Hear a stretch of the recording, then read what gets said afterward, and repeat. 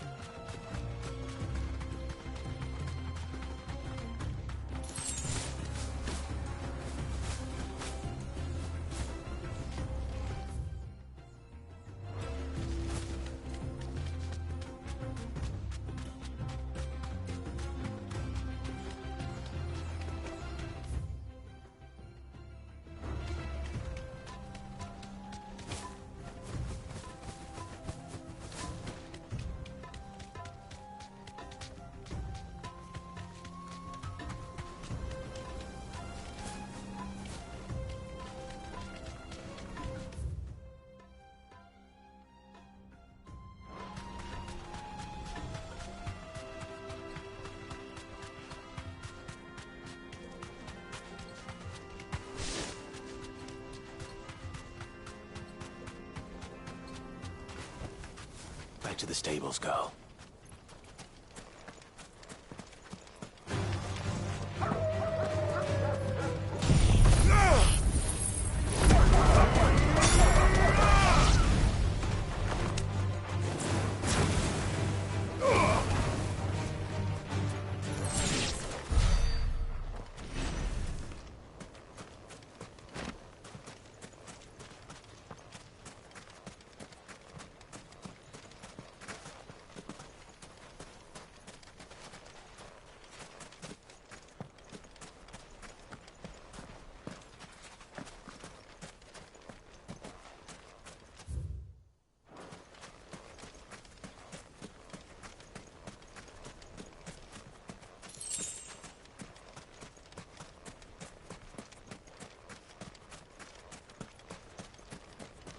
No use calling Ambrosia now.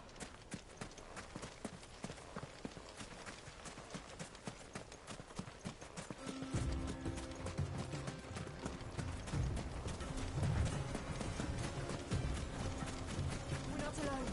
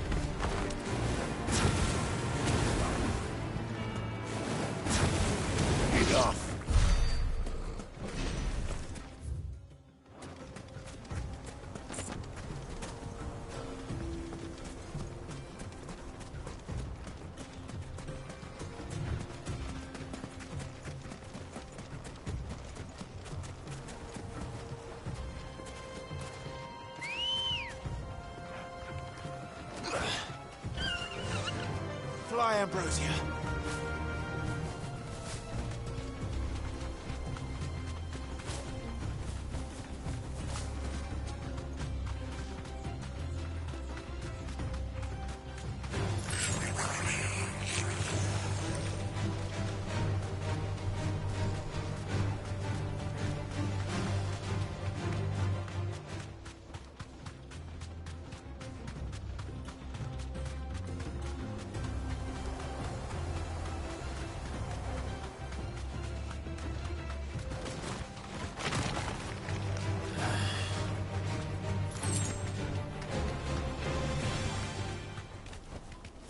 You deserve a rest.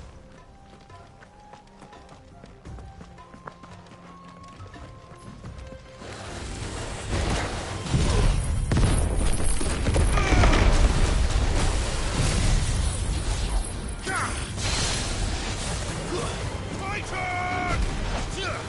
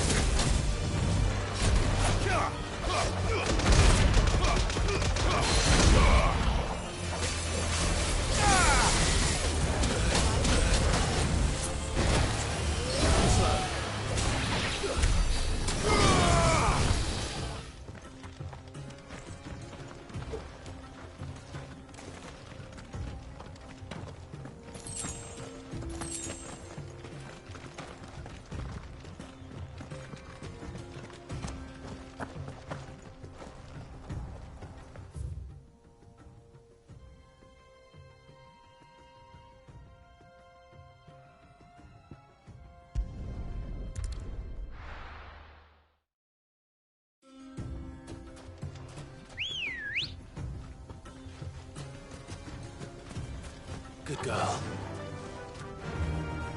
Run like the wind. I needed that.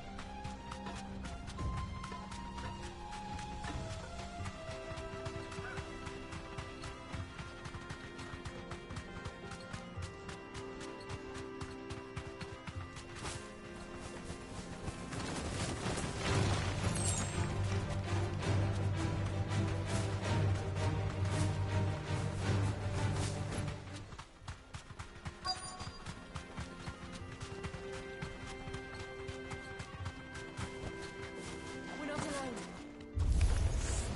We've got company! Come on, lads, let's tear the bastard's head off!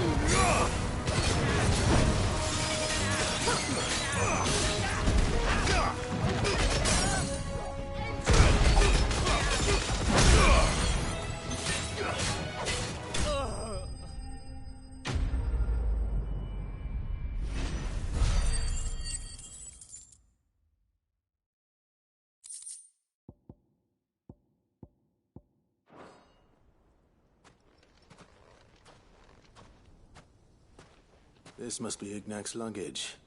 Nothing seems to be damaged. All right. Let's get it back to Dalamir.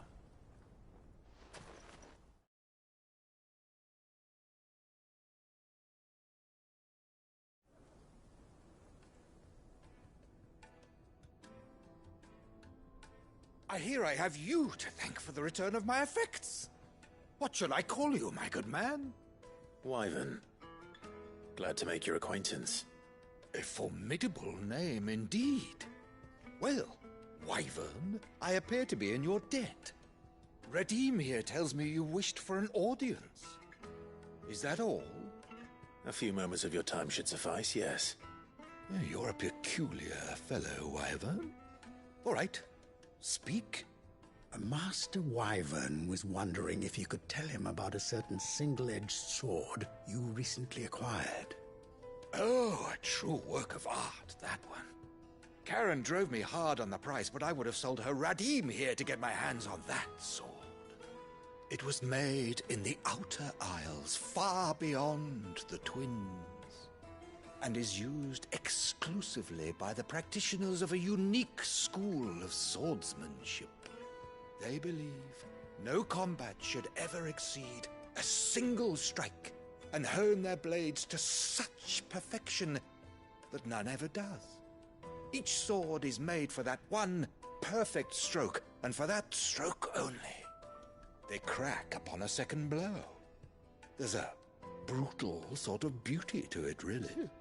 But how do they hone such an edge? Fine question. Why, they use a whetstone, of course. Whetstones, rather. A whole array of them, ranging from the coarse to the fine. 10,000 licks with the sharpening stone, then 10,000 more. But it is the final stone which lends the blade its legendary sharpness. A mineral quite foreign to this great realm of ours.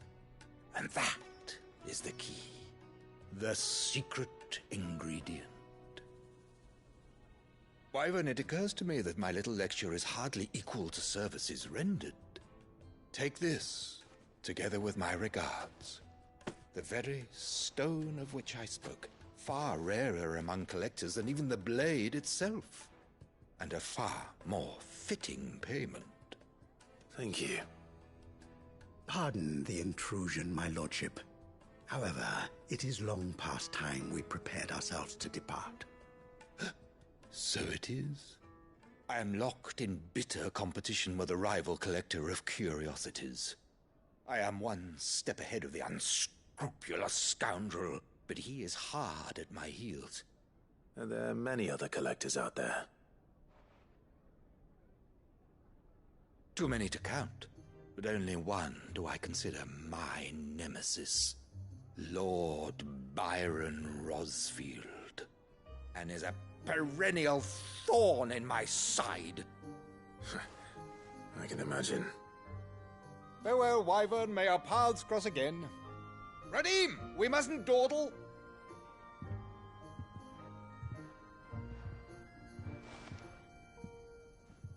I think his lordship is rather taken with you, Master Wyvern. Thank you again for your assistance. Coming, my lordship. I'll be right there.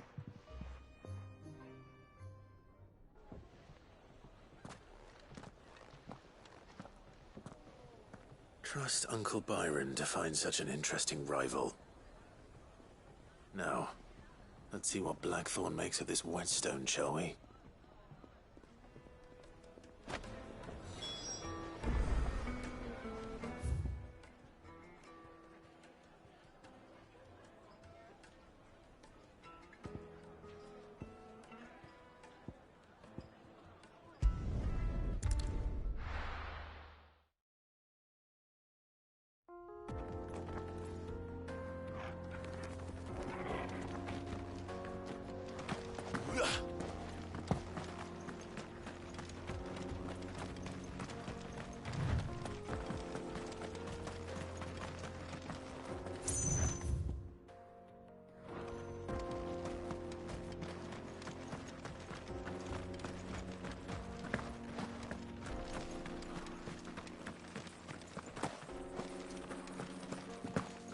This used to be a trade route for merchants crossing the Scars, till the Republic laid a new road wide enough to let wagons pass, and all official traffic moved there.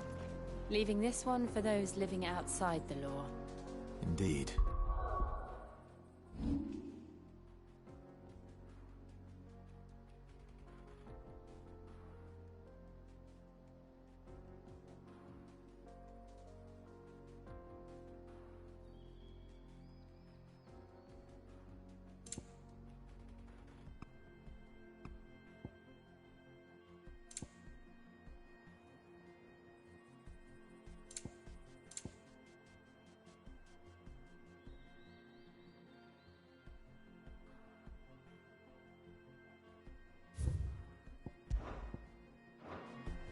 I doubt we'll be the only outlaws on the trail today.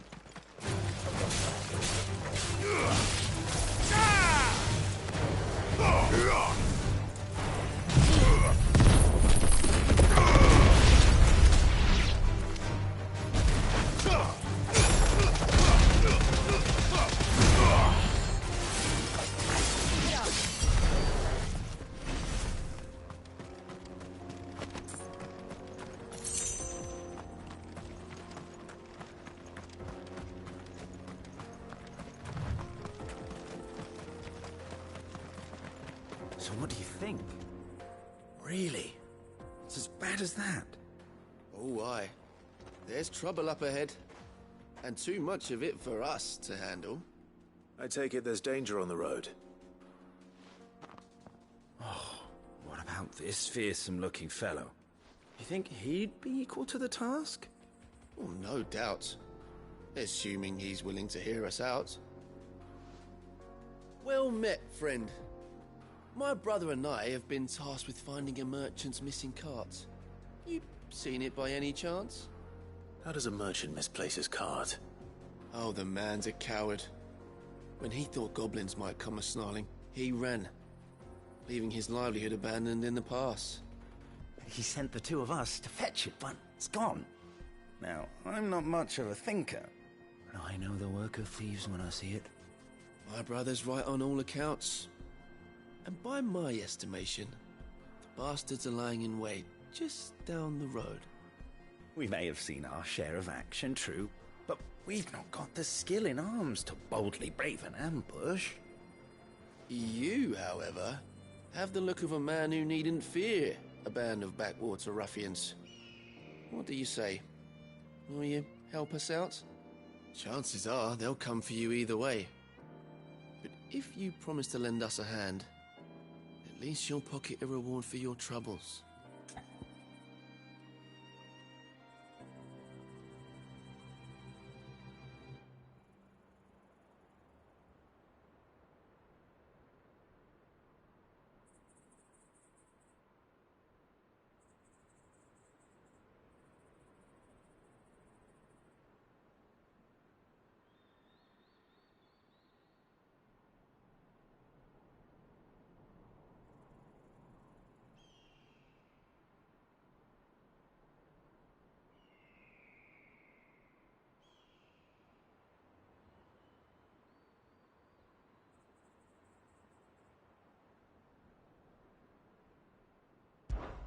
Well, if I'm going to have to deal with them anyway.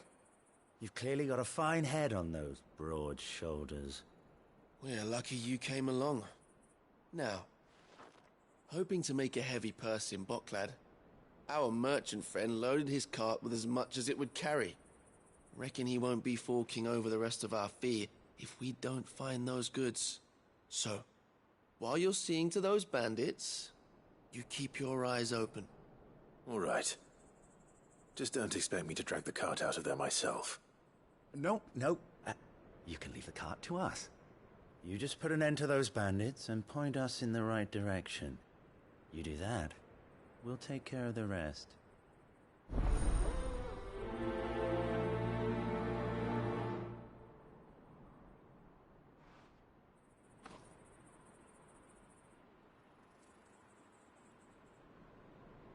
You'll be doing Boklad a favor if you can clear out that pass.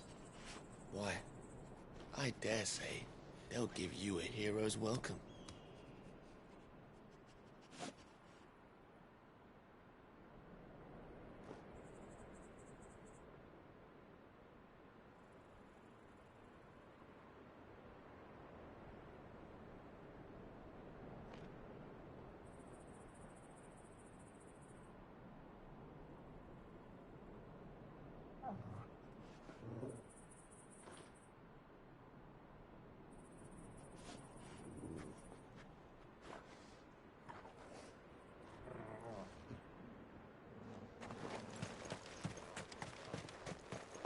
I'm not sure I trust those two. But if there are bandits lying in wait, I should probably take care of them. Look lively, you lot. We've got guests. These must be our bandits. And if you ever see them, Take this home.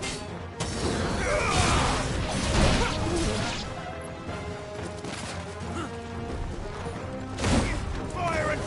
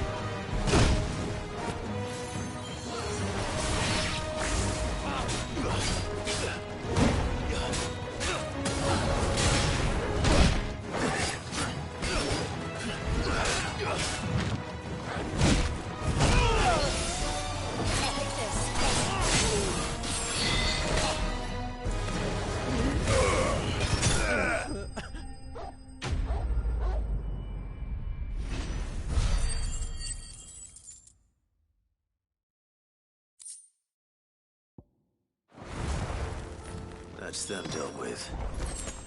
Now, where's that cart?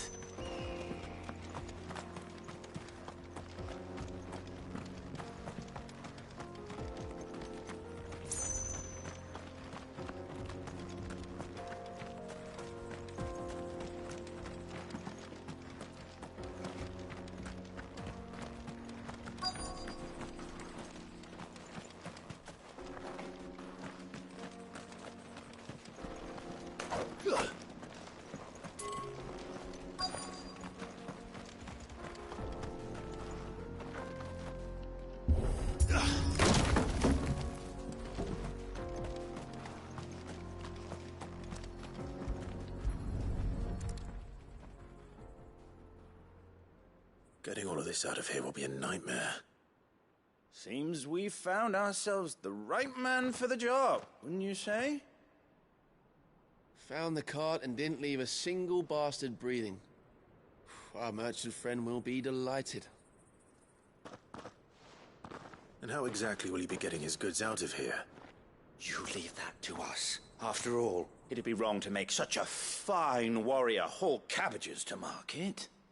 You've done your part. And that's all you need to worry about. Here.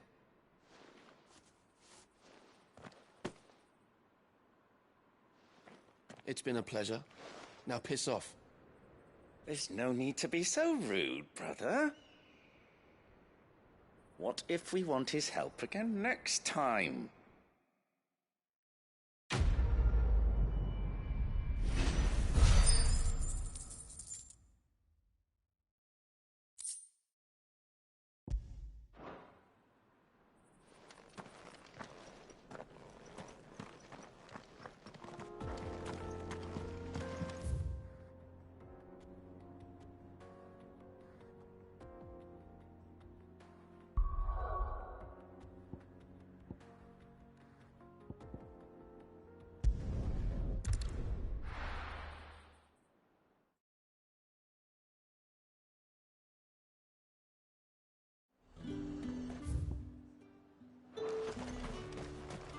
There's talk.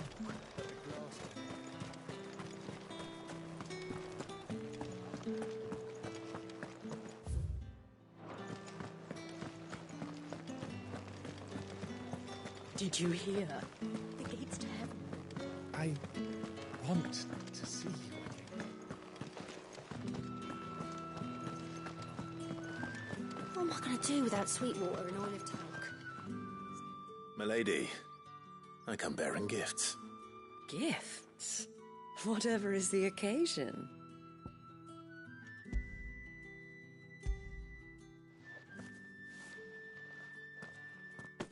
Oh my. Clive, you really have outdone yourself. Otto asked me to give it to you. To settle the Hideaway's debt with the Veil. And to compensate you for the time it took us to do so. You disappoint me, Clive. I thought you might finally be warming to me. Tell Otto he can keep his baubles. I tried to tell him as much the first time around. The man owes me nothing, nor does the Hideaway. My contribution to the restoration effort was made freely and willingly. It was the least I could do. You once told me Sid did you a kindness. I'd like to do the same. Please, accept it. For my sake. And for Otto's. For all of us. For all you've done. It is rather fetching, isn't it? Very well. Otto is lucky to have you, Clive. I doubt anything could ever replace his son. But you and the others at the Hideaway are the closest thing he has to family. Otto had a son. Long ago, yes. Sid told me Otto lost him when he was just a boy, and blamed himself for not being able to stop it. I don't know how it happened, whether there was anything he could have done, but it was clear that it weighed heavily on him. I didn't know. How could you have? I doubt anyone did. Besides Sid, I've never met a man more keen to bear his sorrows in stoic silence. An ill habit, given that both have always been surrounded by friends desperate to help them. I'm beginning to see that.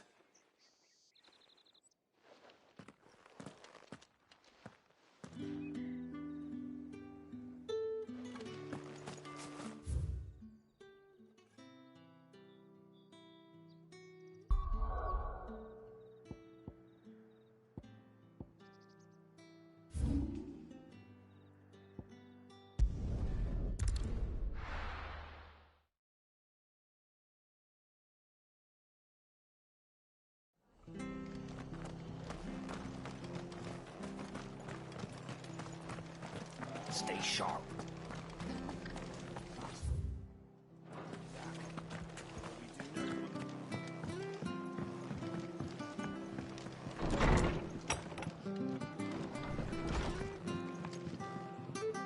Clive, we weren't expecting you. I wasn't expecting to be here, but it seems we still owe you a considerable amount of coin for your help with our rebuilding efforts. And though I doubt it's what you were expecting, we were hoping you'd take this as payment.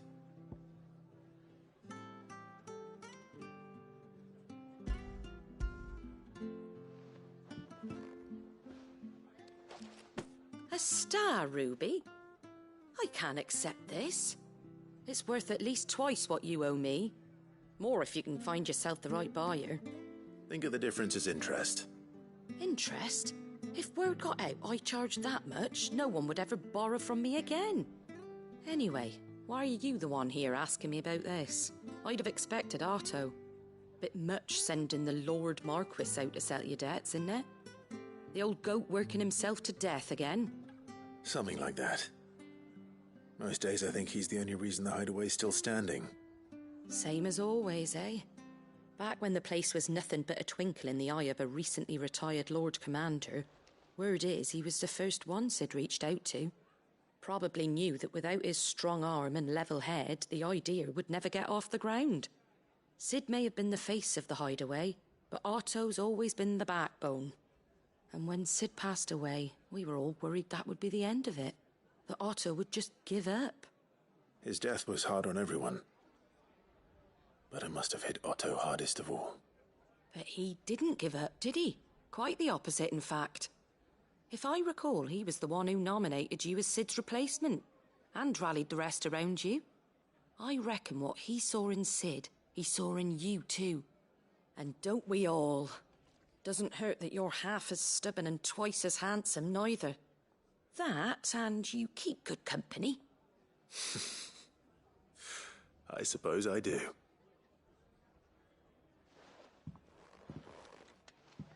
Goat will want to know the stones were delivered, if he's still with us.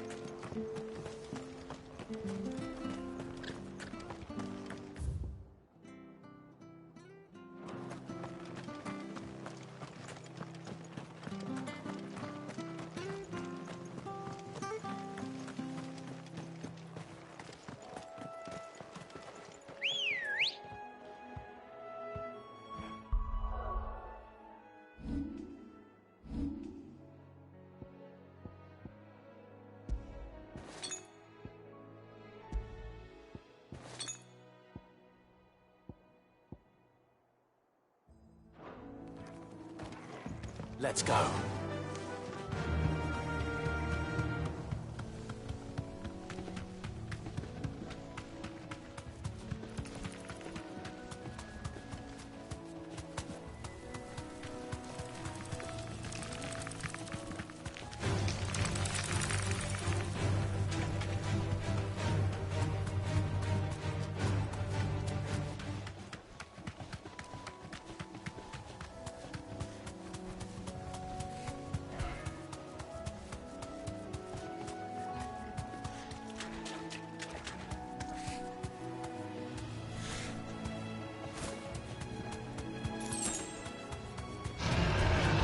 mistakes.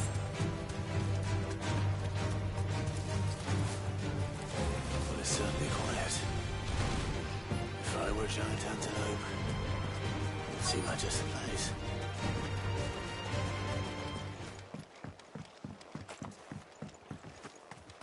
I doubt we'll find one bigger than that.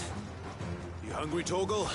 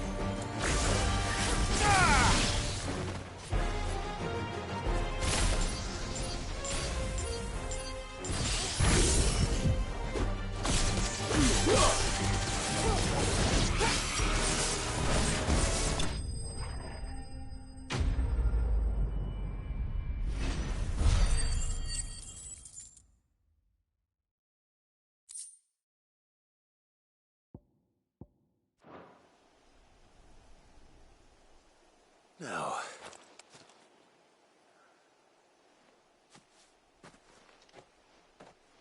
will it be enough, I wonder?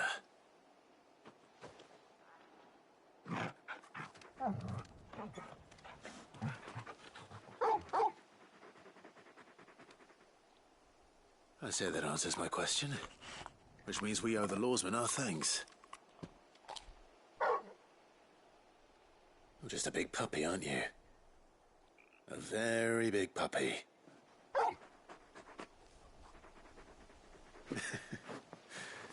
You do know you can take that with you, Torgal. Lady Karen will be relieved to hear you've got your appetite back. Come on, boy.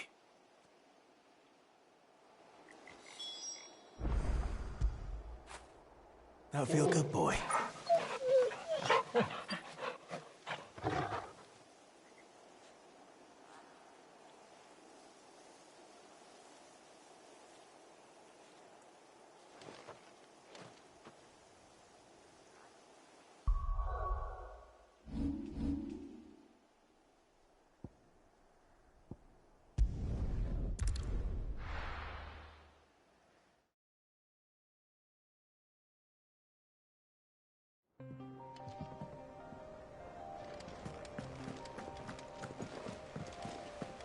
Is that the thing Tomes helped him with? Mid told me she was building a ship.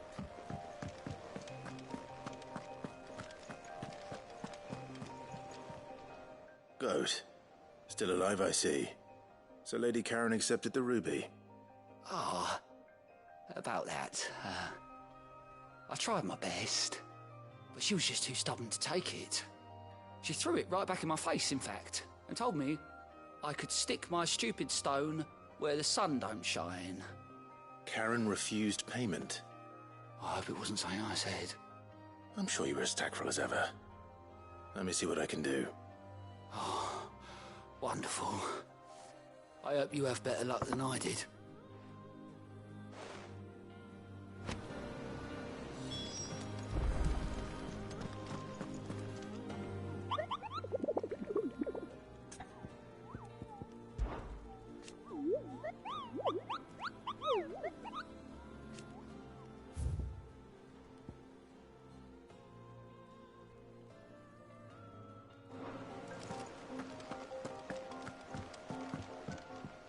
And how may I assist you today? Allow me to educate you.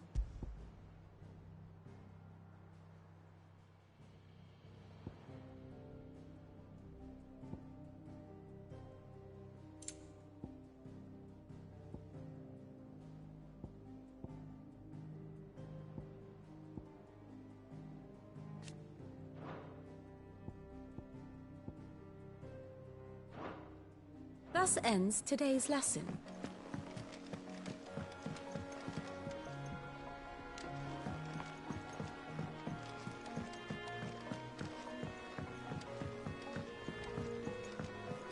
I don't know where Sid gets the energy.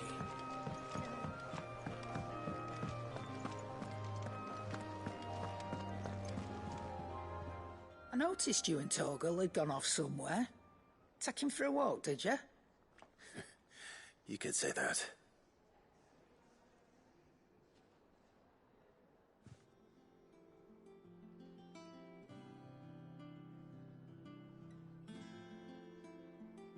So, Molly's leftovers weren't good enough, eh? That'll teach me for treating you like you're still a pup. All right, no need to shout. Now we know what you're after, I can see about getting some in. Speaking of which, I brought one for later. Can I leave it with you?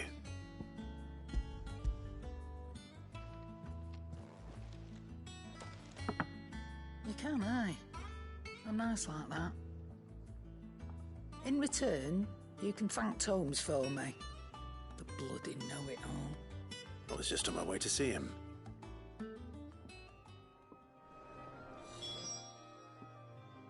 Lady Karen, Goad tells me you weren't happy with our offer. Would you prefer the debt was repaid in coin? What debt? I don't recall lending any of you lot me hard-earned gil. I may have tossed a talent or two in the Hideaway's coffers, but those were donations, and you can hardly call it charity if you go asking for it back. Of course not. But one good turn deserves another. And our circumstances have changed. Surely you wouldn't shun the gratitude of a pauper who happened to have become a prince. Oh, so you're a prince now, are you? Fine. But I'm selling it and taking what I'm owed, then you're getting the rest whether you like it or not.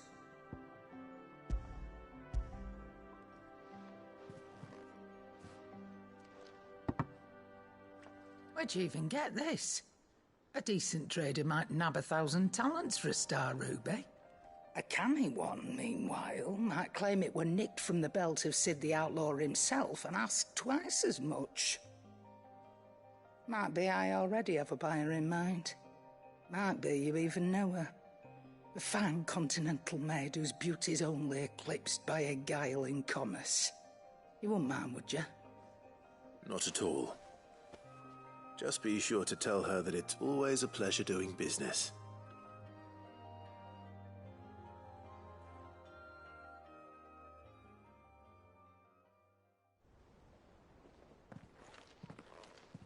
I hear you ended up delivering all 3 stones.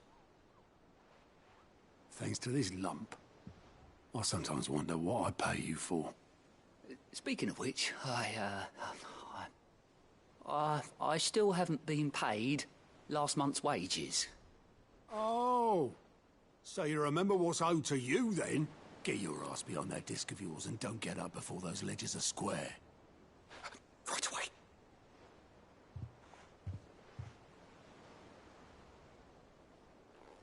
I've seen that before. Yeah. Plenty of times. It was the only goblet Sid ever used. Either out of habit, or because the filthy soul couldn't be bothered to find a clean one. I knew so little about him. Like most people. Martha and the Dame both seem to have fond memories of him. I bet they do. How long did you know Sid before he... Before he died. 20 summers, give or take. Back in the day, I was a purser on a trade ship, which is where I met him. He bought passage to... I forget where. And having nothing better to do on the long nights, we sat up drinking island rum till the morning bell dragged me back to my duties. Quit my post not long after that. On account of making a fine maiden's belly fat. But me and Sid stayed close, promising we'd one day sail the seas again. That was before fate stepped in and said she was having none of it. The magic woke inside my son soon after his first name day, and there was no hiding his knack. Couldn't you and your family have... My family were the ones who summoned the constable, wanted the monster taken away. I couldn't turn my back on him. Forget what I felt, and I couldn't for the life of me understand how they could. Luckily, Sid was of the same mind as me. It was him who stood beside me when all I wanted was to tear the whole world down. Him who cried for me when I had no tears left of my own. Him who swore he'd do everything he could to stop it from happening again. And he was true to his word, too. Left the Royal Army once and for all. His ranks, his ribbons, gone. Just like that. Threw away everything he had. All to right a wrong that no one else had the courage to face. I knew then I'd follow that man to the ends of the earth.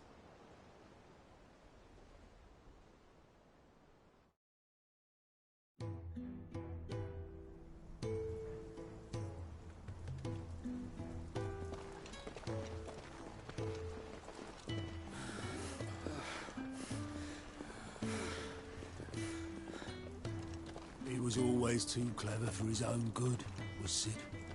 Saw the world for what it really was, while the rest of us were content to go along with the lie we were shown.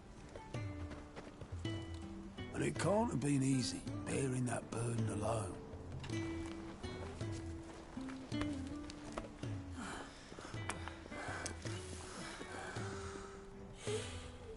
But he didn't let it stop him. He never lost faith in what he believed was right. And that gave us faith in him. Faith he'd steer us true. So I swore to myself that I'd always be right behind him, ready to catch the stubborn sod, if ever he should fall.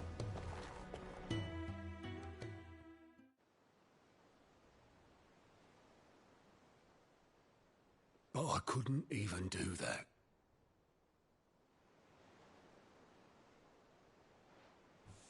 Ignore me. Just the ramblings of a tired old man.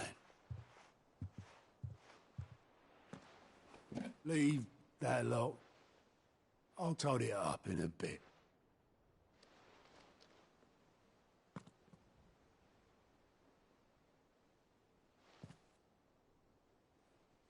This is Sid's handwriting.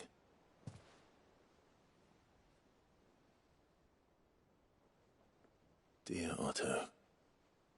I may be drunk, but I wanted you to know this place would be fucked without you.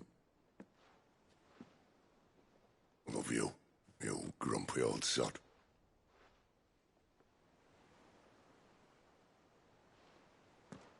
This note. Hmm?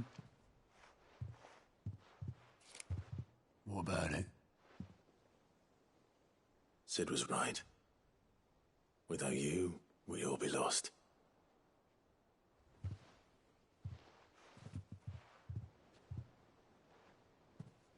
He should have bloody well said so then. Just once.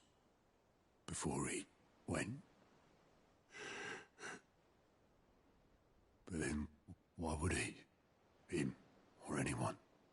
I'd only have told him to piss off.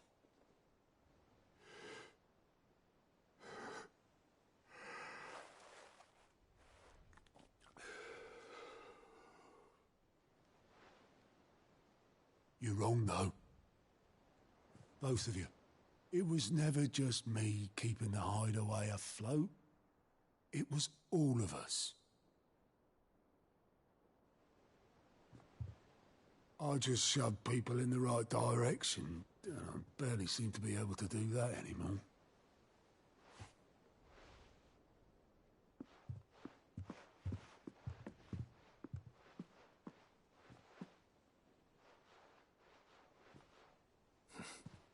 Would you rather go at the helm? Well, maybe I've got a few more years left in me.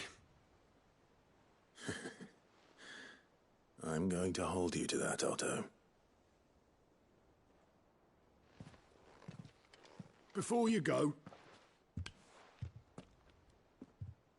Sid would have wanted you to have this. But that's...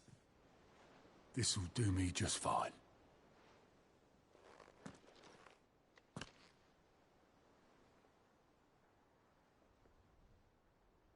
Thanks for the ray of sunshine. I'll see if I can't pay you back. Already have.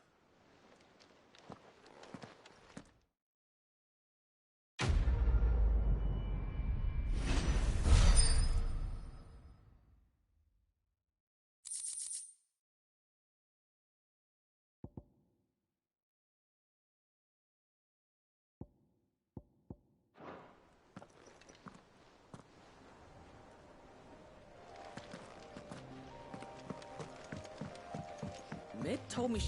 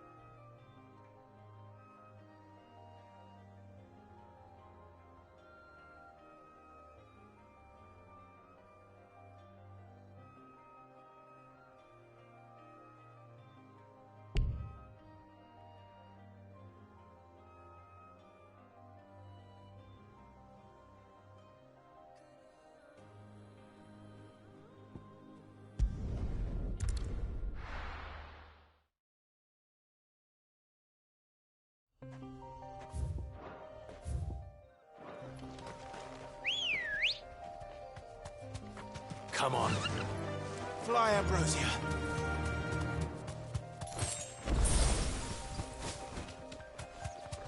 We're not alone.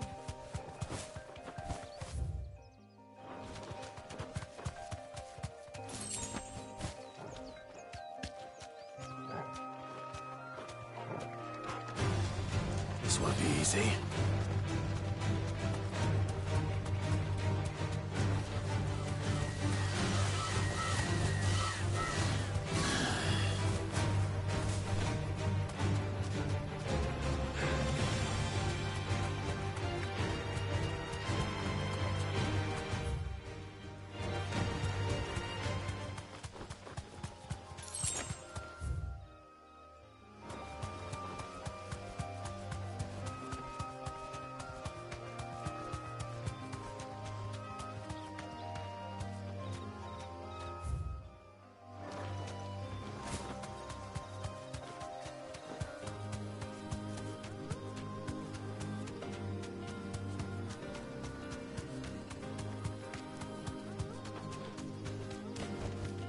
It'll do, girl.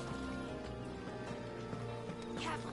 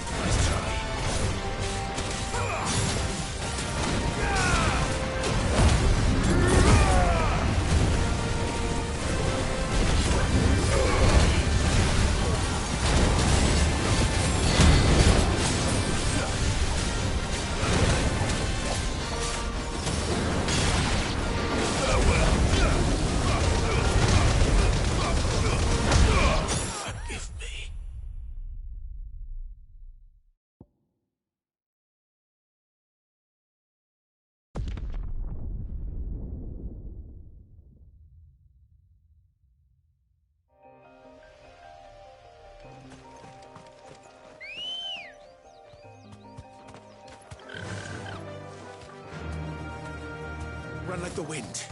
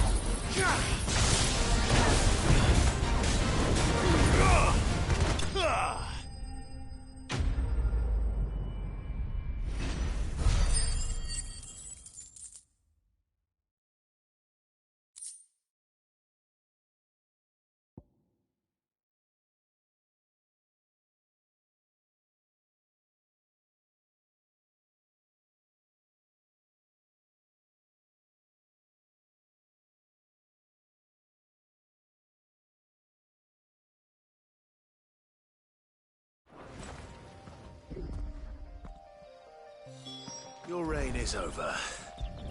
Now to collect the ash. This looks like the stuff. Let's see if there's any more.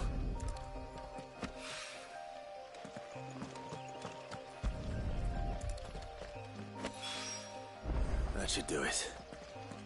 If Hawaii needs more than this, he can fetch it himself.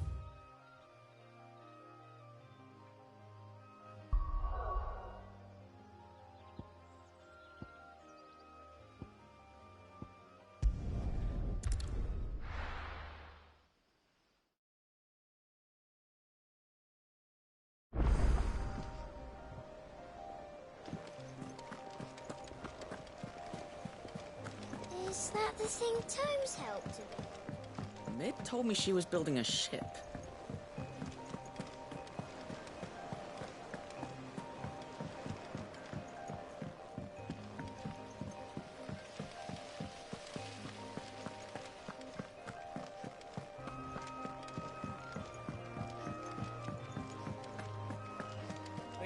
kid might need some help.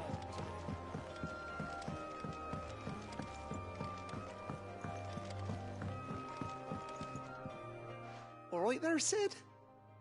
How's that hunt for the bomb ash going? I have it here.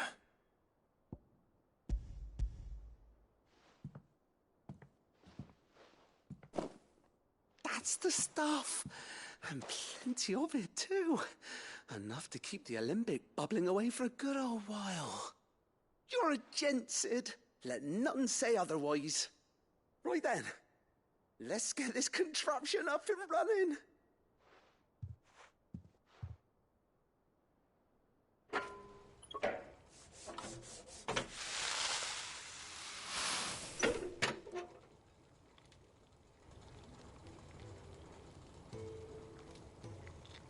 There we have it. The Telemon Alembic. And it works just like the chief said it would. Very impressive. Says the man who cut down a burning boulder. Speaking of which, I still haven't returned the favor. There's no need. The good it will do for the hideaway is reward enough. Don't be silly. Why don't you let me take a look at that bag of yours? The one you keep your potions in. Reckon I could work some magic on that. What kind of magic? Well, we happen to have isolated a substance in our test run of the Alembic that I reckon will make even the toughest leather supple as anything. Thought we might use it to breathe new life into old boots and the like. Save the hideaway a few gil. Ah, I reckon if we slap a bit on your bag, it'll loosen it up enough for you to squeeze in a bottle or two more. Well, it can't hurt to try, I suppose. That's the spirit. Leave it with me. I'll only be a mo.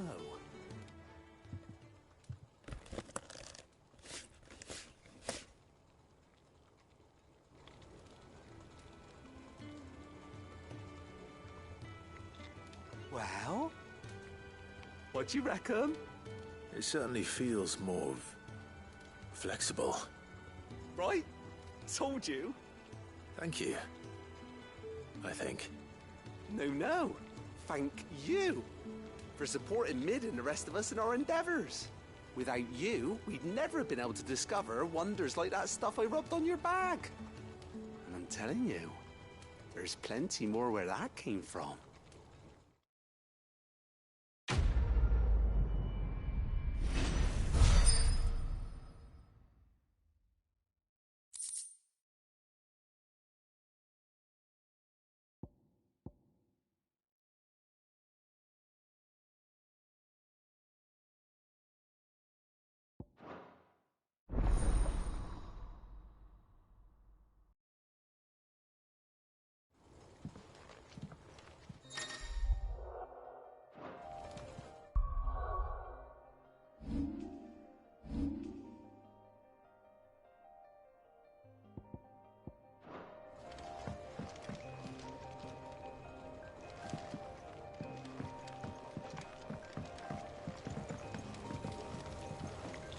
That leather loosener was only the first of the discoveries the Alembics gonna help us make.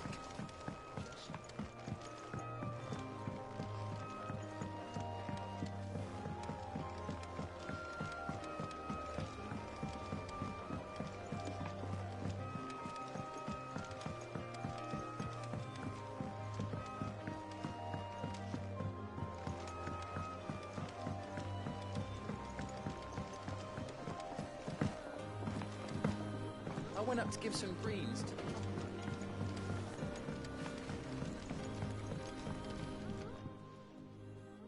Sorry for the wait, but hopefully you'll agree it was worth it. You learned something about that sword, then? I did better than that.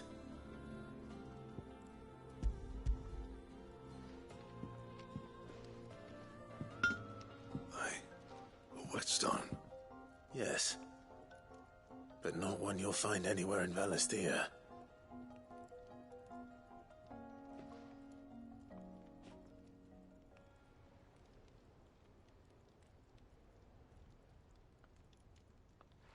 No wonder I couldn't get the same finish on the grinding wheel. One hit and all done, eh? Might not be so bad if all you ever fought were duels. Good luck on the battlefield. Your second opponent would be your last, no matter how good you were. Even so, is there some way it could be used to give the curse breakers an edge? I think so, yeah. With this whetstone and the right kind of steel, I could probably even make a twin of the blade that rattled me. But there'd be no replacing this little rock once I worn it down to a sliver. I reckon we get a dozen swords from it, if that. Swords that the curse breakers wouldn't know how to wield properly, and that would see them through a single fire piece. Nah, no point trying to copy that thing. Be about as much use as a wax anvil. But finishing our blades with a whetstone this fine, now that's something to consider.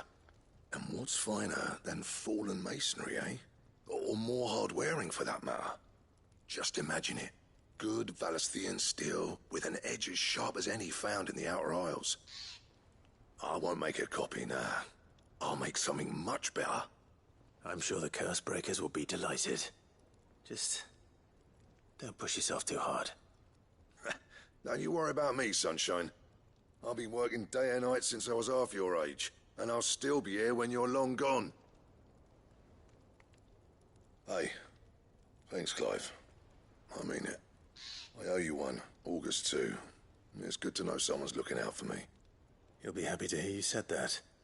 And I'll see that my debt to you's paid. First new blade I make's got your name on it.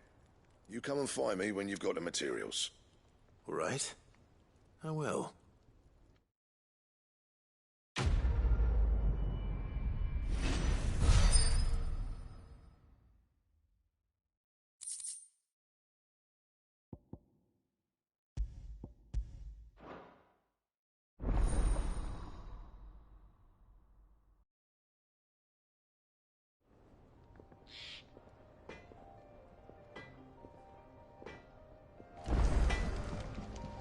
Back, are ya?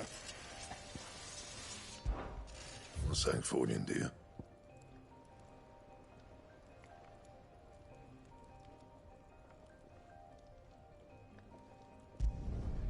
Not bad, if I do say so myself.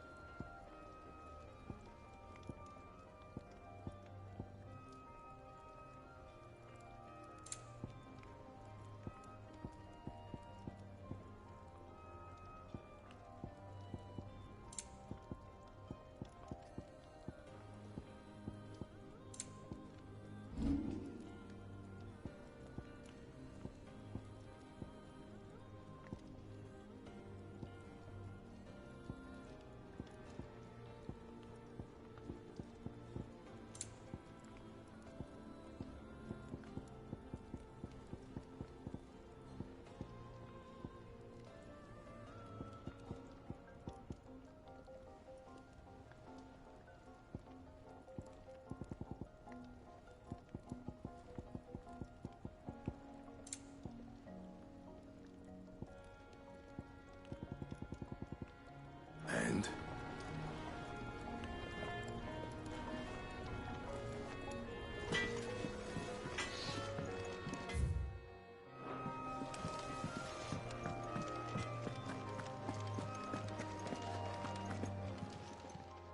Well, don't just stand there gawping. Go on, then.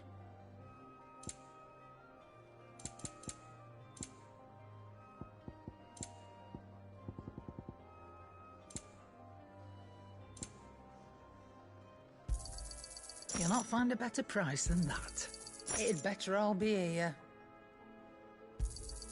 You'll not find a better price than that. You're rubbing me blind, you know.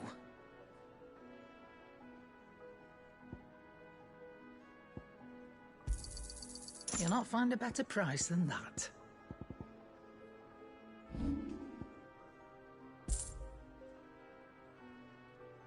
Finished, are you?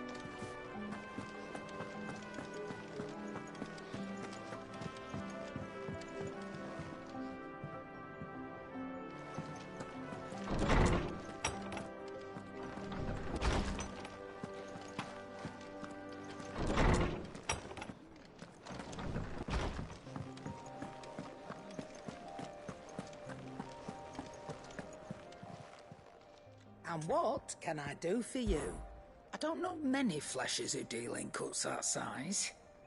Well, that doesn't mean I don't know some. Ta-ra, then. I've got a few more things to pack before I leave. I'll meet you down in...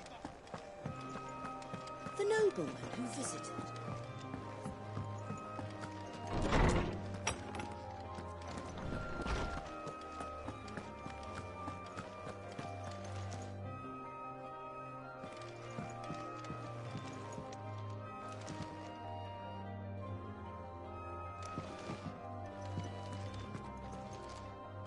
Ah, Clive. Were you able to locate your quarry? We were indeed, Lawsman. You pointed us in exactly the right direction. And Torgal's been a very happy hound ever since. Very good, very good. Lady Karen sends her thanks, by the way, for your part in solving the mystery. Ah. But that reminds me. After your last visit, I found myself pondering Torgal's talents. Do you recall our conversation concerning Lady Jill's role in Torgal's transformation? About how she somehow woke the power within him. Precisely that. A reasonable conclusion, I thought. But one which raised certain questions in my mind. You see, the Fenrir of legend served Shiva and Shiva alone. And while the powers attributed to him are certainly impressive, the records imply they are somewhat different in nature to those you described Torgal as having used. What are you suggesting? That Torgal may be the beneficiary of more than one icon's power. Consider that in addition to Lady Jill, he has served as a loyal companion to you, your brother, and even the late Cid. In short, the icons hitherto near at hand, or should I say at paw, have been diverse and plenty. And that number has only grown as the realm's dominance have fallen to your sword. One can but speculate as to how all of this has affected Torgal. He has seemed more fierce of late. And if I am not mistaken, he will grow fiercer still. We are fortunate indeed to be able to count him amongst our allies and not our adversaries. Oh, he's more than an ally. He's a friend.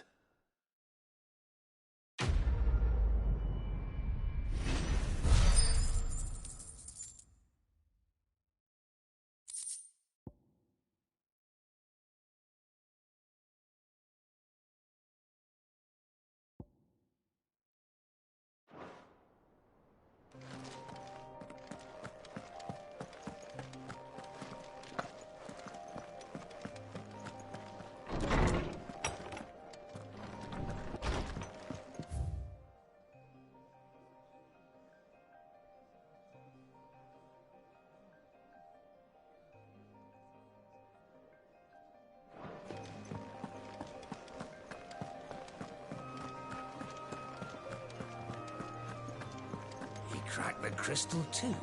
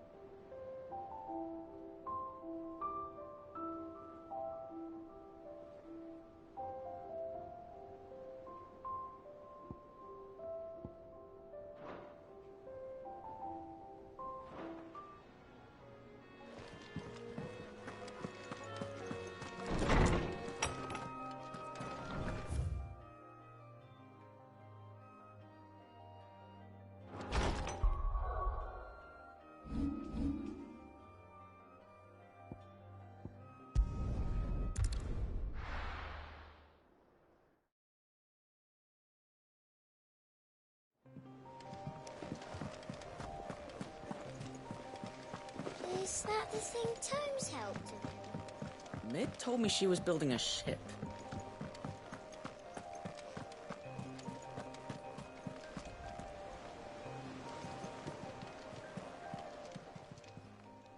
Oh, I wasn't expecting you back so soon. Here's everything we've received and everything promised.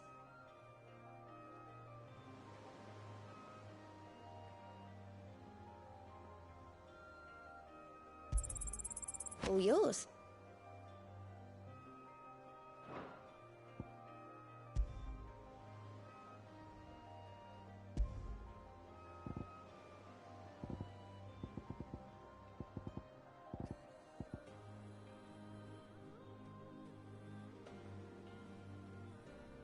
Best of luck out there, Sid.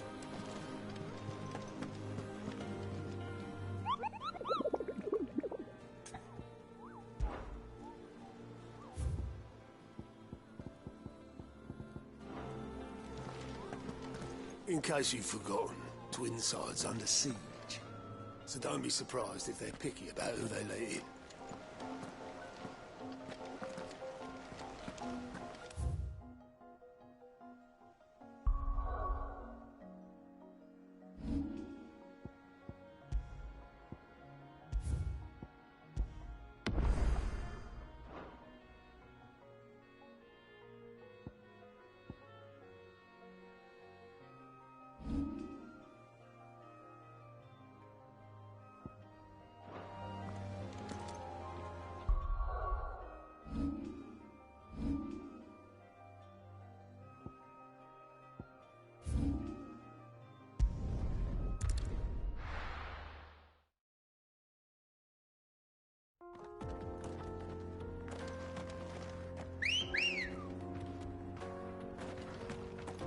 Let's go.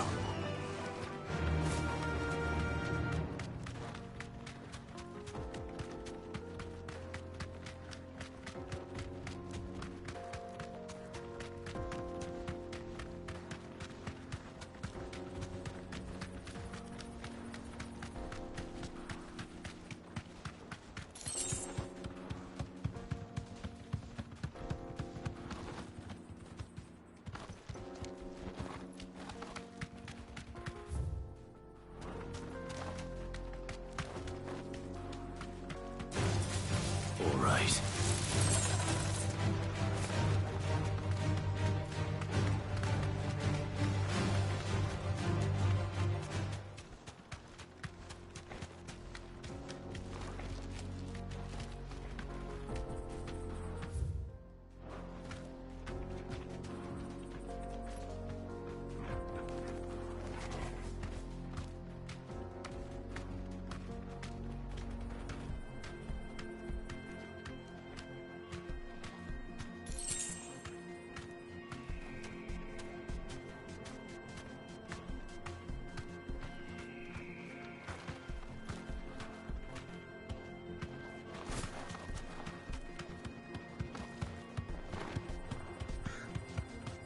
I see the Dalmex lag behind Rosaria when it comes to bridge building. The fallen ruin should hold, at least. The path continues on the other side.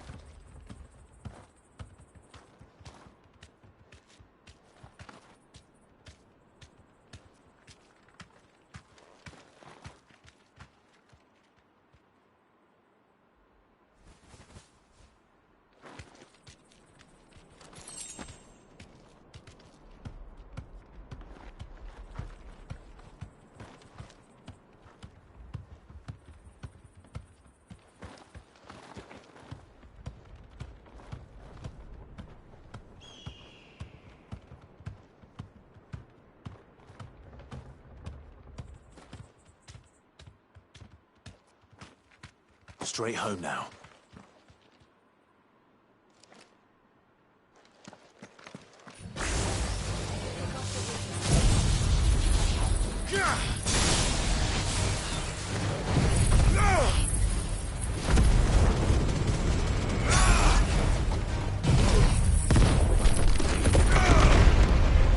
It's over.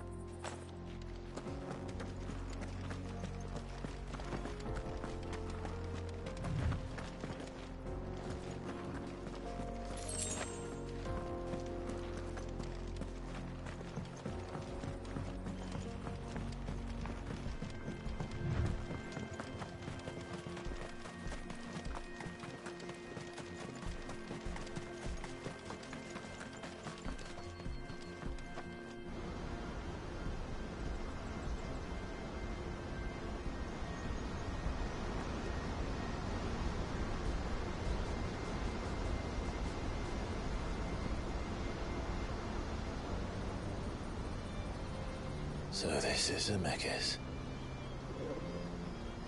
The land of the gods. It's even more impressive than I imagined. I remember being captivated by the story as a child. Long, long ago, man was overcome by avarice and challenged the gods in a bid to win their power. The final battle took place here, at these falls. Or so the legend goes. If anyone ever manages to plumb those depths, perhaps we'll learn if there's any truth to the tale. That the gods emerged victorious and punished man for his defiance by visiting upon him 2 curses. Dominance in bearers. To tell the truth,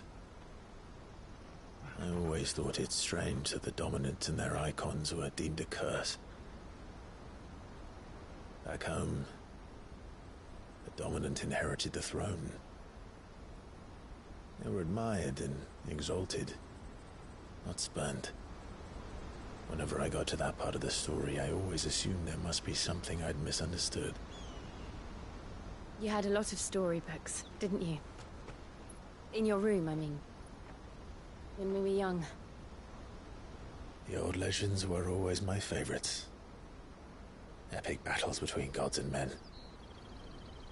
Father encouraged me to read as much as I could. He thought it good for my education. You really were a boy like any other, weren't you?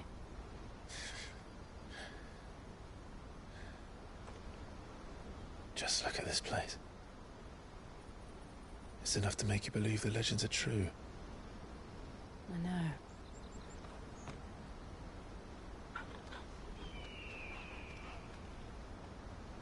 We're not far from Boklad. The road will be busier up ahead.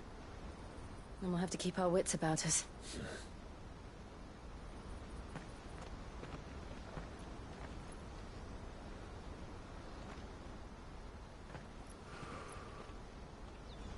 Clive? Something wrong? Nothing. It's nothing.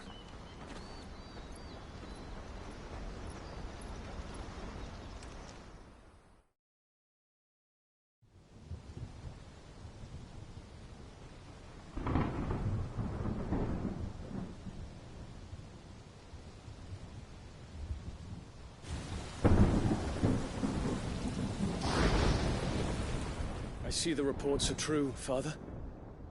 You have surrendered the throne to Olivier. I have. Emperor Olivier shall rebuild the Holy Empire of Sanbreque.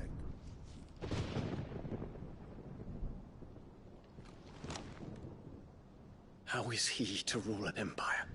He is but a boy. I shall advise him until he comes of age. Father, please. Or for as long as I am able. The empire we seek to build needs young blood to rule it, and I can think of none better suited to the task.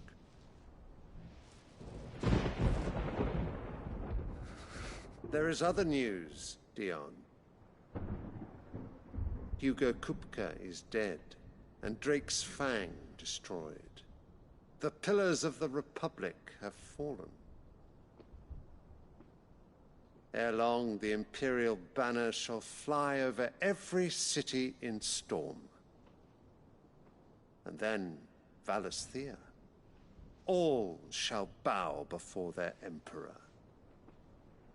Father, these are the words of a tyrant. They are the words of a god. The Emperor whom I gladly serve. Great Greager, made flesh.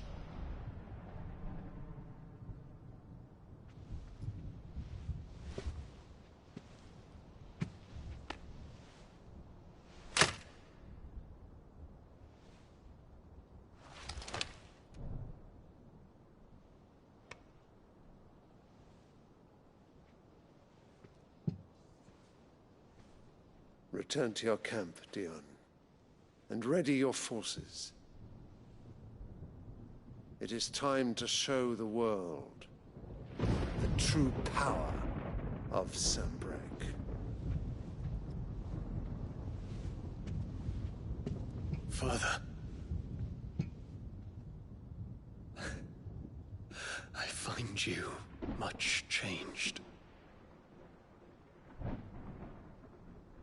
Is this truly the path you wish to tread?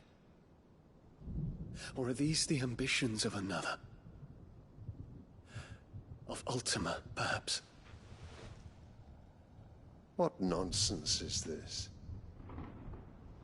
I speak my mind, and my mind only. Though I do owe Annabella thanks for reminding me of certain truths regarding the nature of nations, of rulers, and of the divine. You would trust the words of this traitress? She betrayed her country. She slew her husband. You have ever been an invaluable servant to Sanbreque, Prince Dion. I trust you will continue to serve your Emperor in the wars to come. The canker! Silence! Insolent wretch! You will bend the knee. All else is heresy. Sire, forgive me. This audience is over.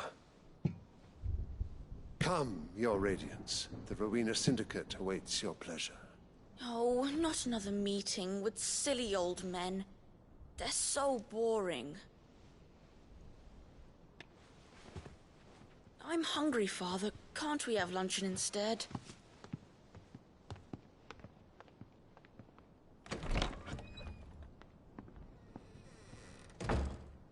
Does it pain you that you will not inherit your father's throne?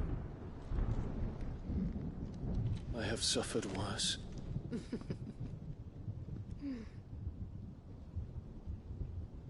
Count your blessings, Dion. For a base-born child to be chosen by Bahamut is miracle enough. You have risen high on his wings, but you shall rise no higher, lest your impure blood stain the throne. What do you know of my blood?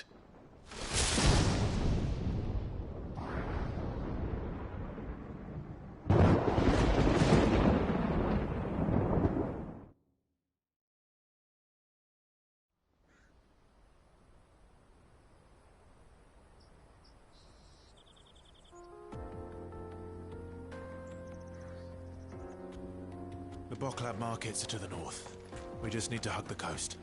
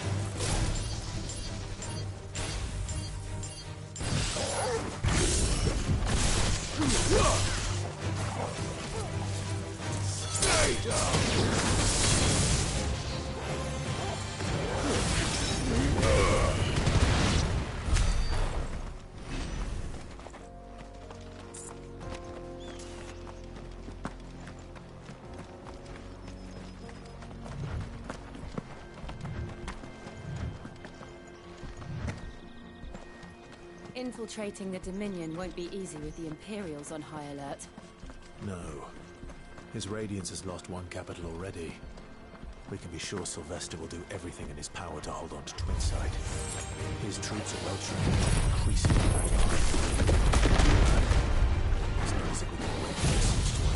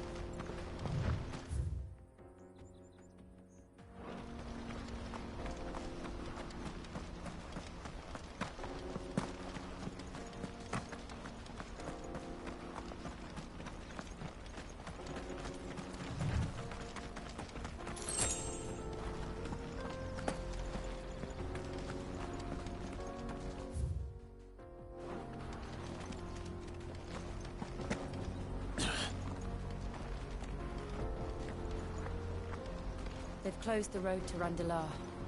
If the siege breaks, they'll need more than this to stop the Imperial legions marching on the capital. Oh, I'm done for. If I can't get these goods to Randalar, how will I pay for my bread? We'll just have to beg for it.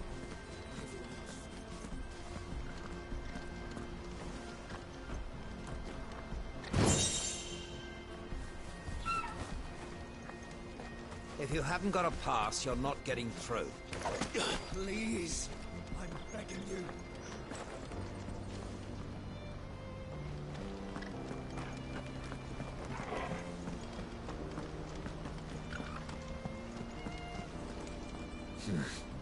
Not here.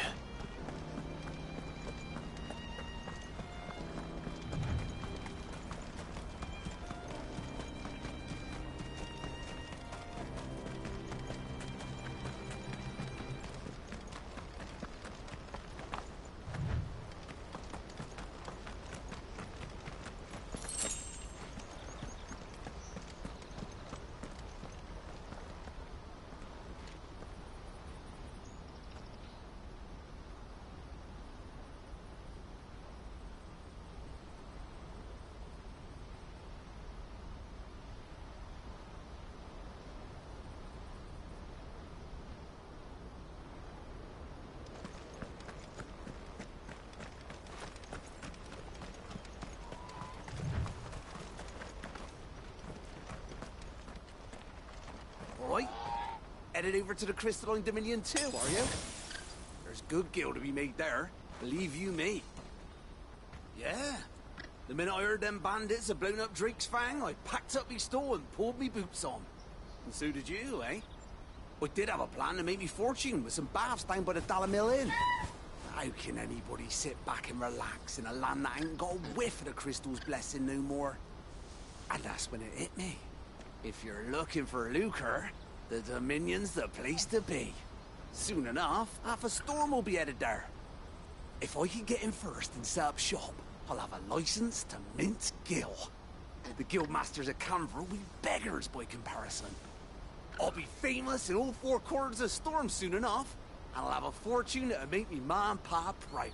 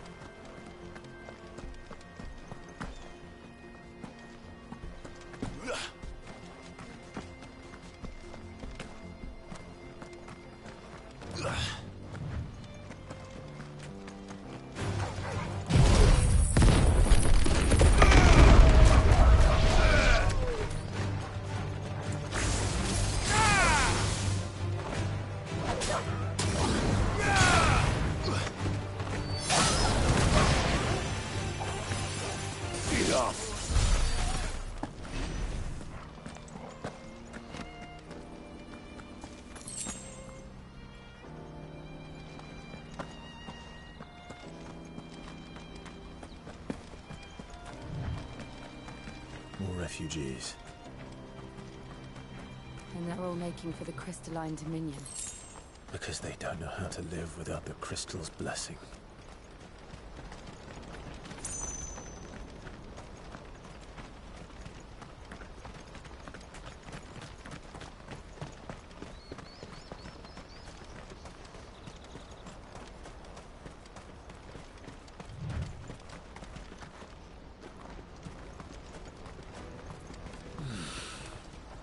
Bogland.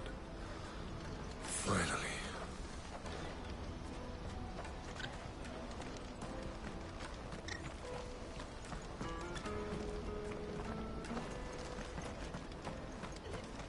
There are no crystals here. We have to keep going. The crystalline dominion is our only chance. I know. This is where we're supposed to meet Goots, isn't it? That's right. He said he'd wait for us here after replenishing his supplies. I dare say he'll have finished by now.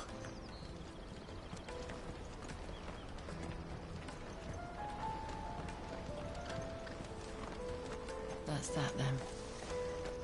No traders pass.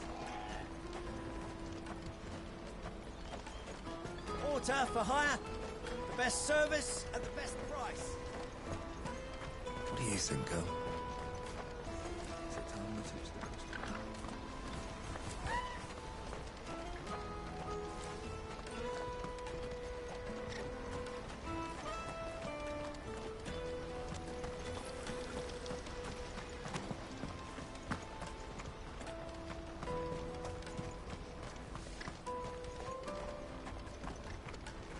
This is everything. It must be transported to the dominion. Let me carry your goods. I'm cheap. And nasty. Let me, my lord. What are you looking for?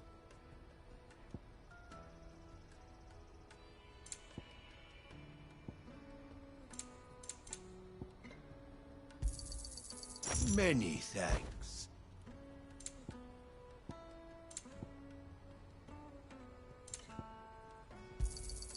A fine choice.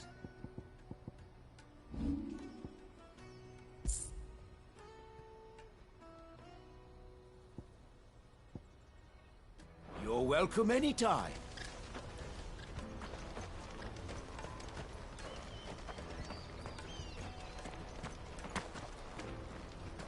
Bloody Crimson Caravans, scooping up all the best customers. Leave some for them.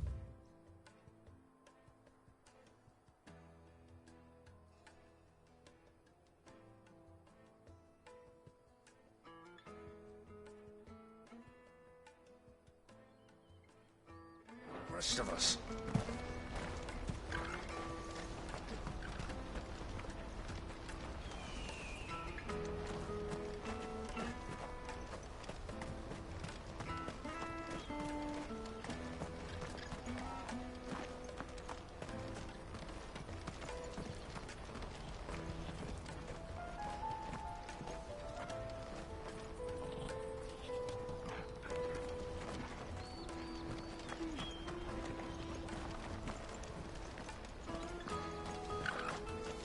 I wish to engage the Crimson Caravan services. Where's the proprietress? She's otherwise engaged at present, my lord. Come back later.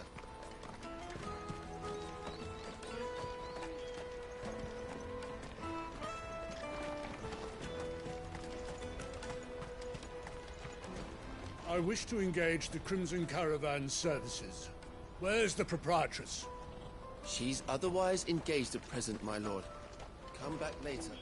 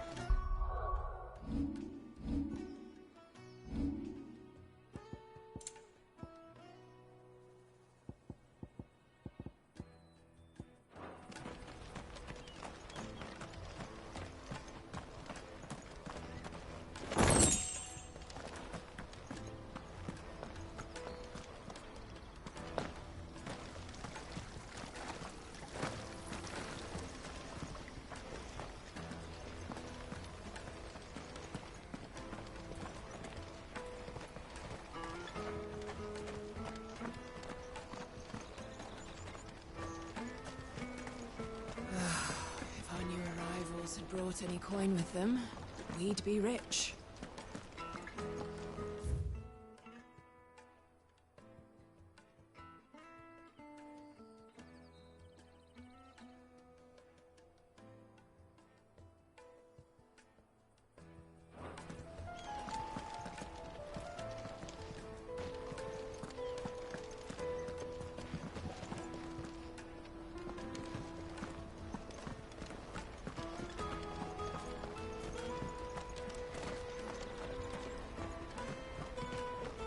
Brothers found another victim. Can you believe it? Believe it, all right. What's that? The third this month? Ah, a soldier like yourself could do with hearing this. If ever you see a couple of brothers up in Lateney's Cleft, you just pass them right on by. And why's that? Because they're duplicitous bastards who make cutthroats and footpads look like upstanding citizens by comparison. What they do is befriend a passing merchant, someone new to the area, and steer them straight into the arms of bandits. The merchant dead and his murderers busy bickering over the poor bastard's wares. The brothers set to sweet-talking some other unsuspecting fool, a warrior. Now, the brave soul charges into the footpad's den thinking he's doing the realm a favour, and when he's done, the brothers sweep in and loot the bandits and dead merchant both. Yeah, there's a lazy sort of cunning to it, I suppose. You'd think they'd run out of bandits eventually. So close to Bogland? Not bloody likely. I suppose you're right. Anyway, if you run into them, you steer clear. Or better yet, give them a damn good hiding. I really wish I had. Thanks for the warning.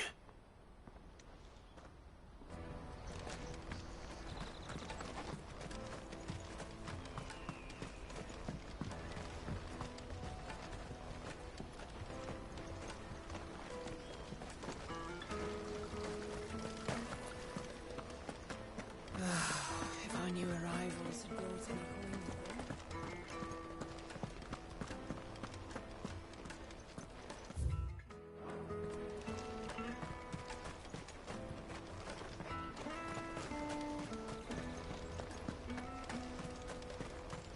Drake's Fang's fallen, would you believe it? No wonder everyone's taken to the road. That's not all. I heard Lord Kupka fell too. The Republic's not long for this world, if you ask me.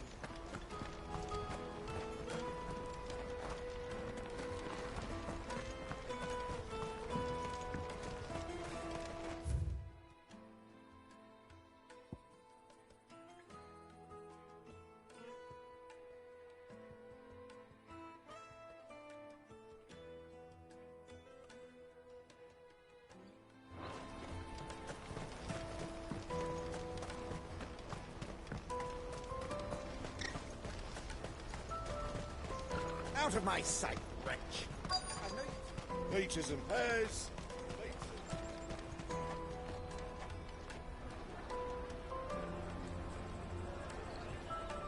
Wonders from across the water. Come one, come all. Feast your eyes.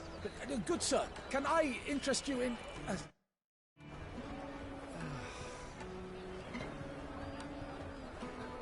How much? For a measly crust of bread? You won't find any cheaper. Not nowadays. But you're more than welcome to look.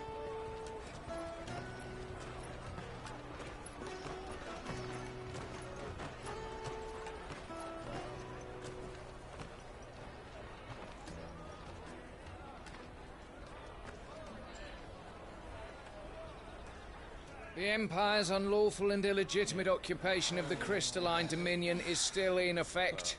Only those whose business in Twinside has been officially approved by the Republican Army will be permitted to cross the border. All who seek entry are to form a line and ready their documents for inspection. Looks like we aren't the only ones who are eager to leave. And they're checking everyone. Can't you make an Not for the likes of you. We won't get through without that pass. Let's go and find Good, shall we?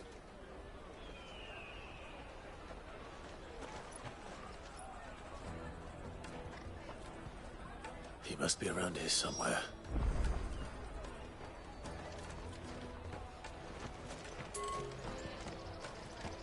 Remember when half the people coming through here were traders from the Empire? Aye. Now not even our own want to stick around. Go and bother someone else, will you? I've got my trader's pass and I'll be leaving as soon as I'm able. If I stay here much longer, I'll end up no better off than those poor sods by the gates. You should come with me to the Dominion. Life will be different there.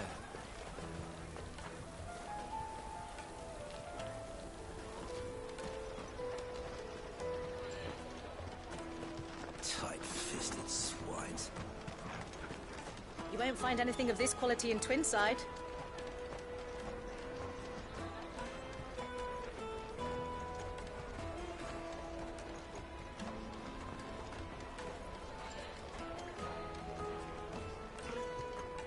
Juicy pears!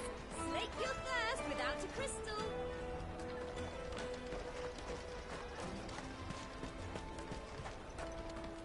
Did you hear about the Empire's Black Shields? Apparently they've been going around Imperial lands stringing up bearers. What a waste!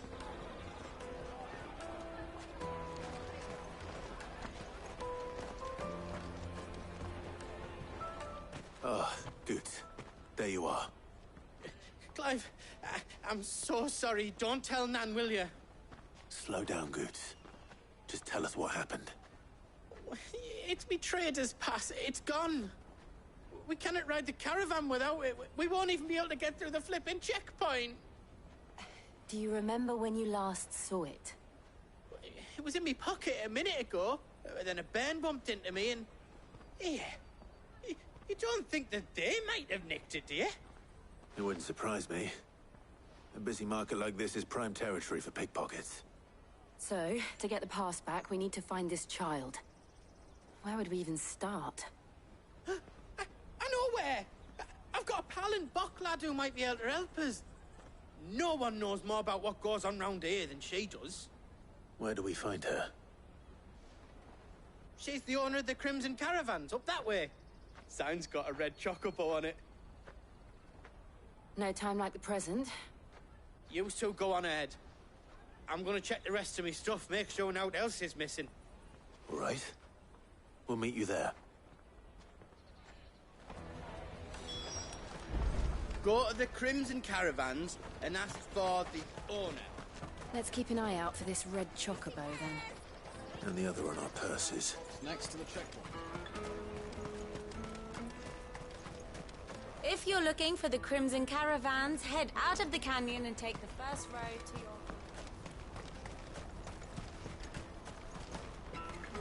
Peaches and pears.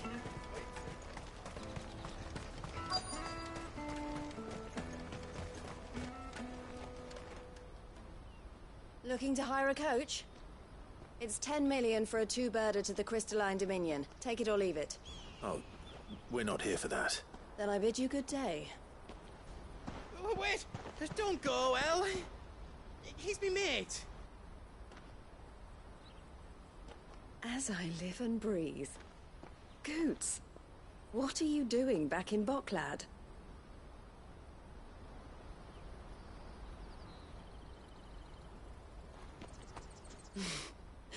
I gather Lady Karen didn't send you.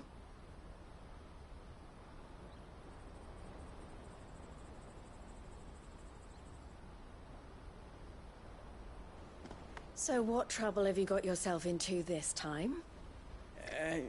It's me trader's pass. It got stolen. By a little bairn. Of all the...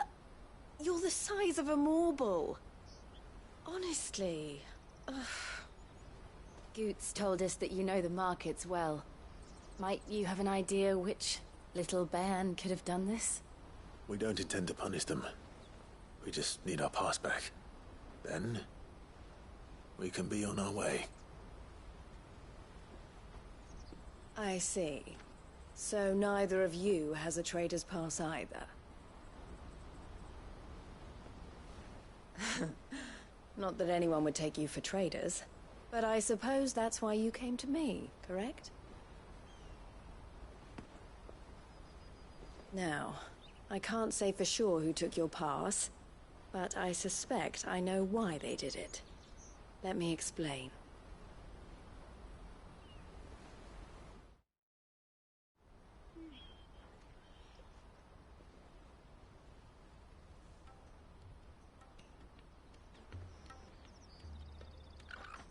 Ever since the Fist marched on the Dominion, the Republic has been clamping down on any commerce that might aid the Empire more than it does us. Which means traders' passes have gone from being merely a way of easing one's progress to being essential if one wishes to cross the border at all. And with demand outstripping supply, they've become a precious commodity, leading some to seek to acquire them by less than legitimate means.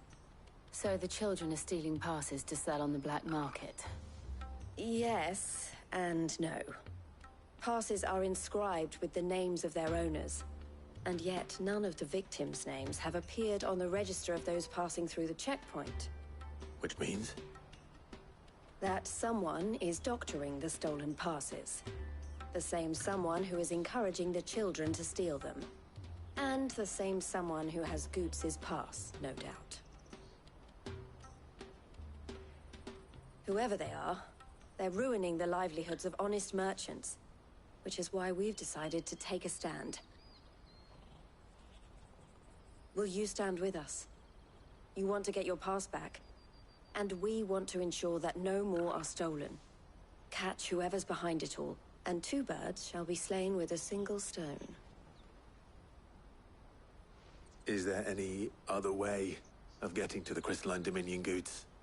They won't let you in if you're not with the caravan. It's that, I don't know, try swimming across the strait. But the guards will definitely spot you if you try and do that. Like, we don't want to get spotted, right? So either we find the people who took the pass, or give up all hope of entering the Dominion. All right. We'll help. Thank you kindly. But I don't know your name.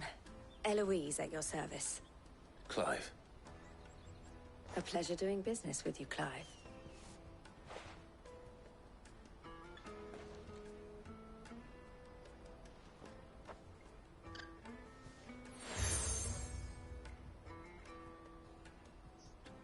The proprietor of the furniture makers by the coach stop is spearheading the search. Wear that, and he will know you for a friend. I suggest that you speak with him first. The furniture makers. Understood.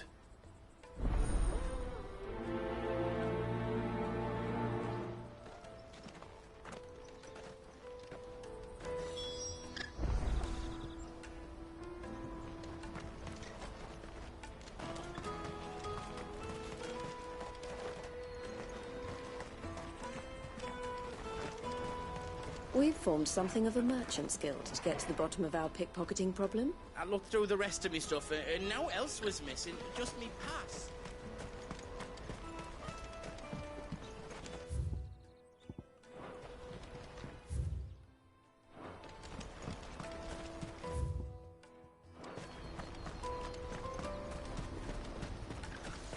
Out of my sight, wretch!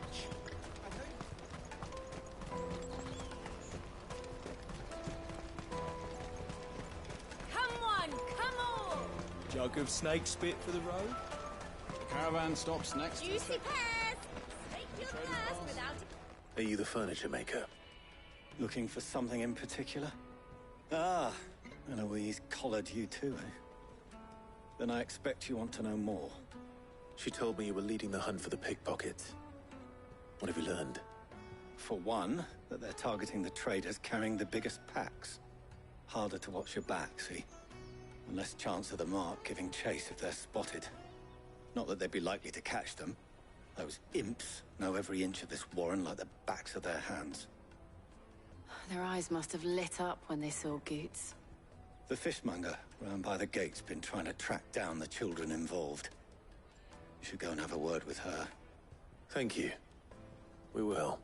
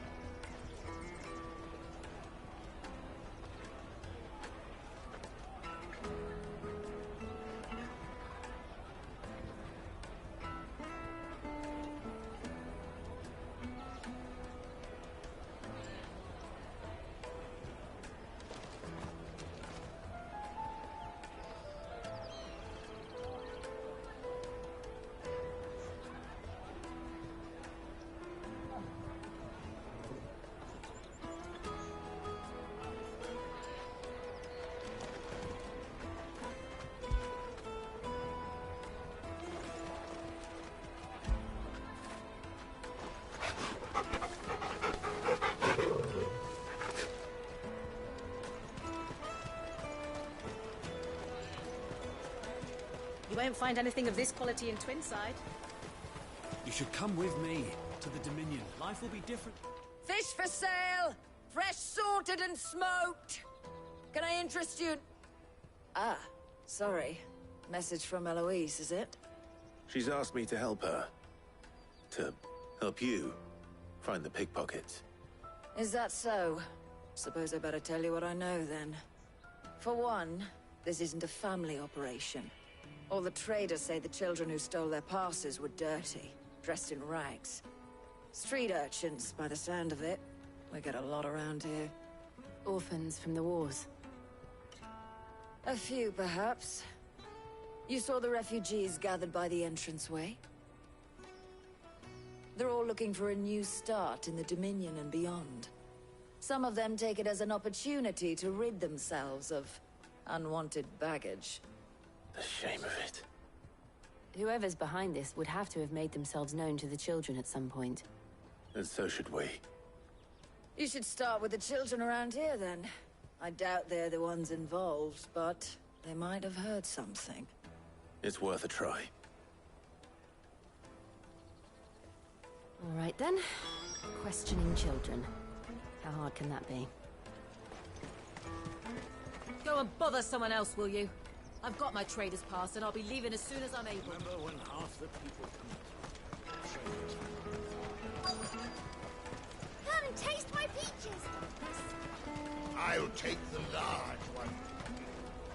An excellent choice, my lord.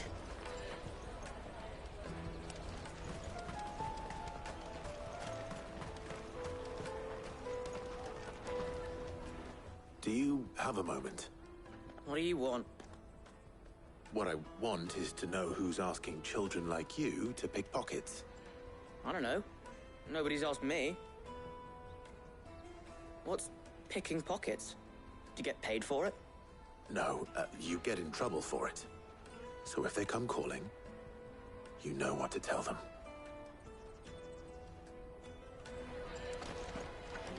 The caravan stops next to the checkpoint. Jug of snake spit for the road?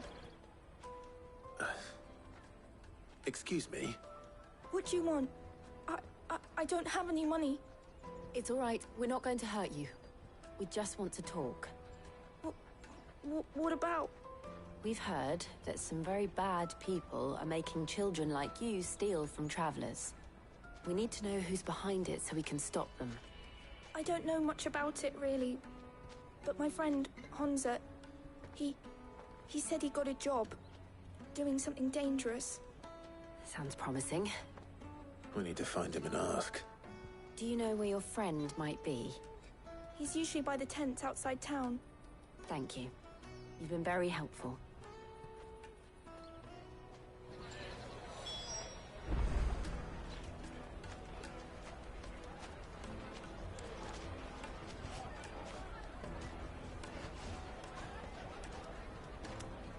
Jug of snake spit for the road? It'll keep you warm.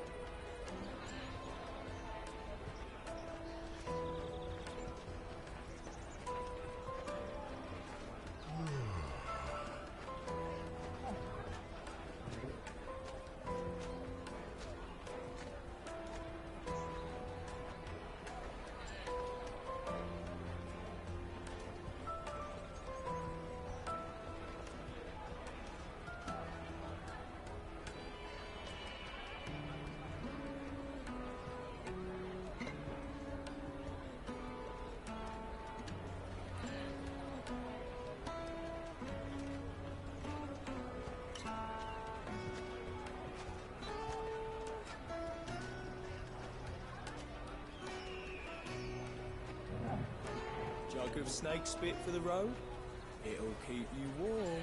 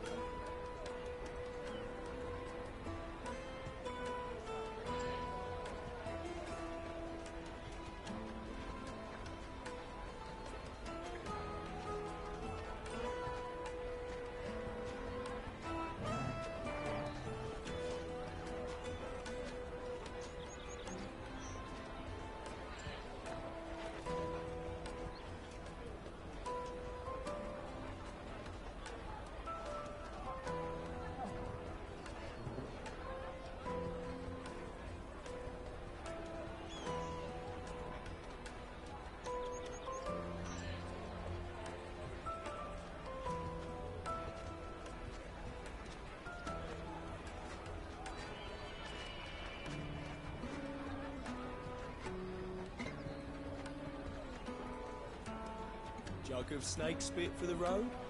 It'll keep you warm.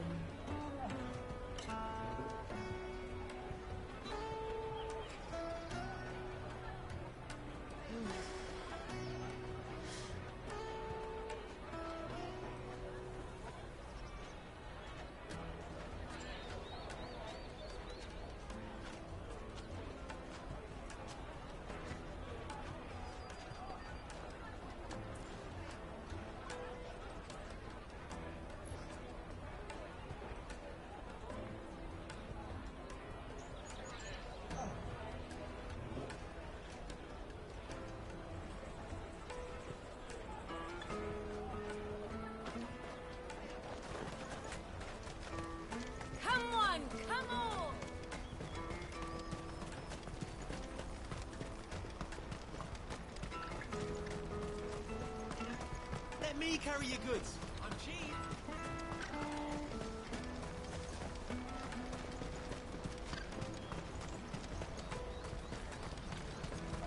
She must have meant the refugee camp. Let's hope he's still nearby. Daddy, I'm hungry.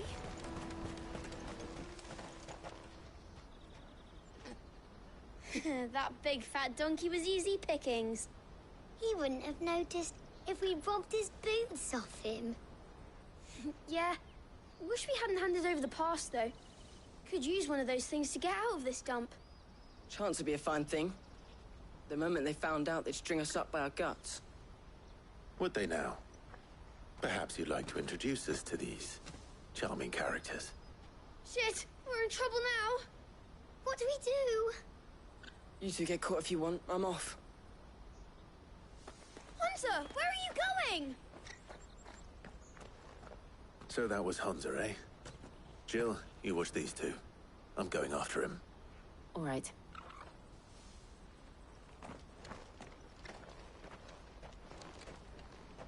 He can't have gone far. I need to find him before his employers do. This is no time to ride. Daddy, I'm hungry.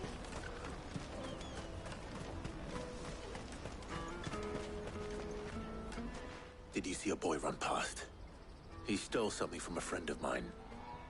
There was a boy ran back there towards the Chocobo pen, but...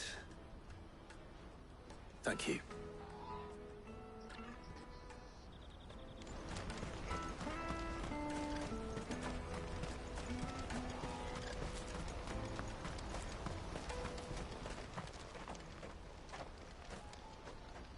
Shit. Cornered. It's all right, Hansa. I'm not going to hurt you. I just want to ask you some questions. Fine. Not like I've got a choice. I'm looking for the people who are making you steal for them. Who are they? Called themselves the Carstones. They said they'd give me good gill if I did what they told me. I knew they were bad, but bread doesn't come for free. Didn't come at all half the time, before I started buzzing for them. You know, if I didn't do it, they'd just pick on someone else. Someone they could push around easier. Hansa. You found him then? Jill. Where are the other two? Eloise is watching over them. She sent Goots and I to look for you.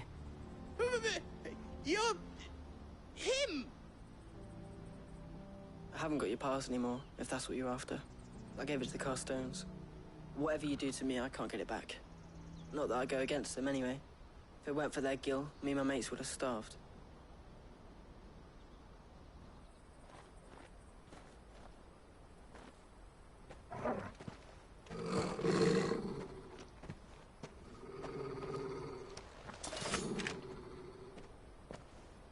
Cowards. You will not force another child to do your bidding. Wait, we're not... Don't hurt him.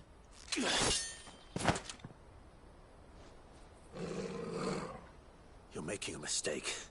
We're on the same side. Like hell we are. That brooch. Where did you get it? Master Theo? Huh? Goots. What are you doing with these people? Unless you're the ones my sister was talking about. Your sister?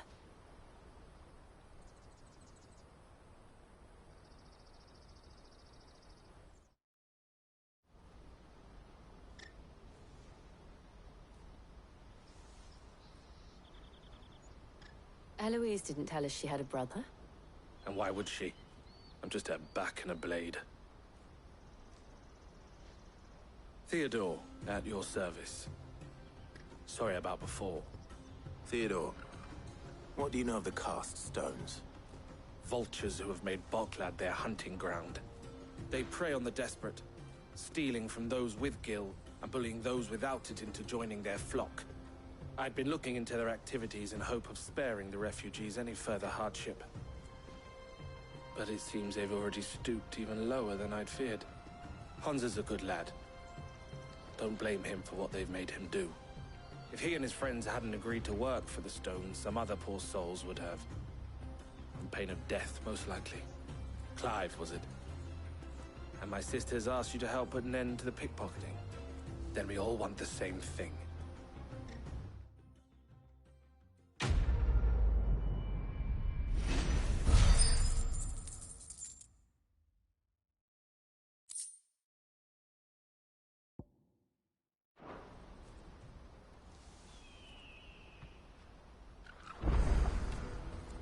Oh, where is he? I'm sorry.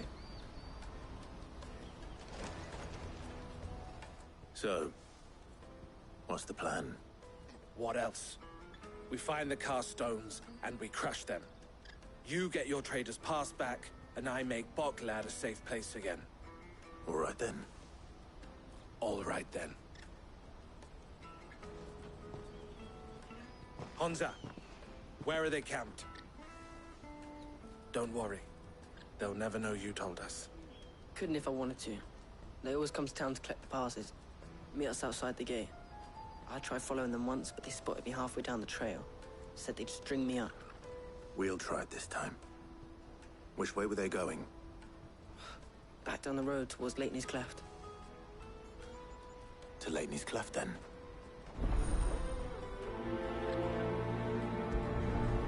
Lateney's Cleft is...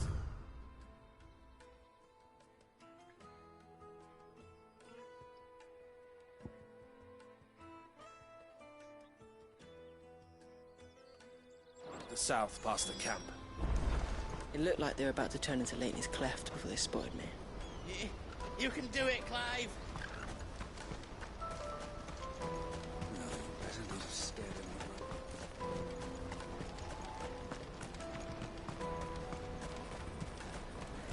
Just that, then. Ambrosia won't help me here.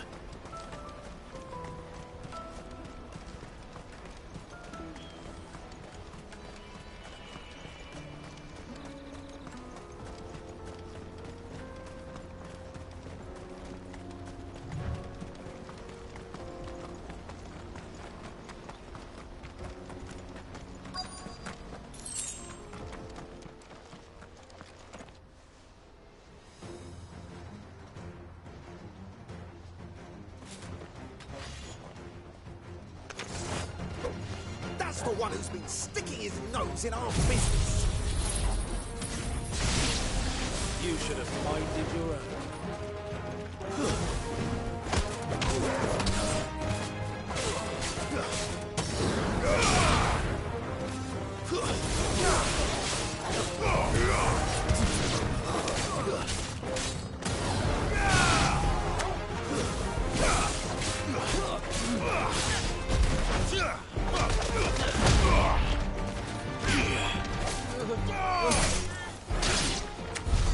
I doubt these were the ringleaders.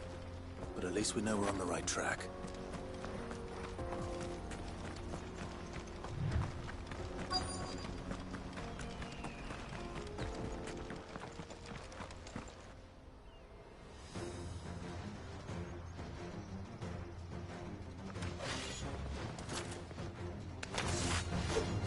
We got company!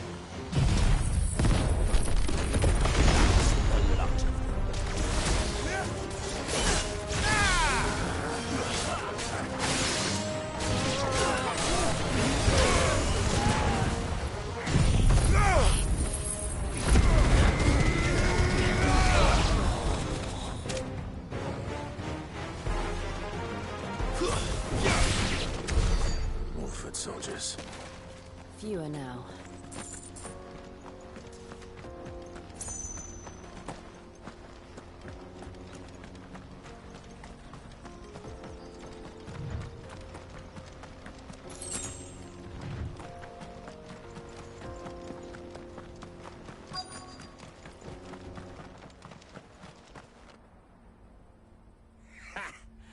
Not a bad haul today, eh? Aye.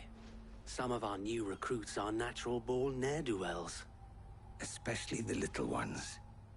That Hans has got nimble fingers, all right. It will be a shame when they chop them off.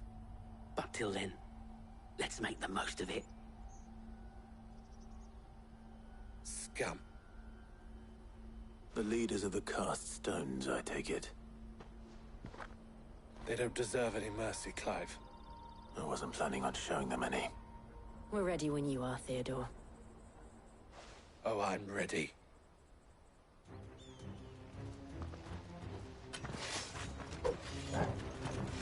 Fuck. It's that guard from Bocklad. Kill him! Kill them all!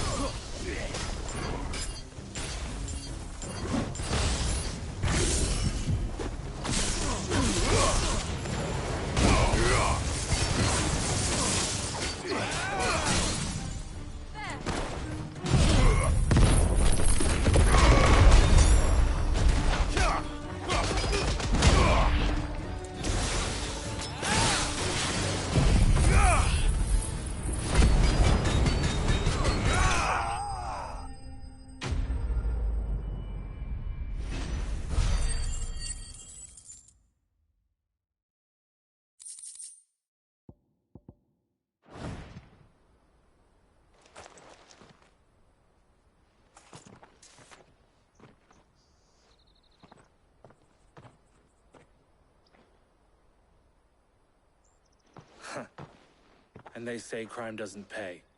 Gold chains, rings, purses. And traders' passes. Dozens of them. Have the names been changed? Not yet. I recognize some of them. No doubt Goots's is somewhere among them. Now I just need to sort through it all and return everything to the people it was taken from. We should go and give Eloise the good news. Can we leave things here in your hands, Theodore? Of course. Oh, and, be sure to tell her of the part I played, won't you? We'll be glad to.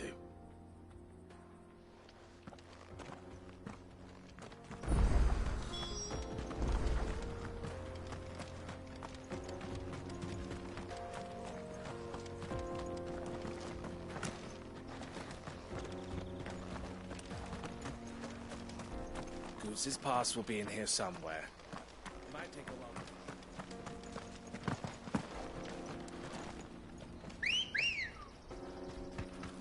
Ready, go? Run like the wind.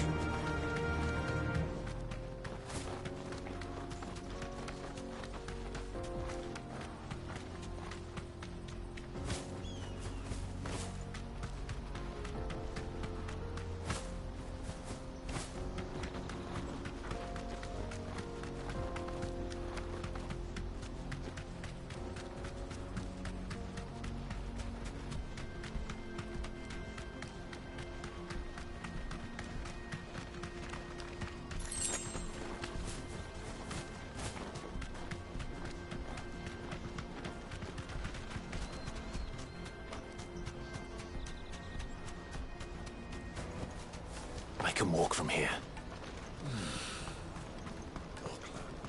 There are no crystals here. Daddy! I'm hungry.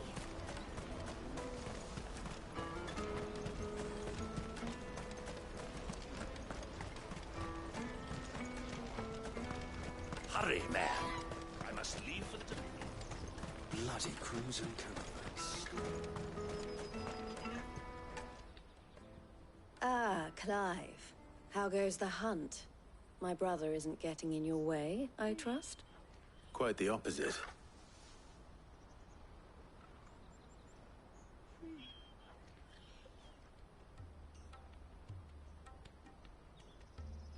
So it was the cast stones who were behind it all. Theo told me he'd been on their trail. And their demise solves 3 problems at a stroke. That of the pickpockets, the bandits pulling their strings, and the passes they were stealing. I only hope yours is among the items you recovered. Only time and Theo's return will tell. Speaking of whom, welcome home, dear brother. You are too kind, Eloise. Here, Clive. Goots's pass. Ask him to keep a closer eye on it from now on, would you? I will. Thank you. El, I've asked our boys to carry the rest of the goods back. Can I count on your help in sorting through it all? Of course. I'll make some space in the storeroom. I expect you'll soon be on your way then. But it wouldn't do to leave without introducing yourself properly. Would it now? Sid. Don't look so shocked. We're on the same side. I don't understand. As you now know all too well, we at the Crimson Caravans are always happy to help those in need. For a small fee, we will move anything that needs moving. Be that goods to market, or bearers away from it. I was the first my sister helped escape. If it wasn't for her, I'd have been branded as a boy. I had no idea. It just so happens that we are seeking to expand our operation. And who better to join forces with than the leader in the field? Wouldn't you agree, Theo? I would. It seems our purpose is the same in more ways than one. So what would you say to working together again? It would be our pleasure. And our honor. The honor is ours. Here, Clive. This is for you.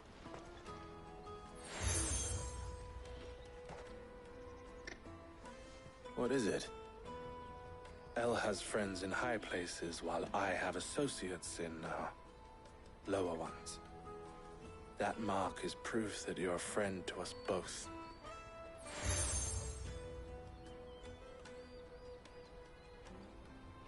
I shall bear it with pride.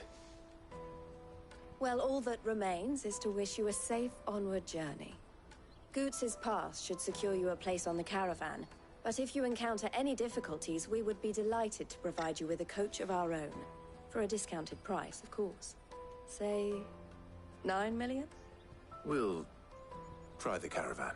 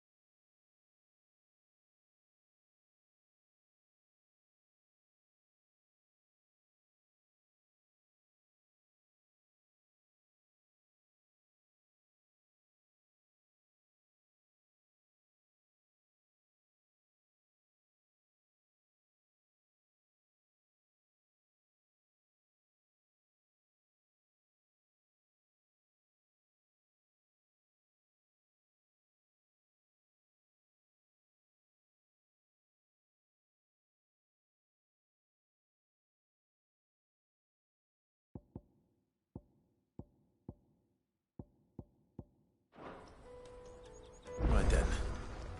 Let's get this back to Goots. And then it's on to the Dominion. Clive. Criminals and cowards.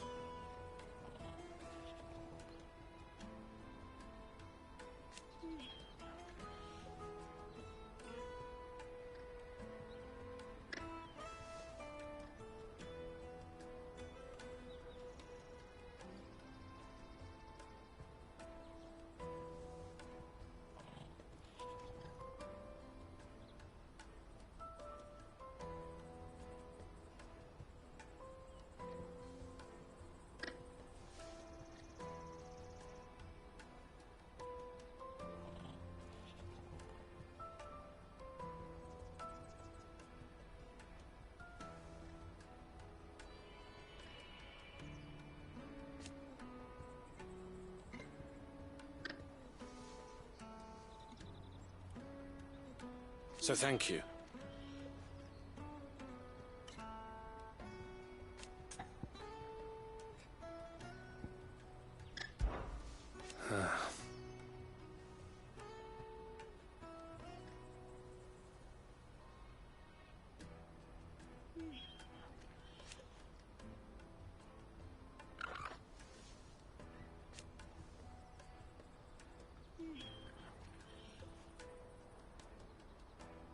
Fools, the lot of them.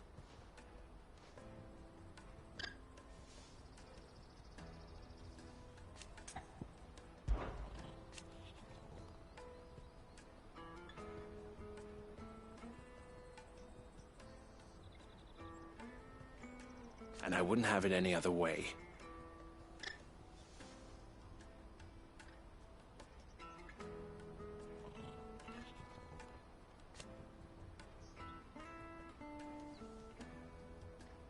All the better.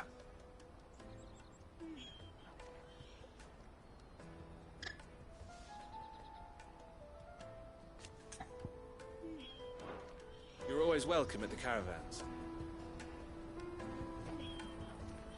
Something I can help you with? Don't worry about Hansa and the others.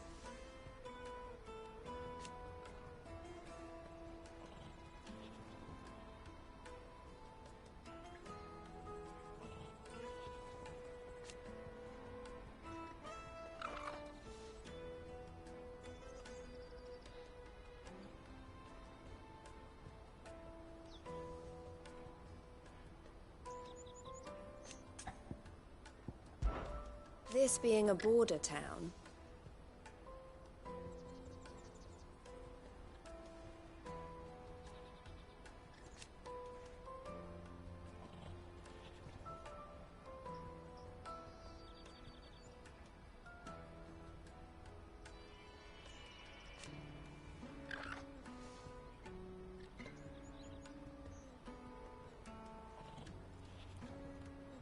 or at least it did.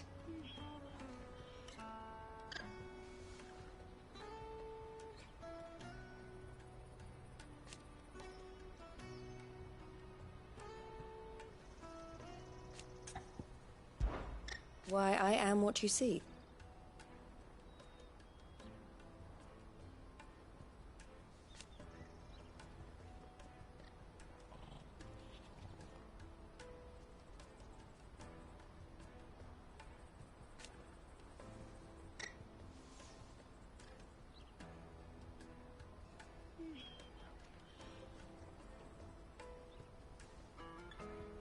It can be a risky business.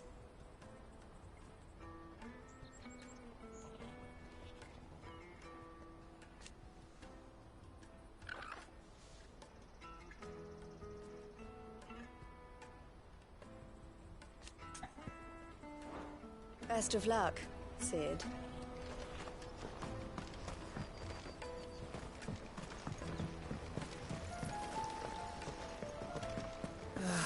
If I knew arrived. Now I just need to see about getting the word out.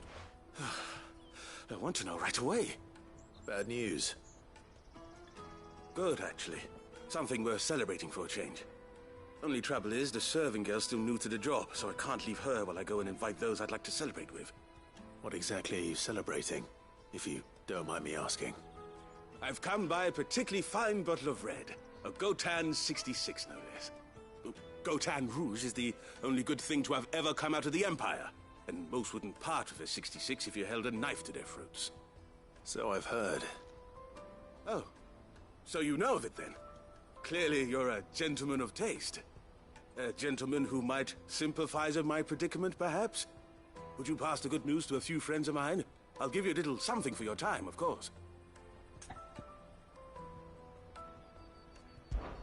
Sounds simple enough. So you'll do it? Marvelous. Thank you. You won't need to go far. All three of them should be right here in the market. There's Aldrich the porter, Milan the butcher, and Bolek, a guard over at the north gate. Three of the finest fellows in Boklad, if you ask me. Tell them to come to the tavern when they've finished for the day. Stop by again when you let them know, and I'll give you your little something. I'll be right back.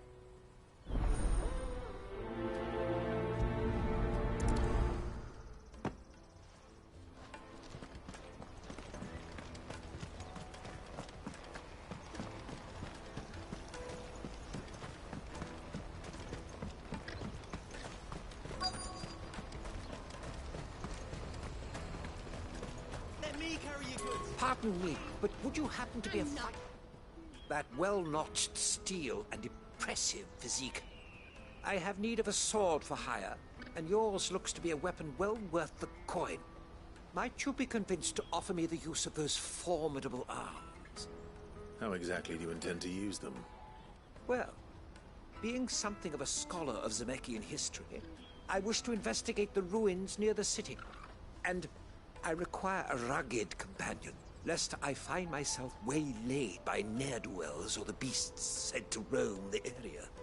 Should you accept, you will not only earn yourself material wealth, but partake of the true treasure that awaits us there. The rich and storied history of Zemeckis. Well, were you ever party to a finer proposition? My arms are yours. Wonderful!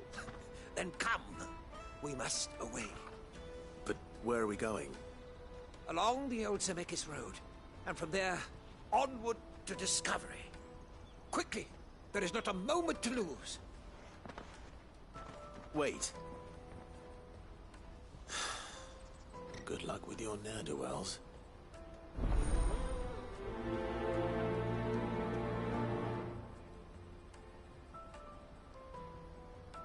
I'd better make sure he doesn't get himself killed. porter for hire. The best service. I see you've been of some assistance to Eloise. Perhaps you can extend me the same kindness? Perhaps. What would I be doing? Finding someone. You see, I've been having trouble with thieves, and despite the many pains I've taken, I can't stop them from rummaging through my packs. I was griping about my lot to a friend of mine a few days back, and he offered to track the culprits down. Now, Joseph's a sellsword, and a good one at that. But he's been gone days, and I'm beginning to fear the worst. Any idea where his search for the thieves might have taken him? The old Zemeckis Road, perhaps? He doubted they would be fool enough to linger here in Boklad. Joseph's lived a hard life. Made him grey long before his time. I just pray he hasn't been killed over a few sacks of grain. I can't imagine there are too many grey-haired sellswords around. Hopefully someone will have seen him.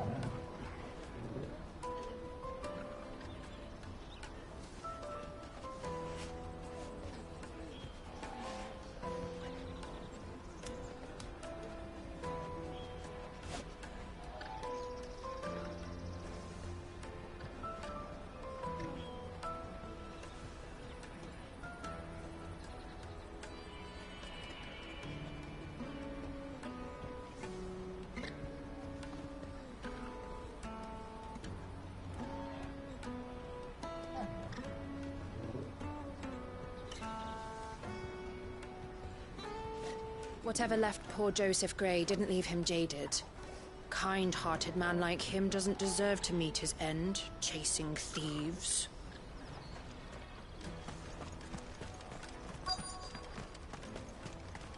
Hurry, man.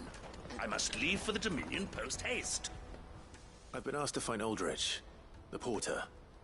I don't suppose that's you, is it? That's me right enough. You need something delivered? The innkeeper sent me. He said there's a cop of Gotan 66 with your name on it when you're done for the day. A 66? Look at me. If he's just got hold of it now, it must have been in the crates he had me carry down from Sambrek. From the Empire to Boklad. You must be a braver man than most. That's a treacherous route at the best of times. Such is the porter's lot. There's not a patch of storm these feet haven't traipsed across. It's Oriflamme one day, then off to Canva the next. The farther you're willing to go, the fatter the purse. Which is why there's no shortage of competition for some of the longer routes. I'd say I've done enough for today to earn myself a cup of something tasty. Thanks for letting me know.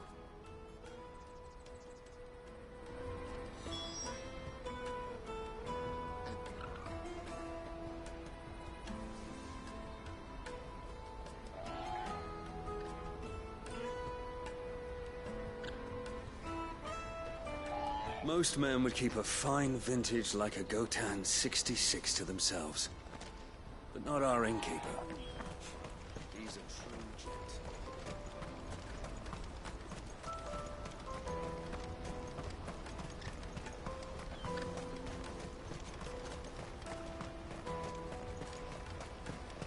Let me carry your goods. Peaches and pears. Peats and peas.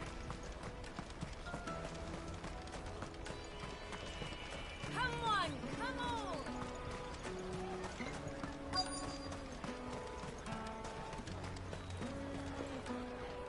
Are you Milan, the butcher? That's me. What can I do for you? The innkeeper's just had a special delivery. He thought you might like to join him for a cup of wine after you pack up for the day. He knows me only too well. And I've got a ham here that will go handsomely with a nice drop. Wine and ham to spare. Bocklad clearly isn't suffering then. Comes with being the place everyone has to pass through to get to everywhere else. Those who travel the Crystal Road bring all manner of goods with them. We get meat from San Brec, herbs from Rosaria. Why, sometimes we even see curiosities from across the Narrow. My old man knew what he was about when he set up shop here all those years ago. Anyway, thanks for the good news. Oh, you know what? Maybe I'll shut up shop early. Wouldn't want to keep our friend waiting. I've been keeping a cut of something special by for just such an occasion. You won't find anything of this quality in Twinside.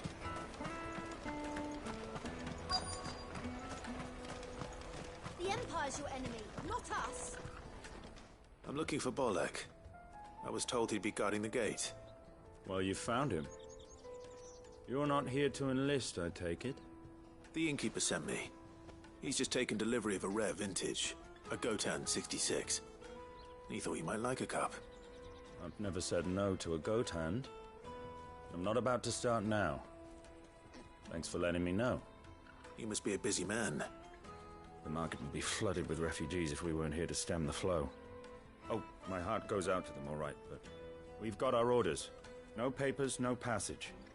Plenty try to slip past us nonetheless. And every now and then, one of them's foolish enough to try and force their way through.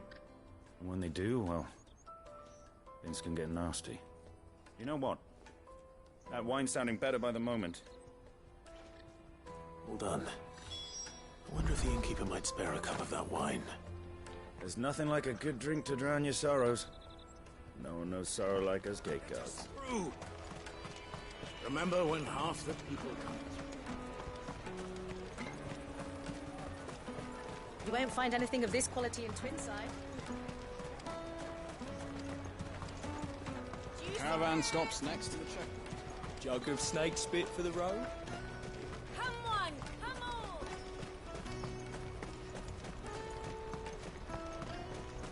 Peaches and pears. Out of my sight, wench.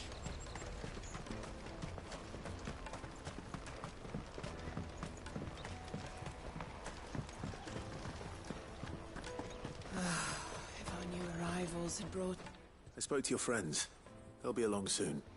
That's fantastic news. Thank you kindly. It's been a while since we all sat down together. And the way I see it, that wine is as much theirs as it is my own. How so? Well, I wouldn't be serving anything but slops without Aldrich to go and fetch the good stuff for me. And then there's Milan, who always sends customers my way. And Bolek, an even-handed keeper of the peace, if ever there was one. Those three are the backbone of Bocklad. Lose any one of them, and the market would soon fall apart. And without the market, I wouldn't have a single customer.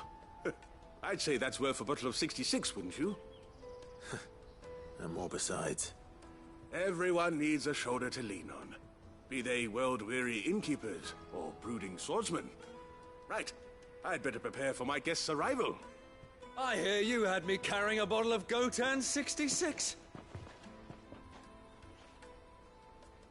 If I'd have known, I would have sold the thing and lived like a lord. I'll settle for a cup, though, if you're in a sharing mood. A Gotan 66. Just as well I had something special of my own set aside. A bottle between the four of us might not be enough to drown our sorrows, but it can't hurt. Here they are, the three pillars of Bocklad. Sit yourselves down, gentlemen. The woes of the world may be monstrous and many, but there's nothing like a few good friends to keep the misery at bay. Never a truer word spoken.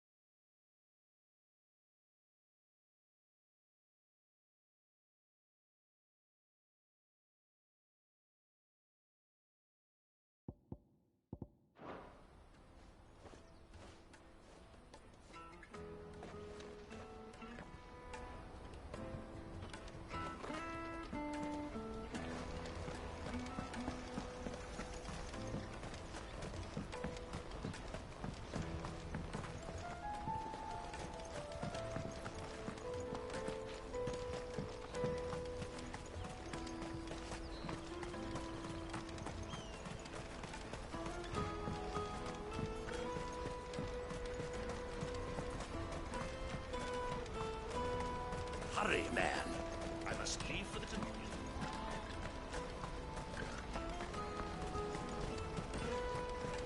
That's that then.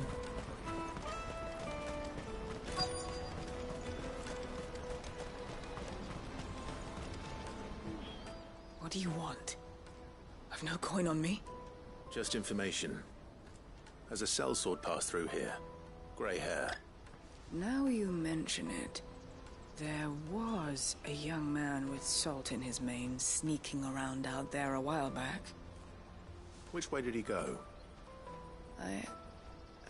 How am I supposed to know? Buggered off down the road, I expect. Now why don't you do the same and leave me be?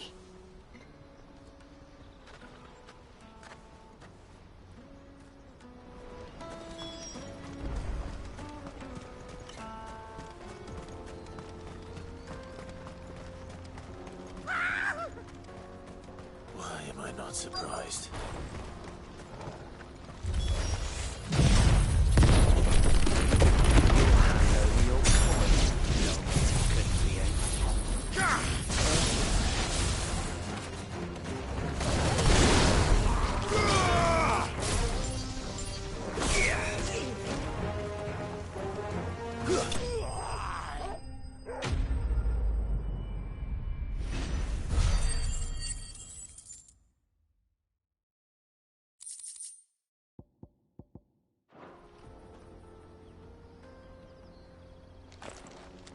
Are you hurt? Happily not, good sir. Thanks to your timely intervention. More importantly, we have arrived. Now, feast your eyes upon the marvel before us. Ruins, a relic of the fallen civilization. A sight so common that man is oft blinded to its wonder. Colossal vessels, dashed from the very heavens. Airships, we call them, with very little thought to what wonders such a word might describe. Oblige me if you would. Does anything strike you as peculiar about this particular specimen? Though we ourselves find fallen ruins to be nigh indestructible, whatever gouged the final sin from the rock cleaved clean through the structure you see before you. A tantalizing mystery, no doubt, but merely one of countless enigmas in which Zemeckis history is steeped. Come, good sir. Our expedition continues, and we still have much to learn.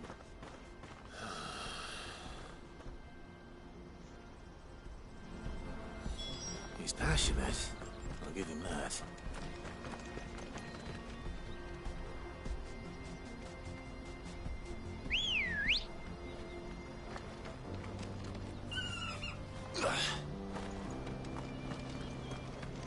Good girl. Yeah!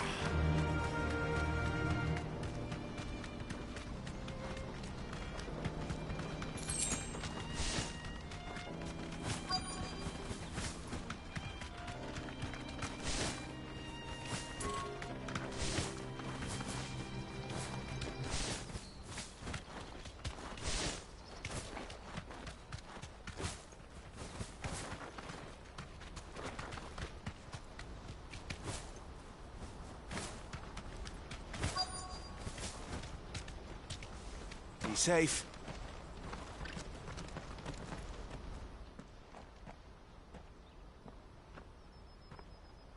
We don't want any trouble. Neither do I. I'm looking for someone. A grey-haired mercenary. Well, we haven't seen him. Yes, we have. We saw him climbing up the rocks. And those ones, over there. Maybe he found his thieves. Mum won't let me near them. She said there's goblins up there, and that they eat little boys for dinner. Shush, now. You've said quite enough already. I only told him what you said. I'd listen to your mother if I were you.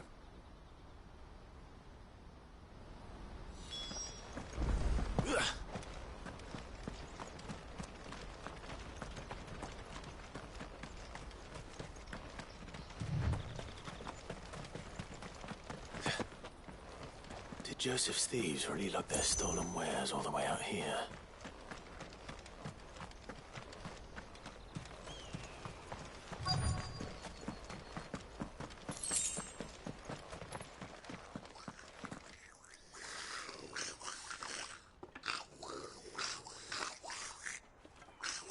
think we found our thieves. They don't look happy to see me.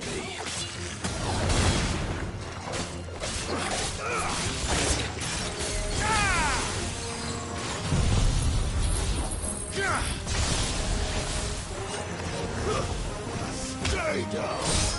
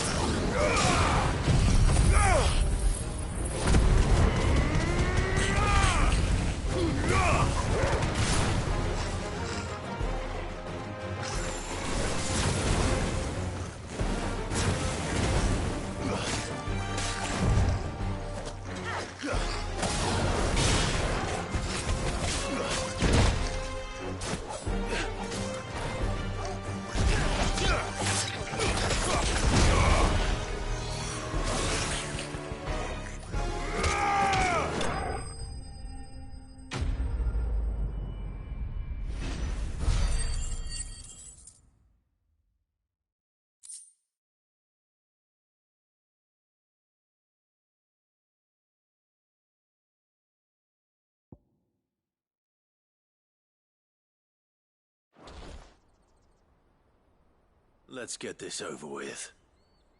Stop!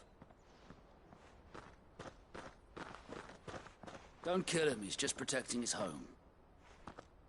Joseph? So the boy was right. I don't know you. Your porter friend sent me to find you. She was worried you might have got yourself killed. Have I been gone that long? It wasn't hard finding the thieves. The problem was knowing what to do with them when I did. I take it things are more complicated than they appear.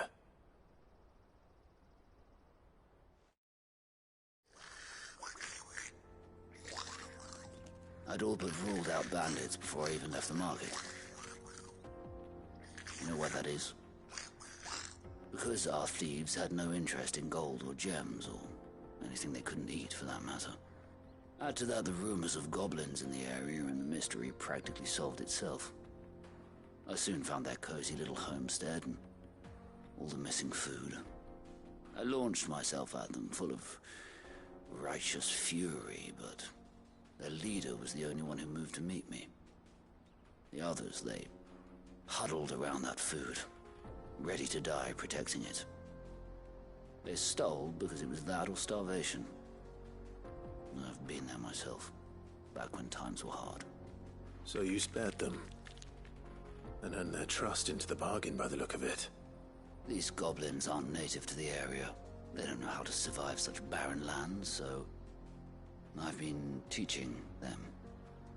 And once they've learned to hunt and forage, they won't be fool enough to risk their necks in Boklad. I'm impressed. I didn't know goblins could be reasoned with. Do me a favor. Let the porter know I'm safe. I'll head back to the market once my work here is done. Oh, and don't mention the goblins. I don't want people coming here brandishing pitchforks. Not now this lot have sworn off thieving. Your secret's safe with me. I appreciate it. Thank you.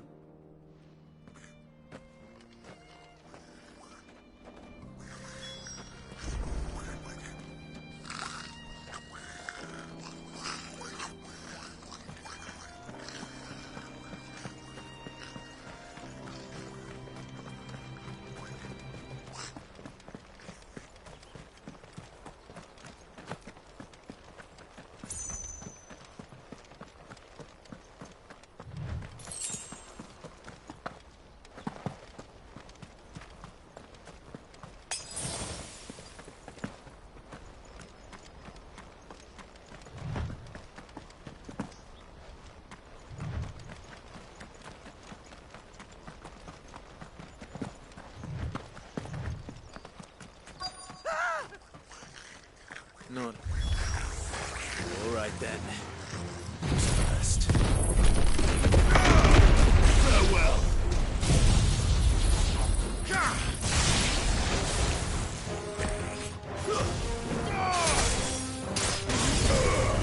It's over.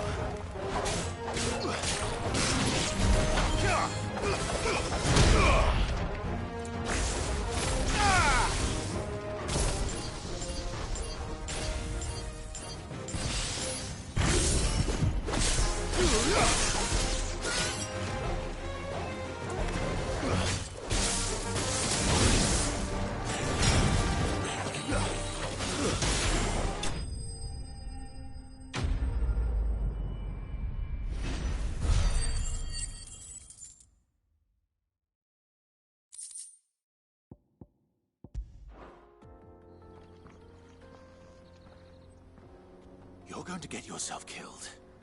Oh, that would not do. That would not do at all. Not when such majesty stretches out before us. Behold, the final sin in all its glory. As Moss tells us, a battle was fought here in ancient times. A battle of such ferocity that it tore a great crater in the very land upon which it was waged. In reaching for their holy sanctum, did man enrage the gods, and great was the vengeance that was rained down upon him. Alas, the full truth of the matter is lost to time, though I live in hope that I might see it discovered. But we must not dwell upon such things. There is more yet to see. Onward! History awaits!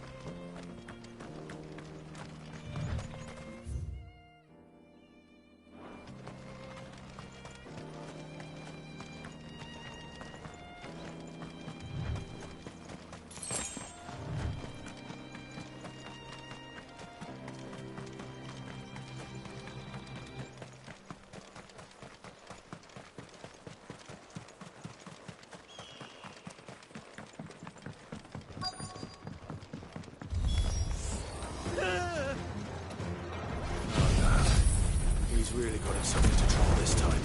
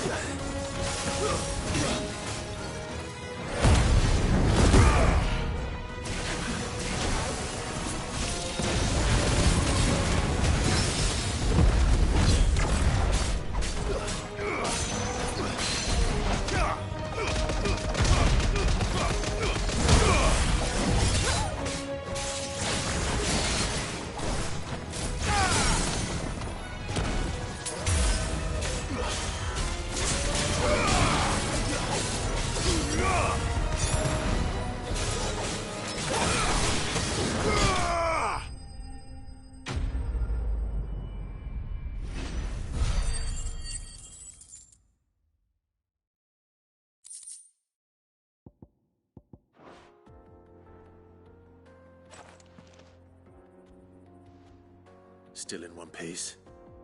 It would seem so. Once more I am in your debt, and once more you impress me with your prowess.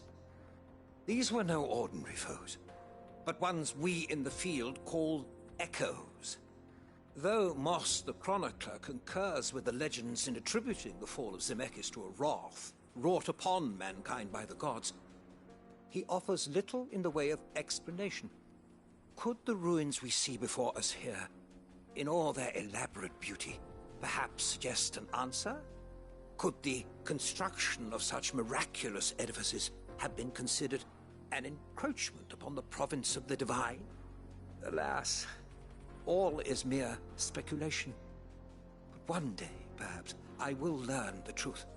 Not if you keep running headfirst into trouble. You are right, of course. And not only have you plucked me repeatedly from the jaws of death, you have proven yourself a willing audience to my ramblings. Glad to help, but didn't you say you came here to investigate something? I fear I may have rather overstated the case on that front. In truth, a captive ear was all I really desired. You see, even my fellow scholars have grown somewhat weary of my musings of late. And so I came upon the idea of purchasing a companion. A captive audience, if you will. That's what this was all about. I am afraid so.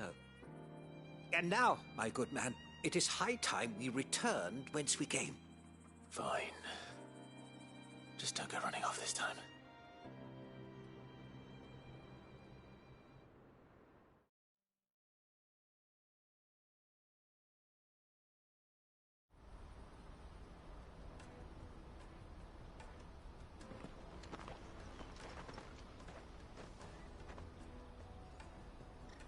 And so ends a delightful day. Here, your reward for humoring my selfish whims, plus a little extra for the trouble I have put you to.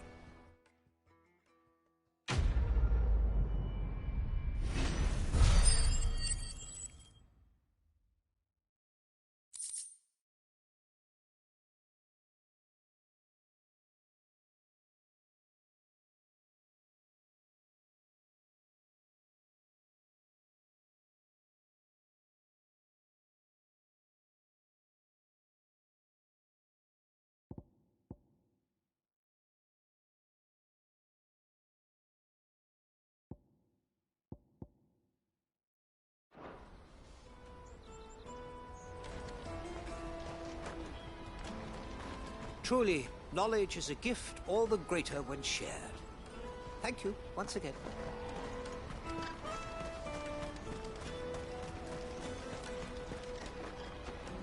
Joseph's fine. He'll be back once he's tied up a few loose ends. That's a weight off my shoulders. He certainly knows his business. He found your thieves all right. And I dare say they won't be coming back. A good man to have around, that Joseph. And if he says there'll be no more thieving, that's good enough for me. Thank you for putting my mind at ease. Here, for your troubles.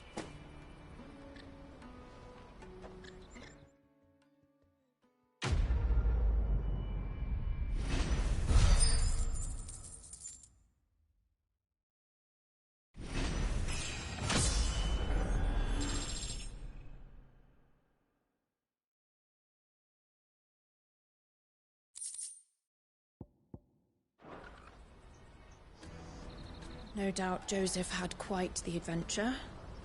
I look forward to hearing all the details when he gets back.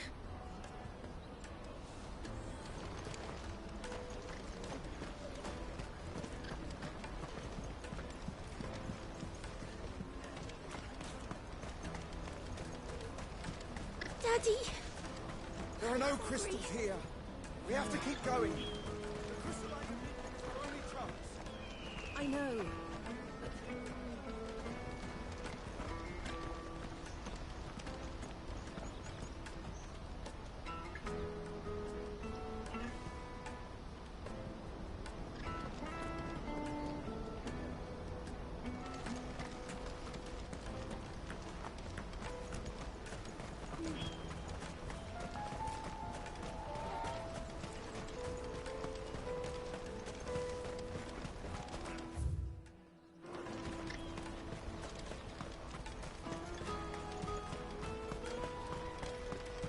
Let me carry your goods. I'm cheap. Peaches and pears.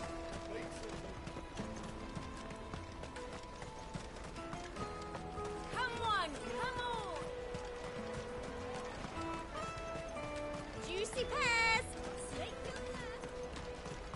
really want to be is a blacksmith. You gonna do an apprenticeship or something, then? Here you are, Good. Try not to lose it again. Me pass! You found it! Oh, thank you so much. Nan would have killed me if I'd come back without it. I'll have to say thanks to Elle and Theo, too. So should you, Honza. You and your friends don't have to steal anymore. If anyone threatens you again, you know who to turn to. We do. And we already have. Miss L's given us a job shifting the chocobo shit out the stables. It's hard work, and the pay isn't half what we got from the stones. But if we stick at it, we'll keep ourselves fit. You stick at it, then. And Goots, I'm sorry for stealing your pass. That's all right. I've got it back now. And all's well that ends well, eh? You said you're trained to be a blacksmith, right? Well, I'm gonna be your first customer. I'm gonna save up all my gil and get you to make me a massive sword. I'll do me best. Till then, eh?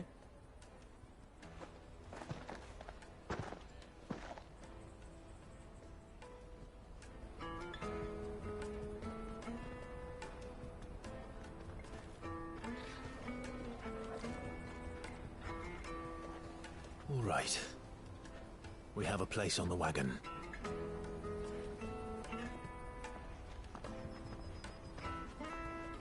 Remember, Goots, we're mercenaries.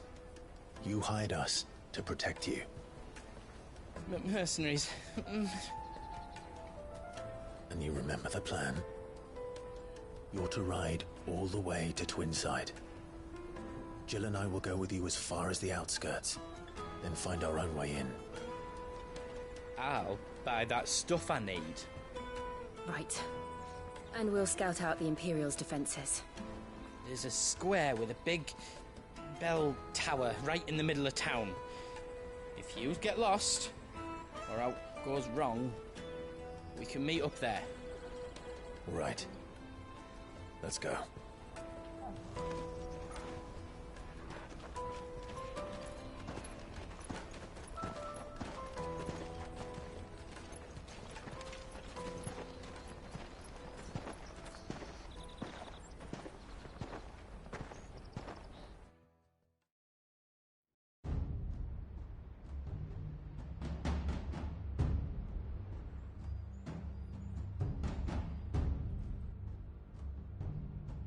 I see. And you're quite certain your father has no knowledge of Ultima? I am. I have no difficulty believing a sinister force has come to exert an influence on Sanbreque.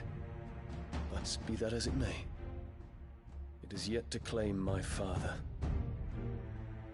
For better or worse, his radiance speaks his own mind. Then the fiend works from the shadows.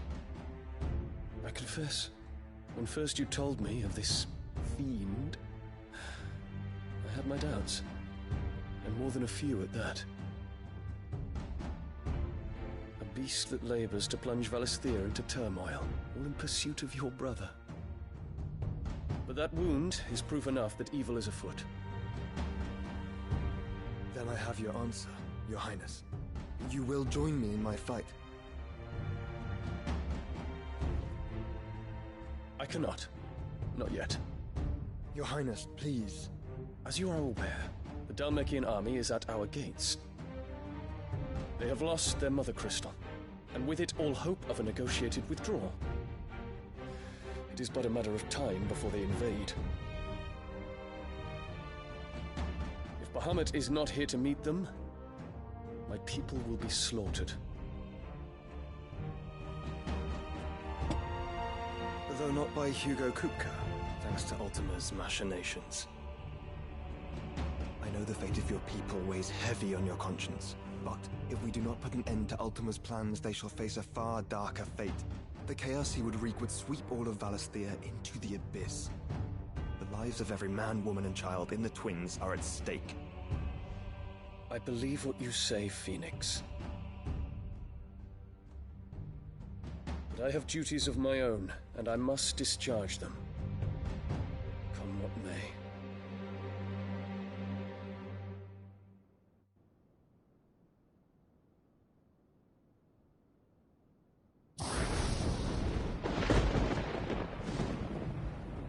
do you know of my blood?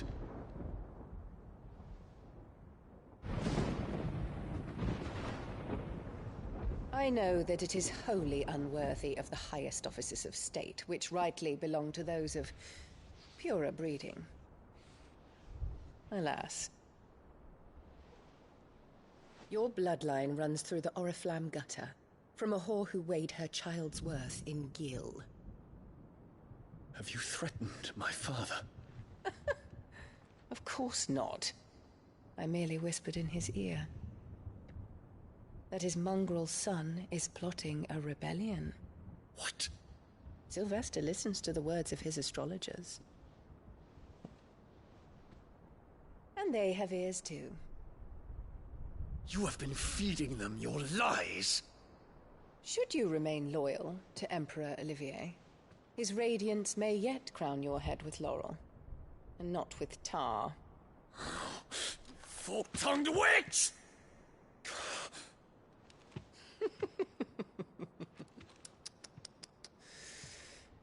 In consideration of your long years of service to the Empire, I shall forgive this uncharacteristic rudeness. Now hurry and make ready, Your Imperial Highness. Emperor Olivier expects much of you, Dion. Or should I say, of Bahamut.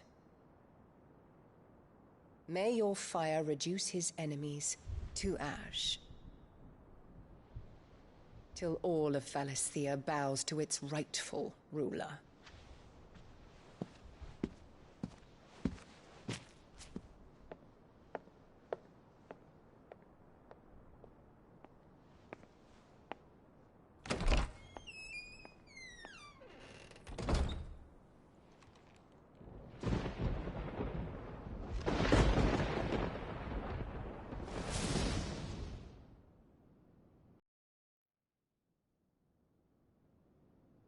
There is another darkness that has taken hold of Sanbreque.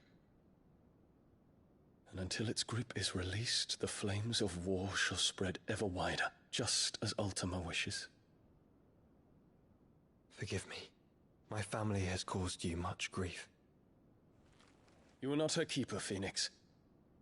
This is a matter for the Imperial household now, and as a member of that household, it falls to me to resolve it.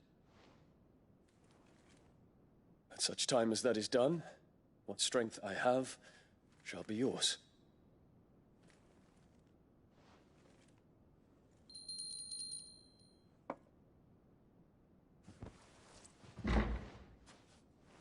Thank you, Your Highness. Let us take to the skies together, and bring a new dawn to Valisthea. I should like nothing more.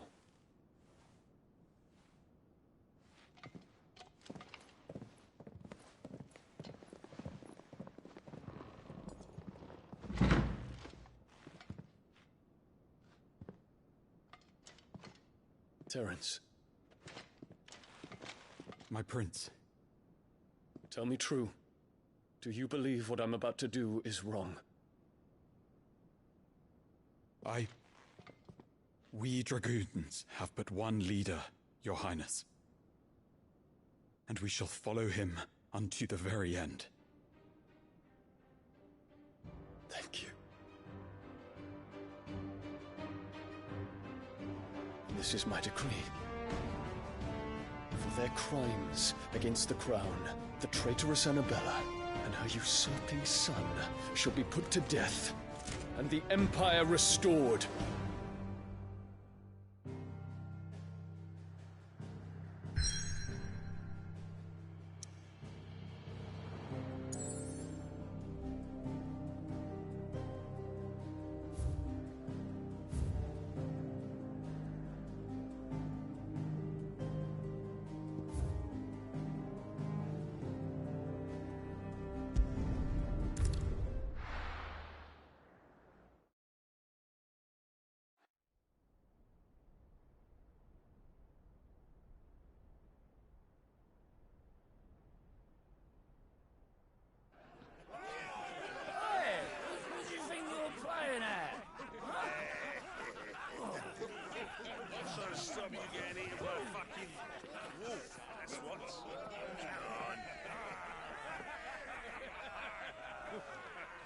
One would never guess that these people stood on the brink of war.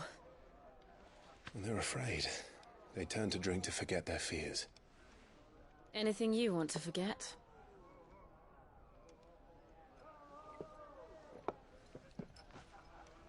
The harbor is empty, and half the market stalls too.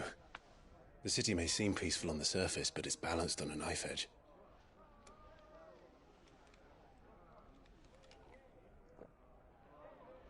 Were we to give it a nudge, it might be just the distraction we need to reach the Mother Crystal.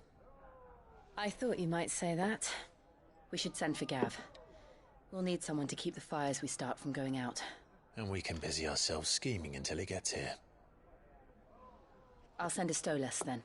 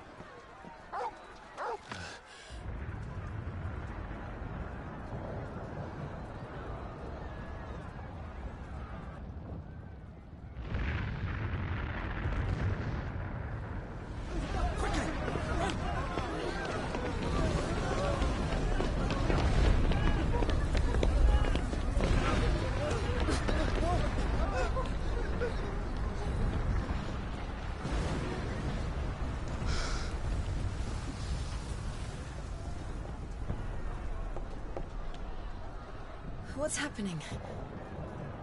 I don't know. Torgal!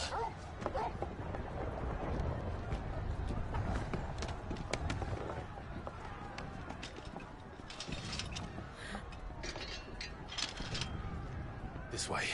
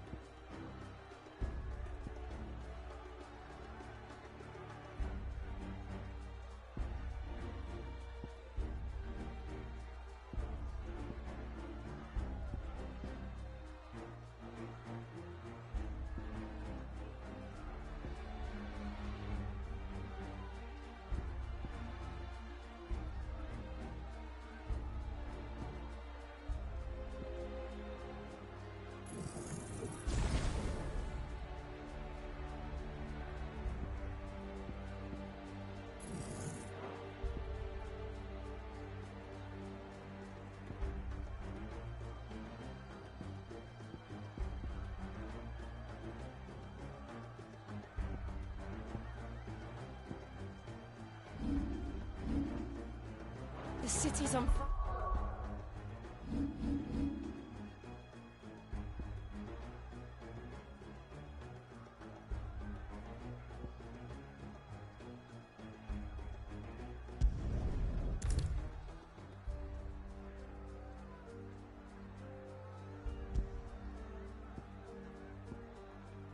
What's happening?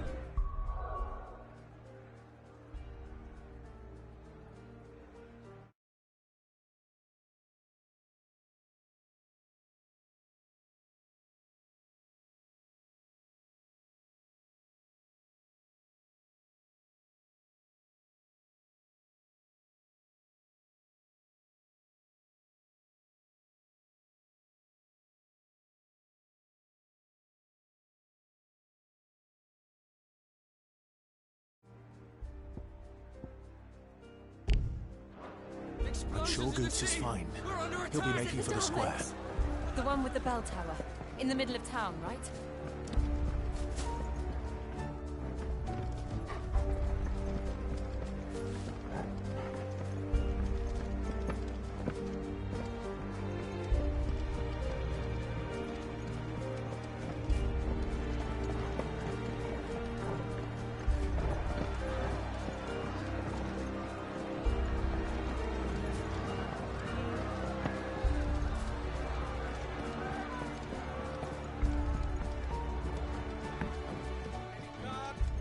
Or sentry is to be slain on sight. But spare the citizenry. His Highness's orders were clear. Those were Imperial Dragoons.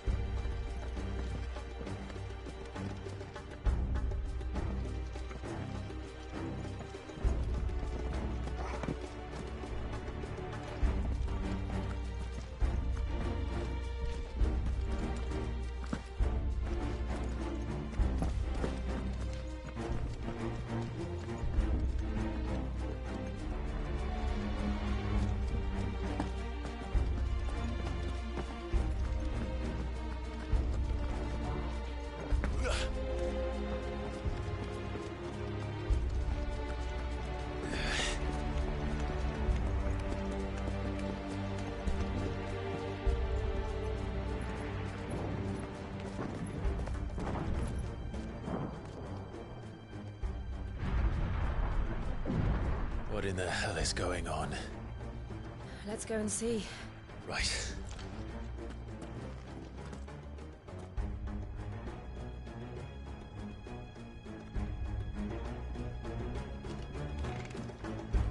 But first we find Goots.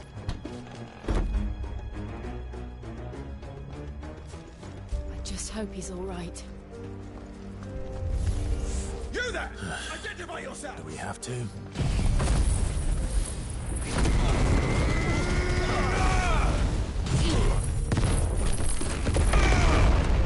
It's over!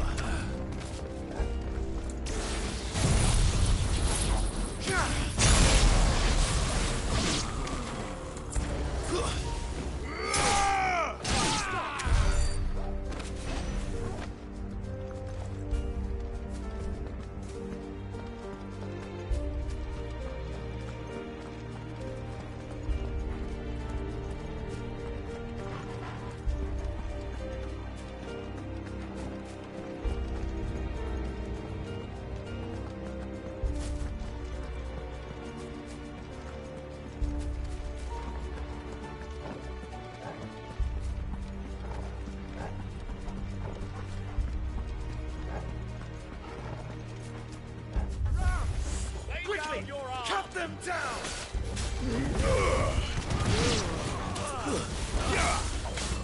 Titan!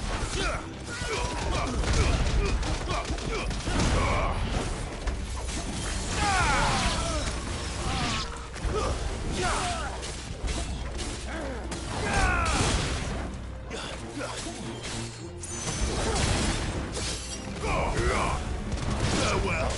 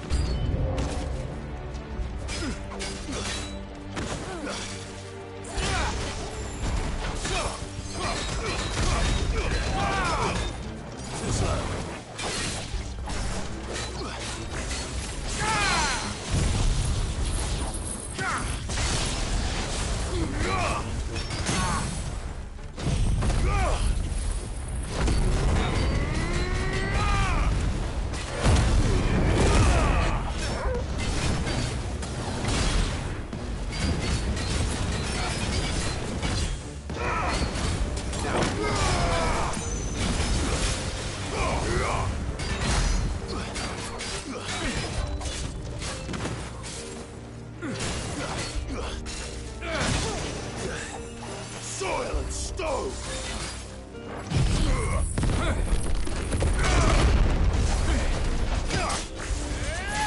Impressive!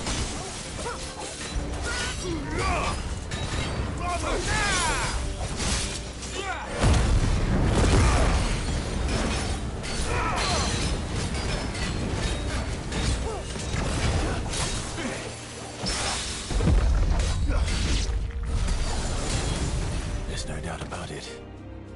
They're dragoons. What is this then? A civil war?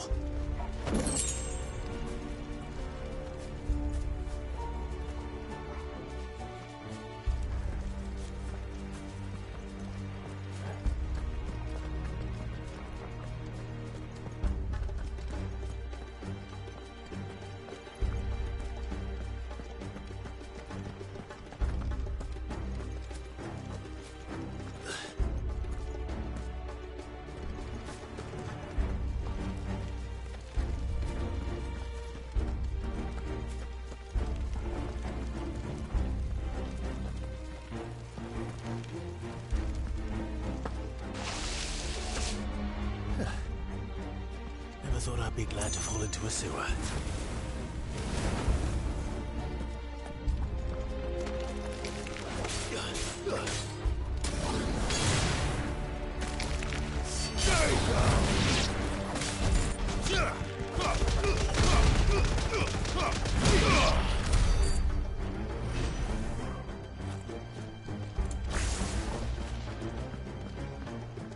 Board secured, Cap.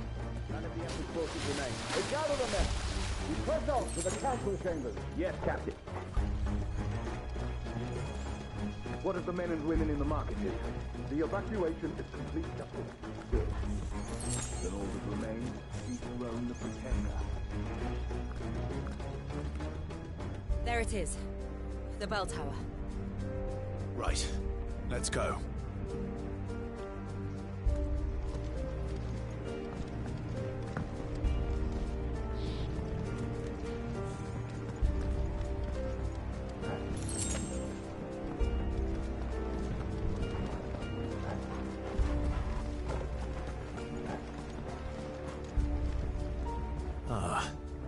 A goods lift.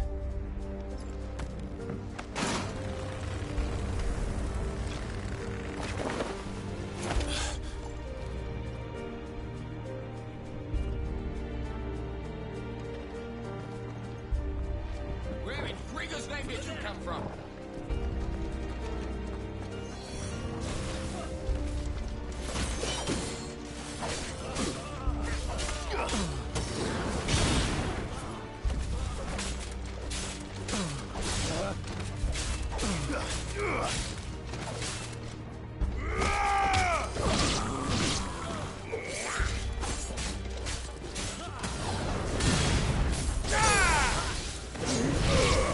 It's over.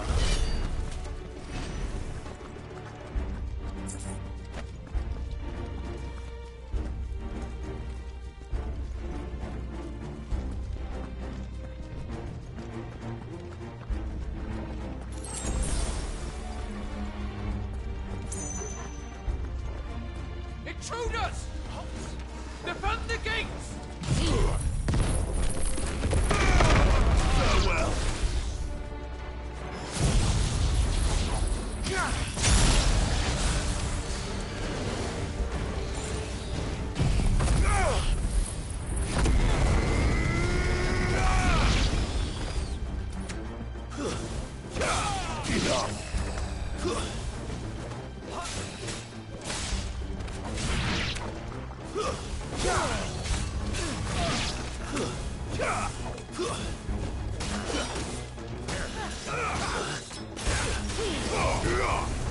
Farewell.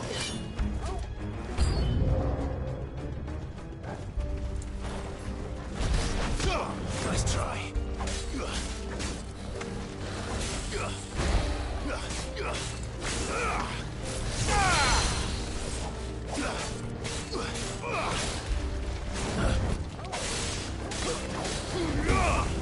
It's over.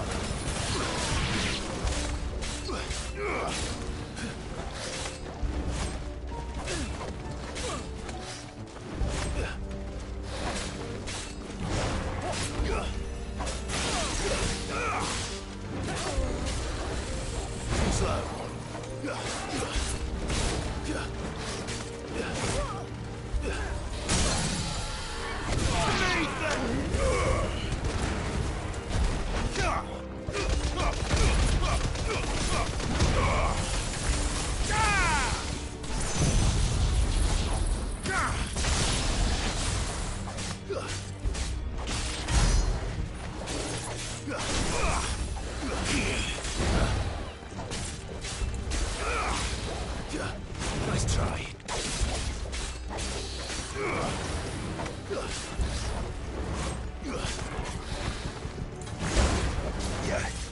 Titan!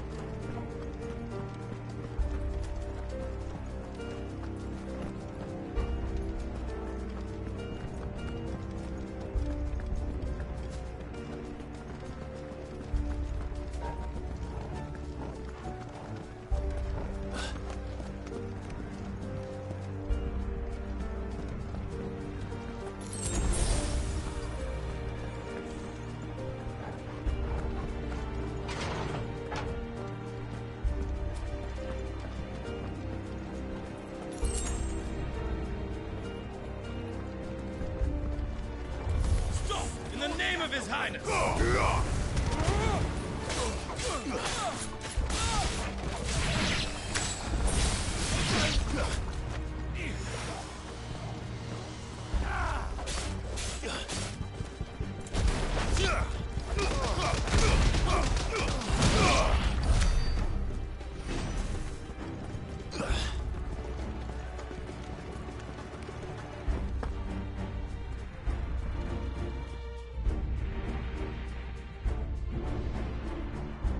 Hold on, kids. We're coming.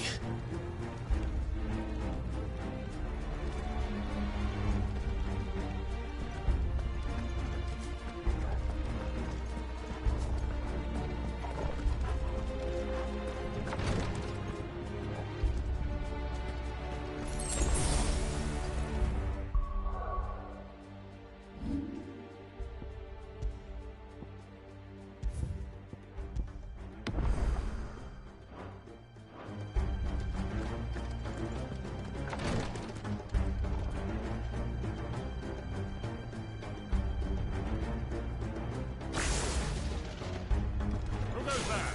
In the prince's name, none shall pass!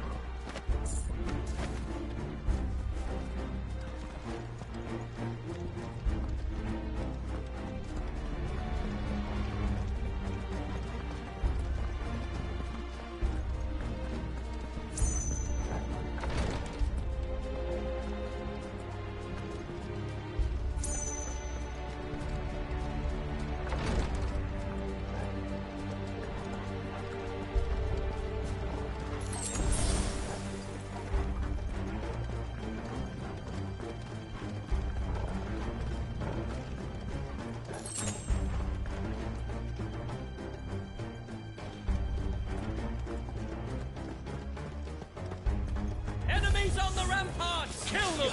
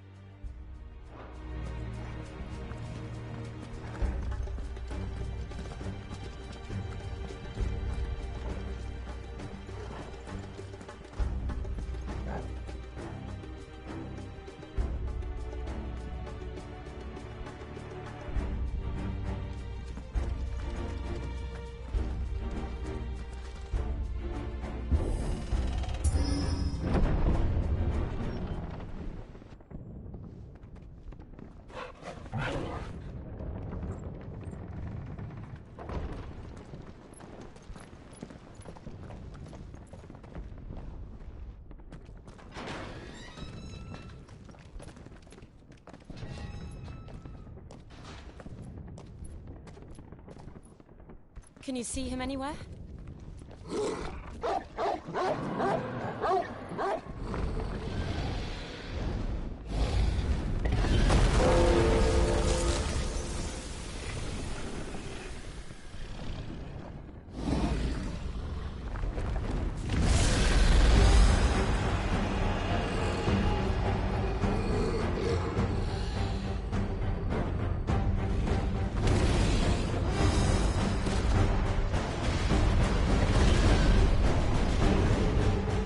It must be one of the Dragoon's pets.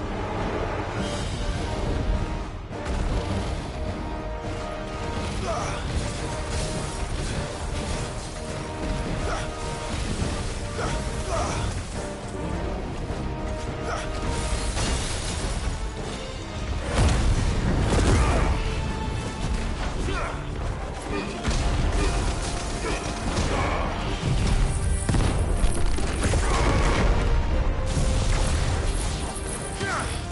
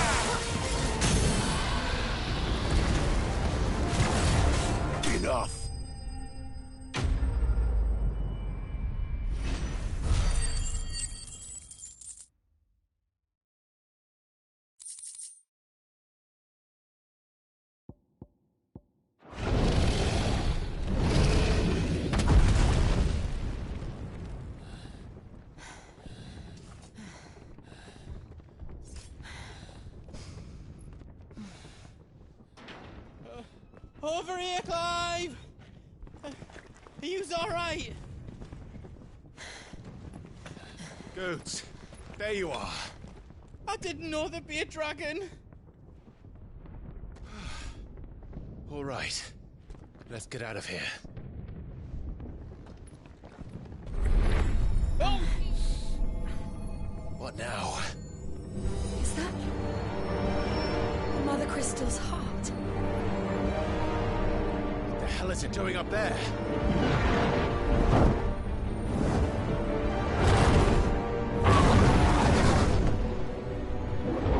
Bahamut.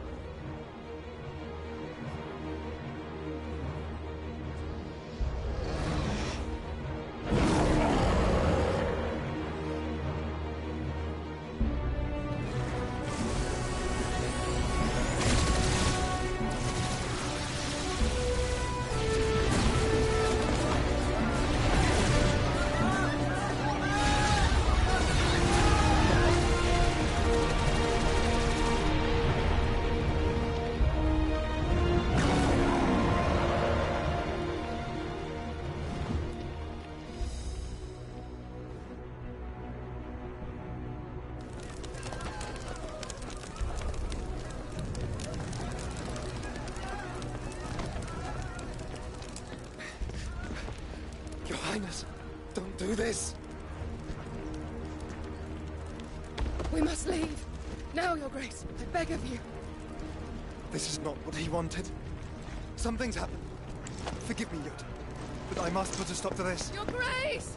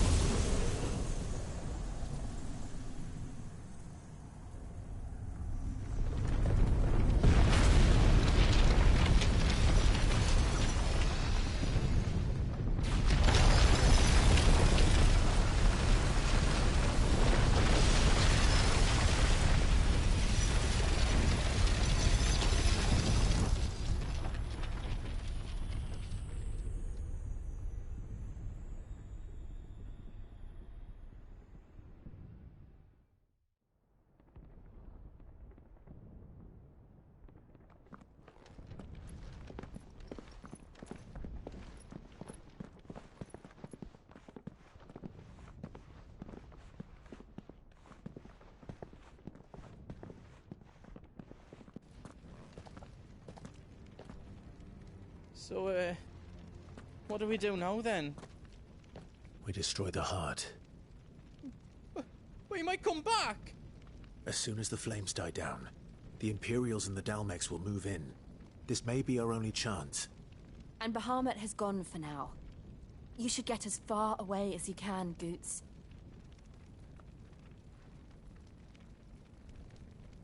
What? And leave you lot in the lurch? I can't do that. If you're staying, then so am I. I packed everything up before I made a run for it, so if there's out you need, just ask. But I won't be giving it away for free. Nana'd never forgive us if I did. Thank you, Goots.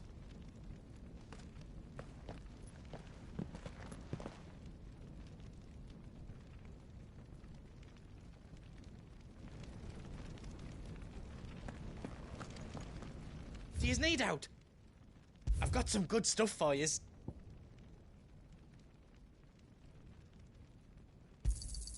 Is there else you need?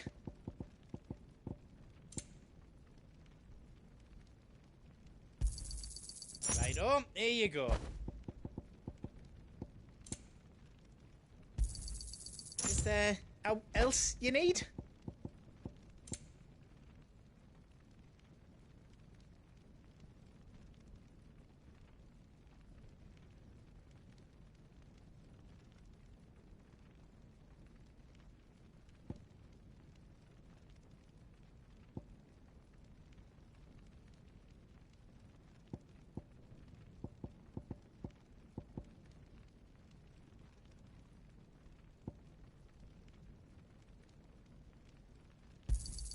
Thank you.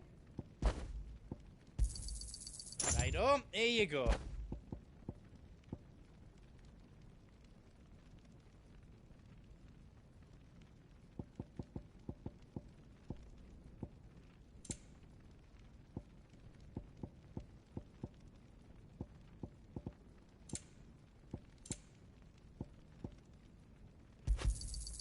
Is there else you need? Righto, here you go. Is there else you need? Righto, here you go.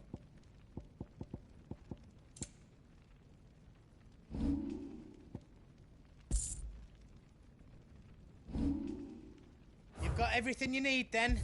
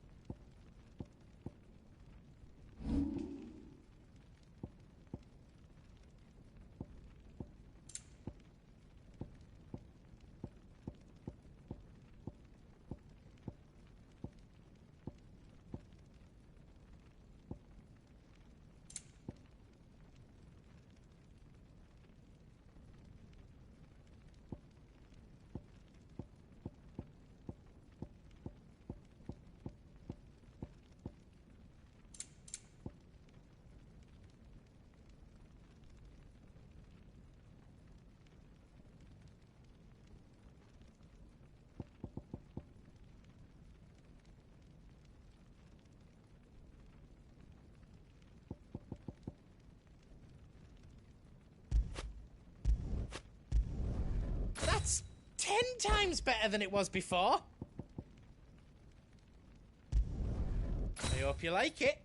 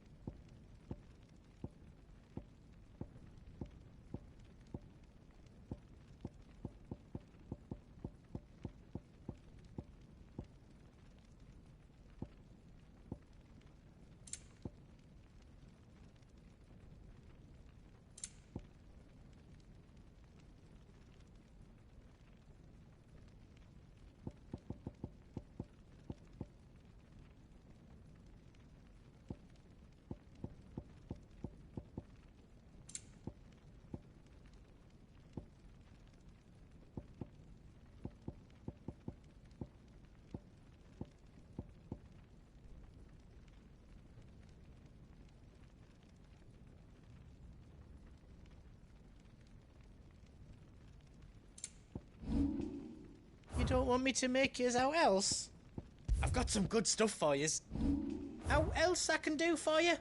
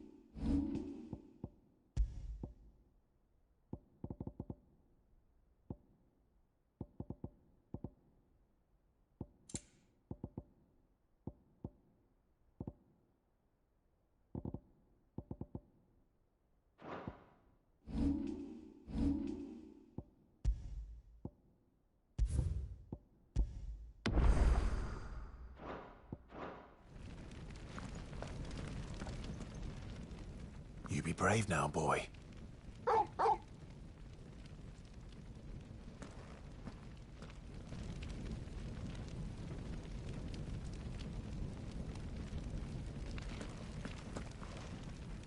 Drake's tail is right there, Clive. It's time to free Storm from the crystal's curse.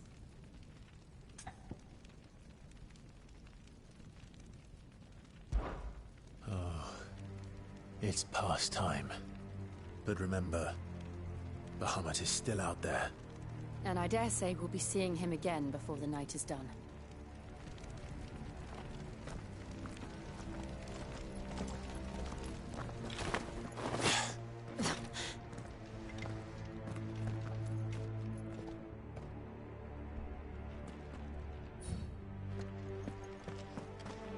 No more roads. We'll have to find our own path.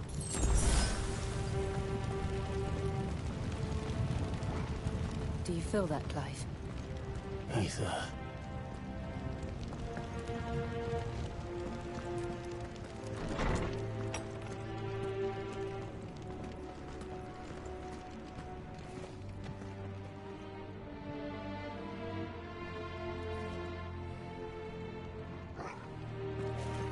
Just what we need. Another flood. It's already turned them. Then there's no reason to hold back. Ugh.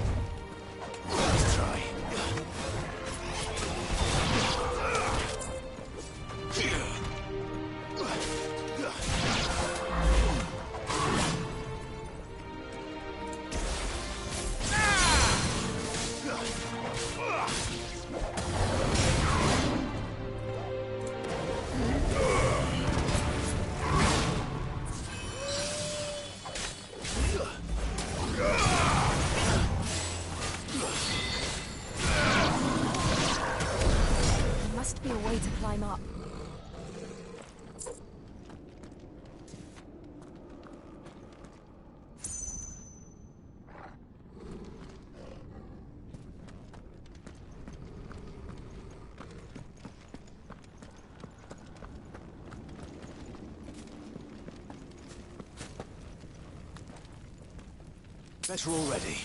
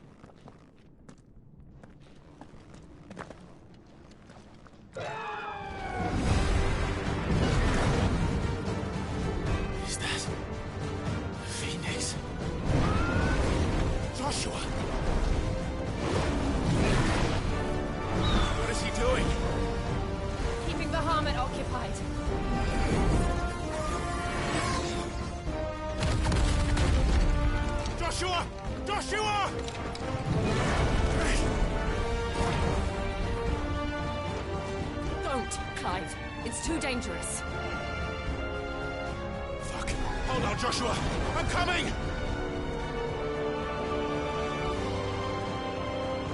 We have to save him. And we will. We just need to keep moving.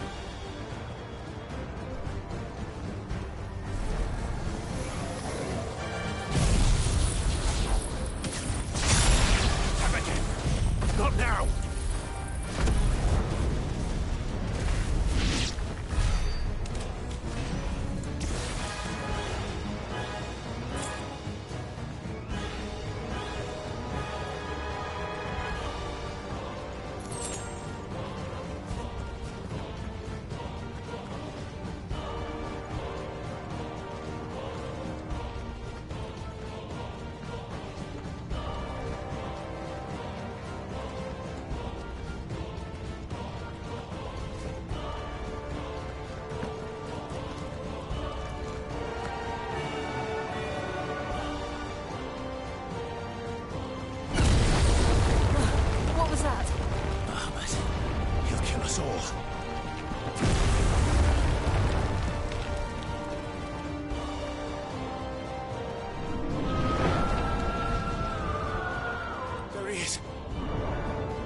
Joshua!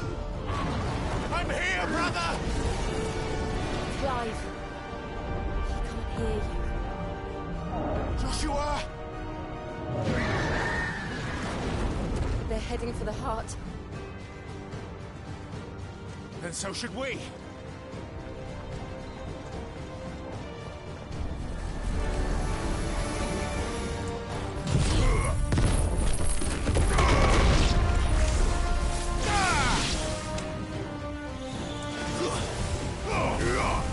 It's over.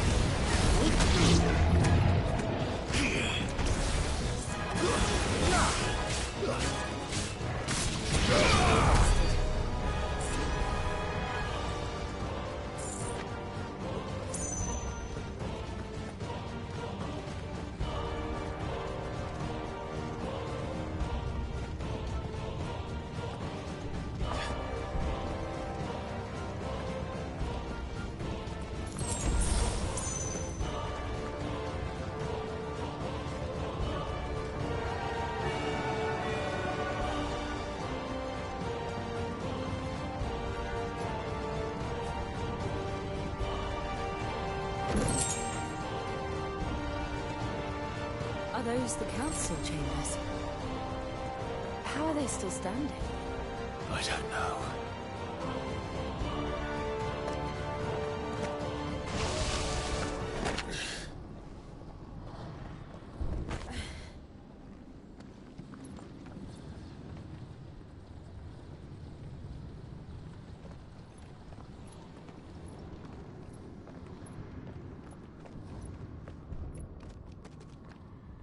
He'll be all right, Clive. He's a survivor. We're getting close.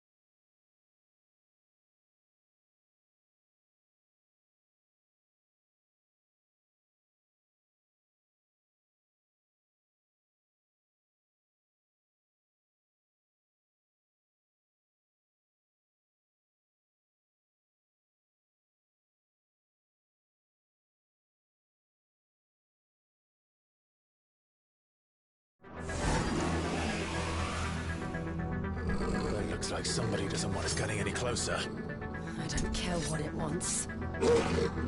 Neither do I.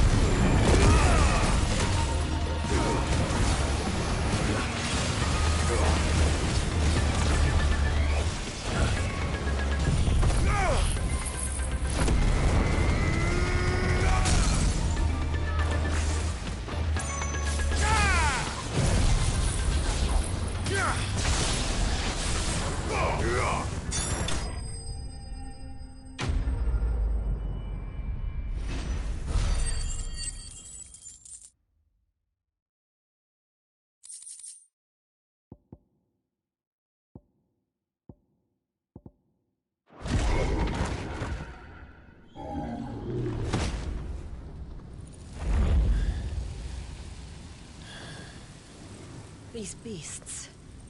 they're getting stronger. We can think about them later. Right now, there's only one thing we need to focus on. The heart.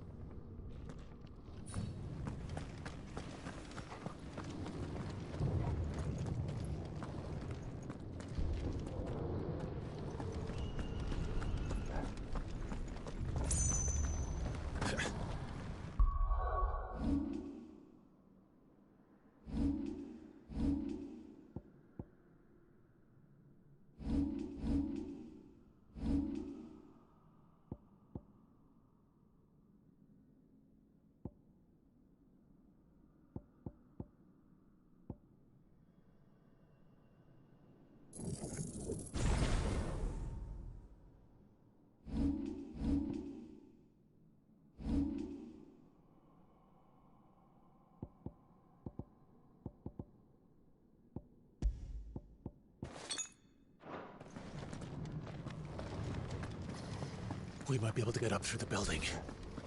It's worth a try.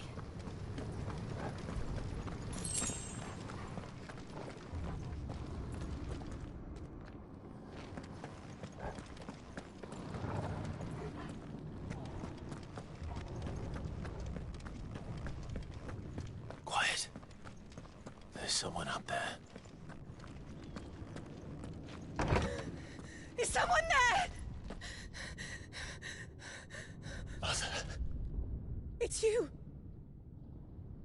What happened here? He tried to take him from me. Oh, my boy.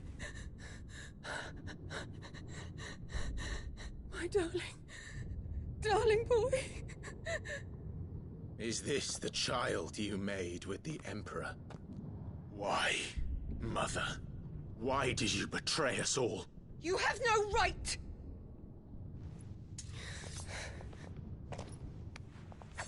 Answer him. We took you in, savage. Show some respect for those who raised you.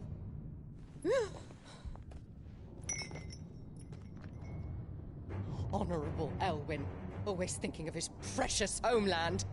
But what worth is a homeland in a world beset by the Blight? Father did not seek to protect his country. He sought to protect his people. A leader's duty is not to protect his people. It is to protect the source of his sovereignty. The noble blood that runs in his family's veins. So long as this bloodline remains unbroken, what does it matter if a nation falls? One can always found another. Unlike him, I did my duty. I preserved my line. I bore a son of the noblest blood, to whom the whole world might kneel.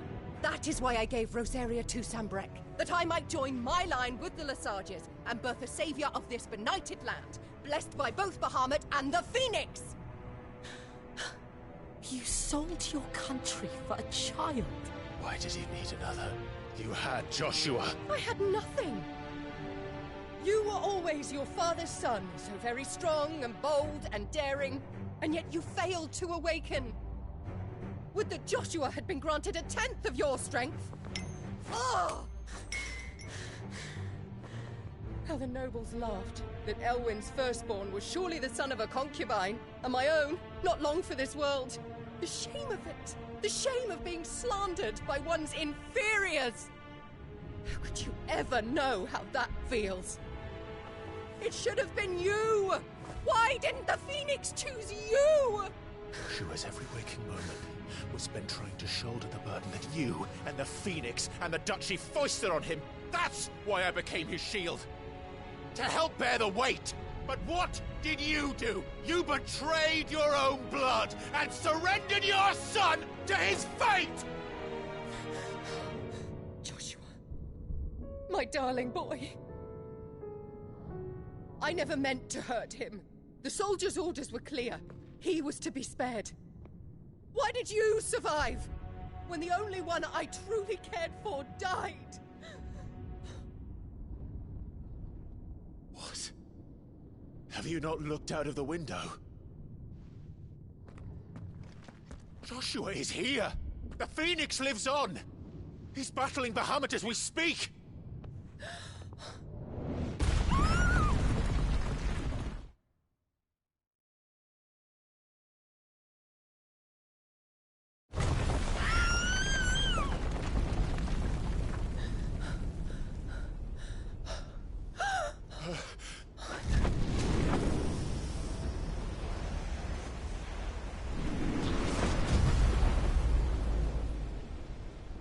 Joshua! Wake up!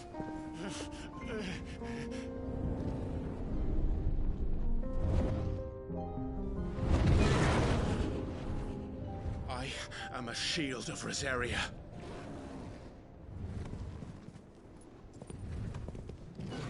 And I will do my duty. What are you...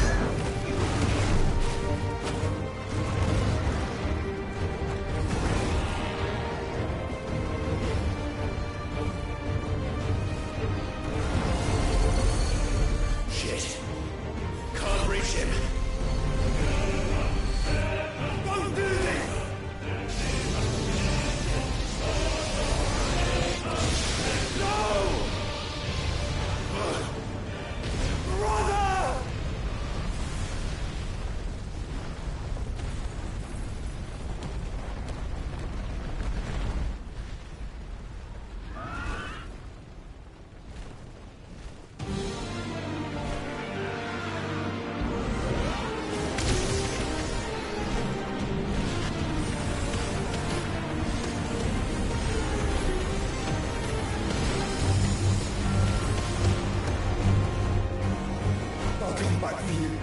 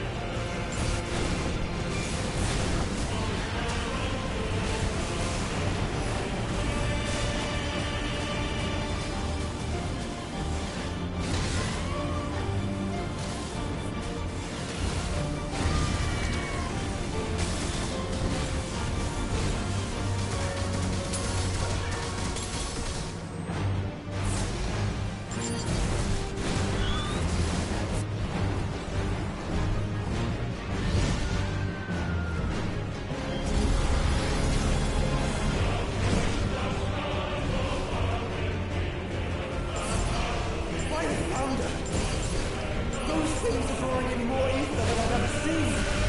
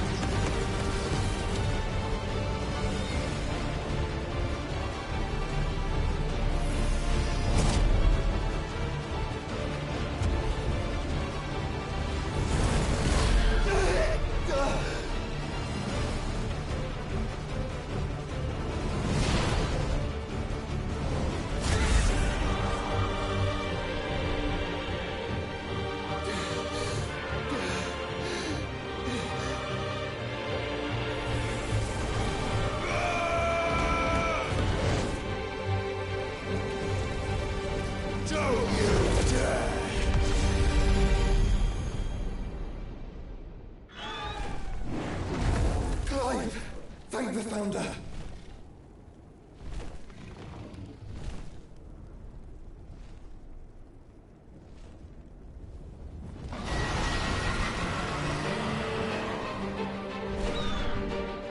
It's now or never, Joshua.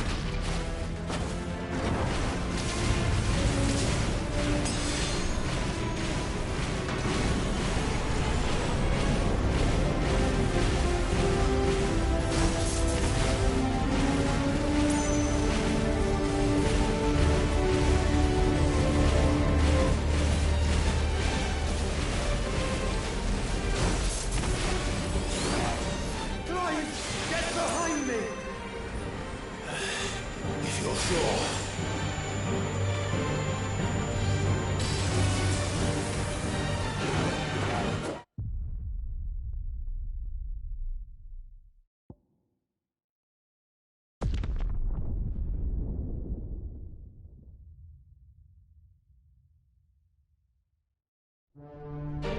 It's now or never, Joshua.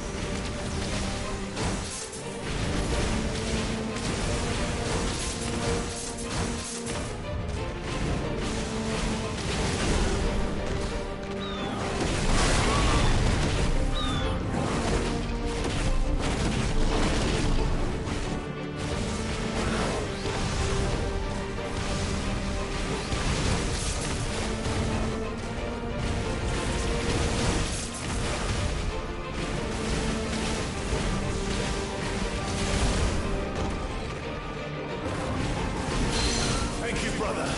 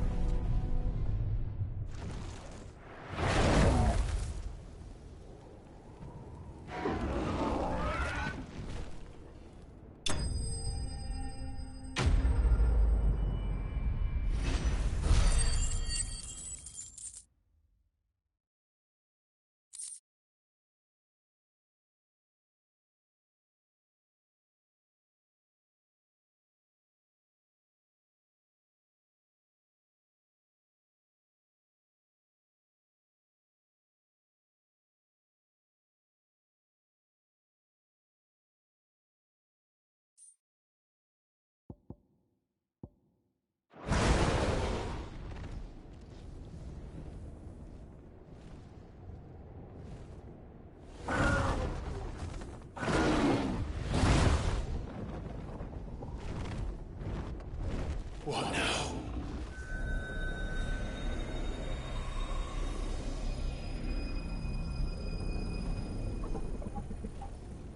This is drinking the ether. We have to stop him.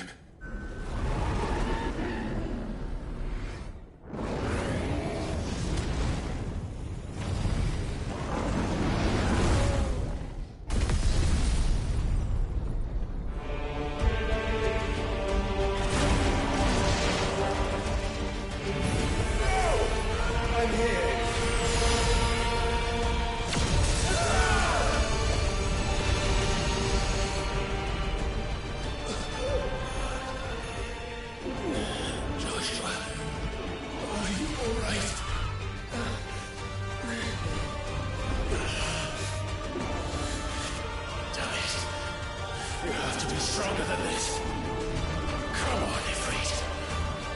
Show us your true power.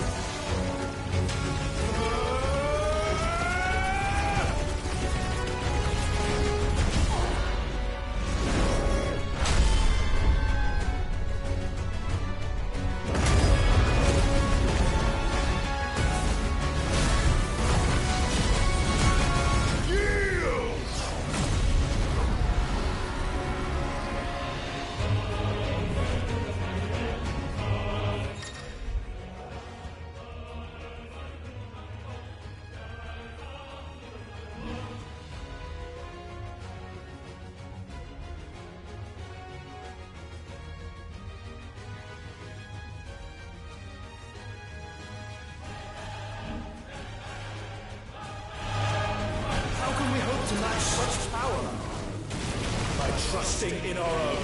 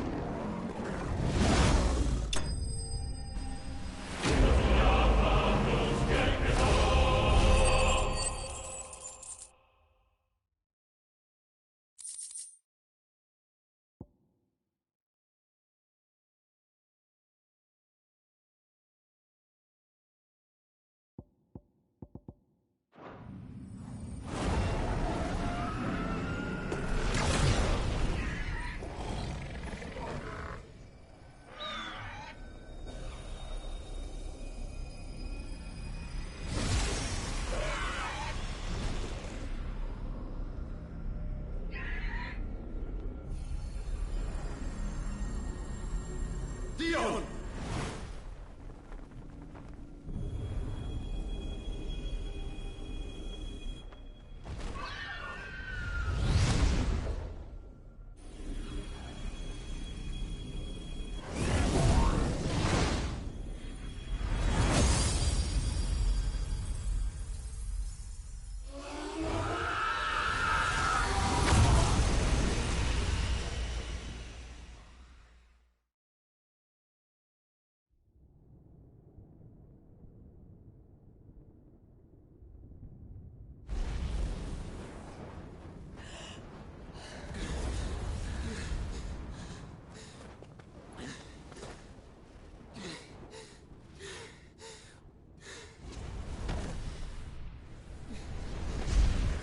Joshua! Clive!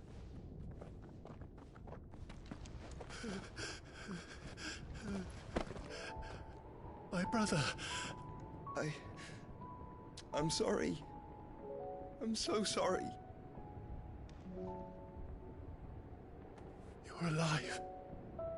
We both are. Nothing else matters.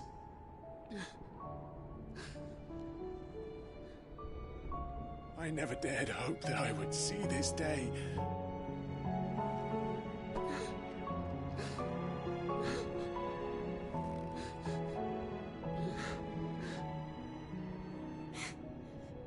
Reunited at last. Jill!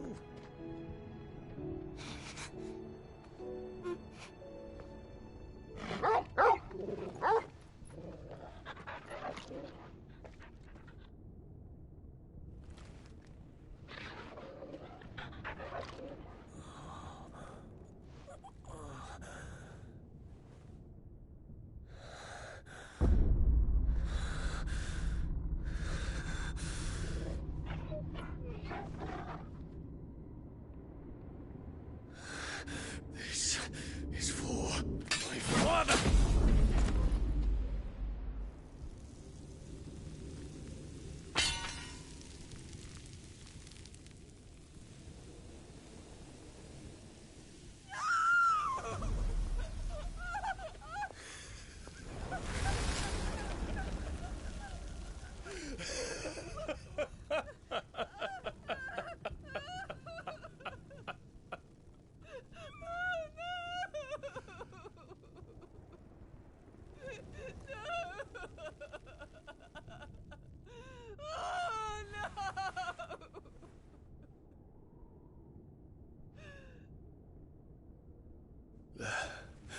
It is done. The demon that would tear our house apart is no more. Father.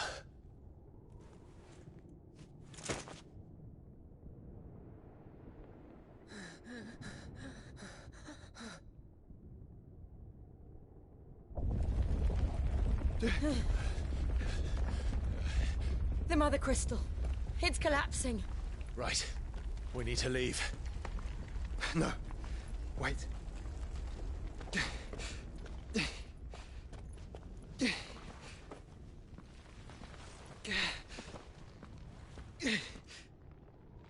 I owe him a debt. Fine.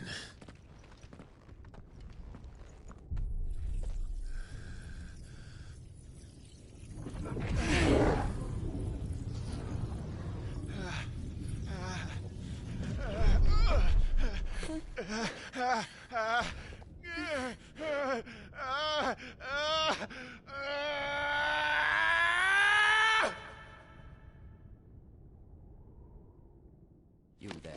Tell me what section. Little as you. Don't reinforce the walls. What is our situation? Report, Captain. It could be supplies of prey. Can nothing be done to call them off? I regret not, Your Radiance. The Dragoons answer to none but His Imperial Highness. The Council is powerless to intervene. We're hearing reports of rebel Madness is this, Dion. throughout the neighboring districts. Focus all efforts on extinguishing the fires around the capital. City can wait. Yes, this is not the work. Don't dally, man, go! Your Radiance. the doors What are your orders, right? And I want you to find out Make sure the doors are locked. Dalmec's movements. By the light! Dion, have you taken leave of your senses? Call off the dragoons at once! Fear not. The populace will come to no harm at their hands.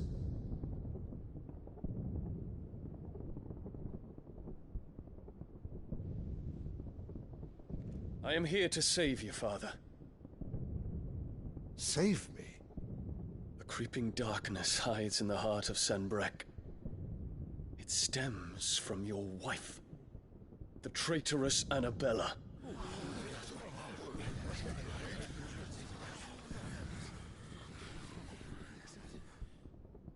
Not another word, Dion. Father, though you may not see it, the darkness has taken hold of you.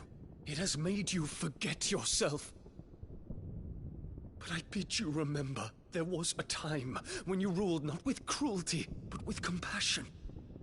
Why now do you turn your back on your people? Why now do you seek to stoke the fires of war? You too have borne witness to this change, Your Eminences. And you know, as well as I, who is responsible for it. A puppet now sits upon the throne, but cut his strings, and the master loses the power! What? Dion, you bear steel before your emperor? Guards! Take him!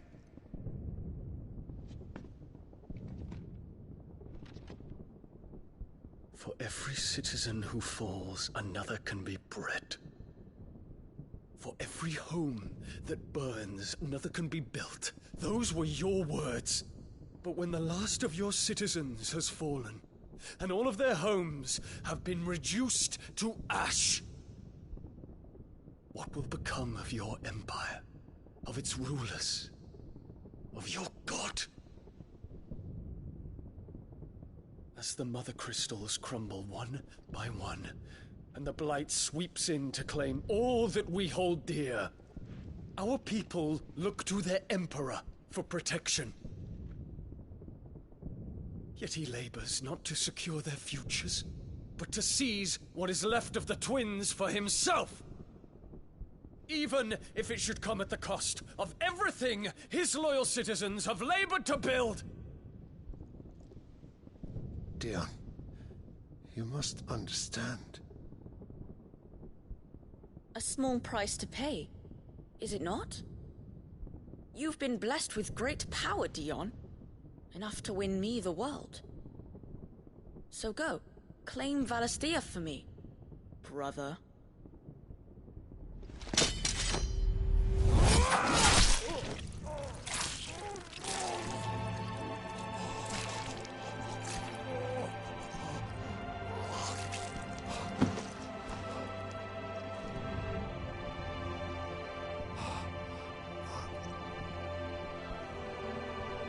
Dion.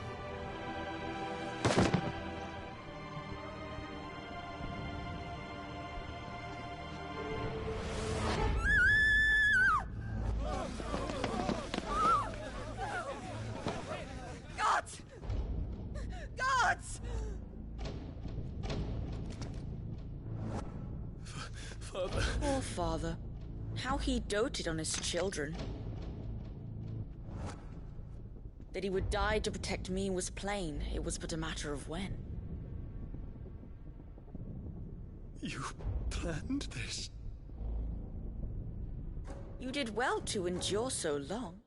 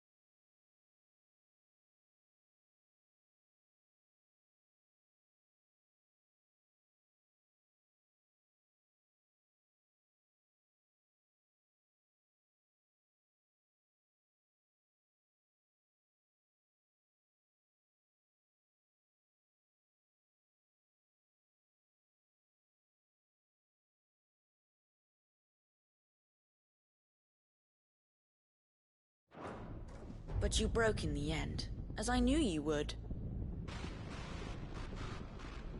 And now Muthos approaches. Put him to the proof. I would see if he breaks. Go, Bahamut. Kinslayer.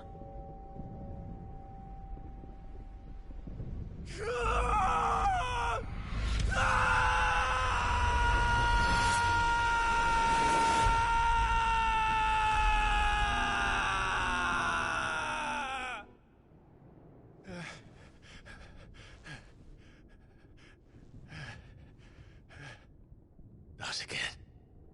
Brother? It's a long story.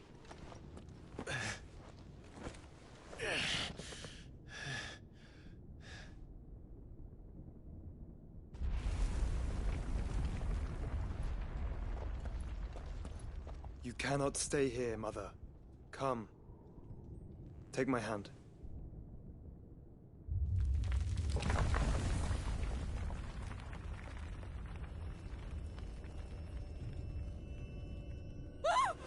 Get away from me! This is all just a dream, just a bad dream!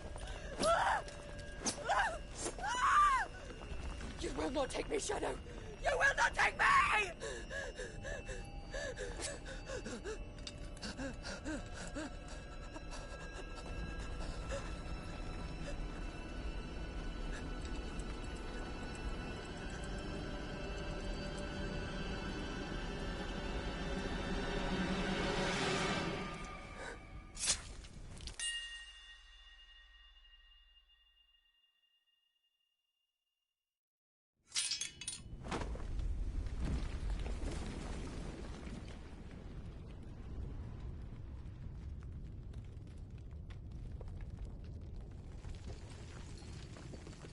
Mother.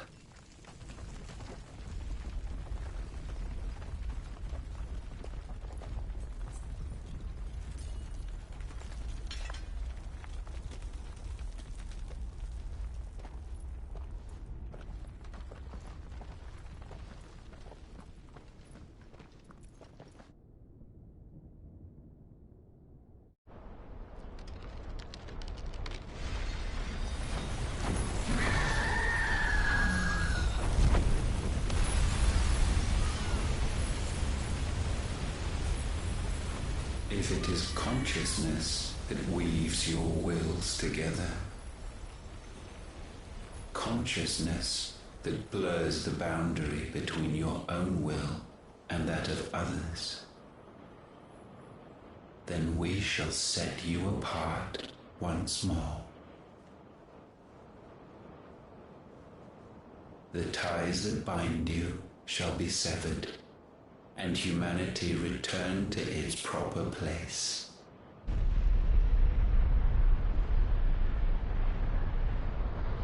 By primogenesis shall a new age of reason begin.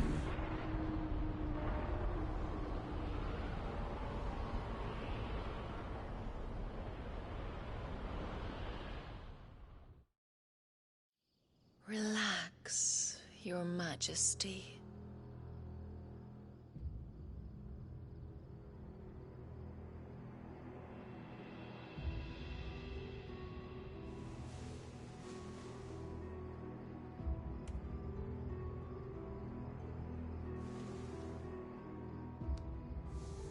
Don't you want to play?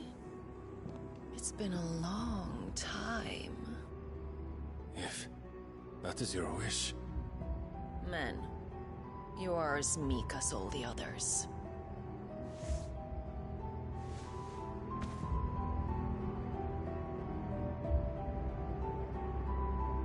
Such feeble creatures.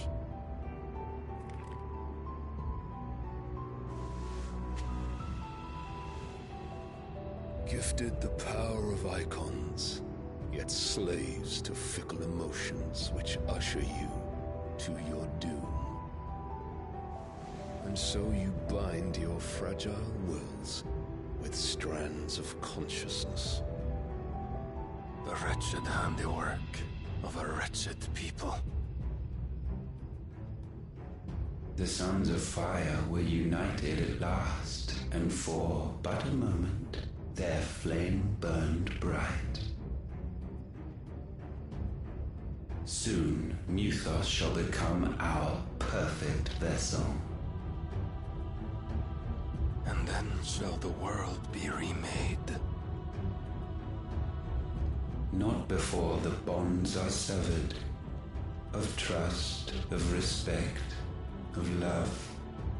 Only when every strand of consciousness is cut away, may Muthos return to our side.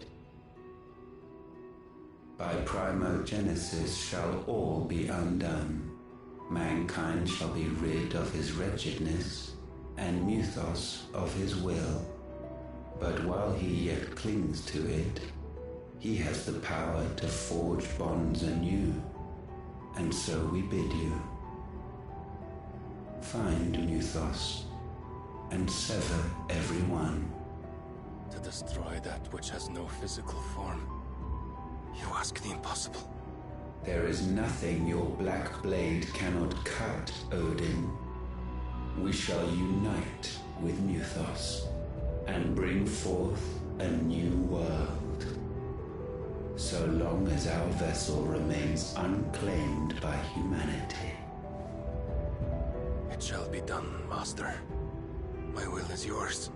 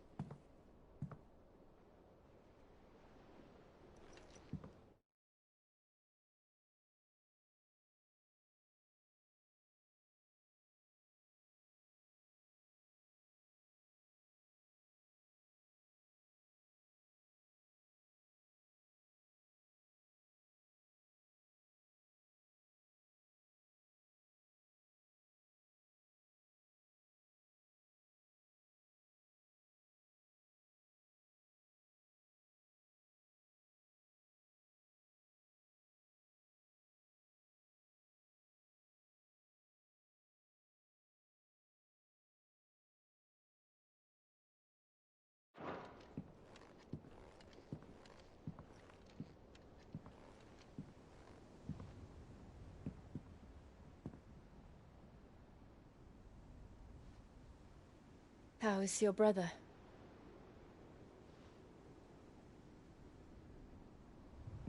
Asleep since I returned from the Dominion. Tyr says he should be back on his feet soon enough. For a while, at least.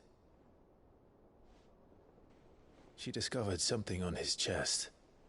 A swelling, circled in stone. The curse.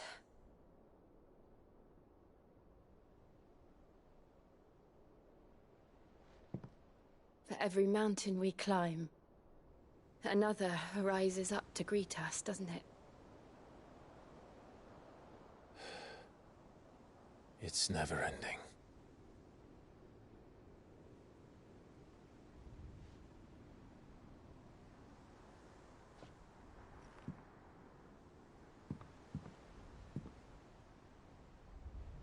Even the sky seems to have grown tired of it all.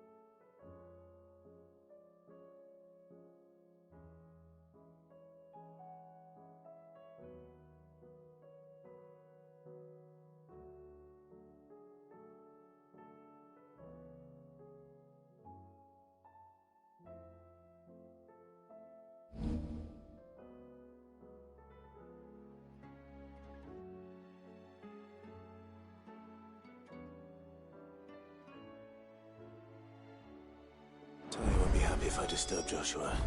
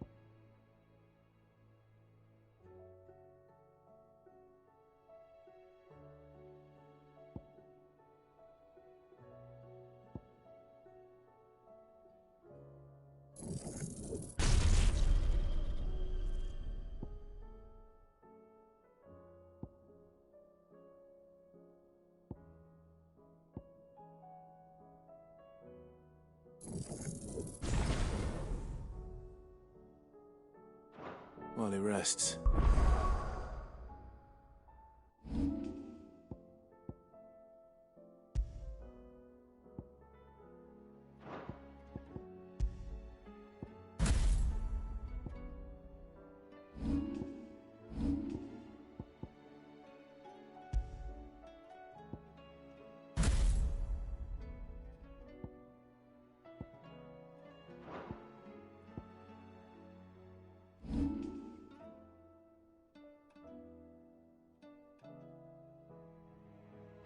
Might as well see what Otto has to say.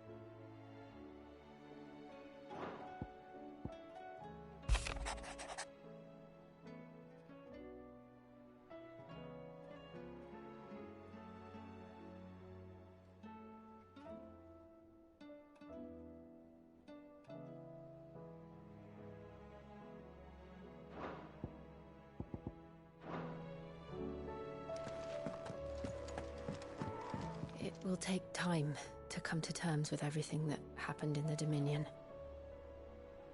But time is the one thing we always seem to lack.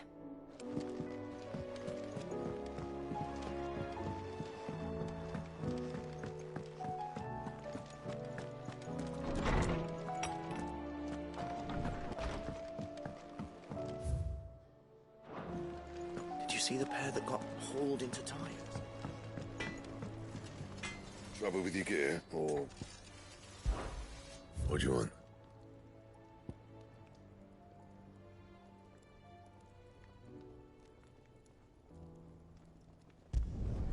Should last you a good while.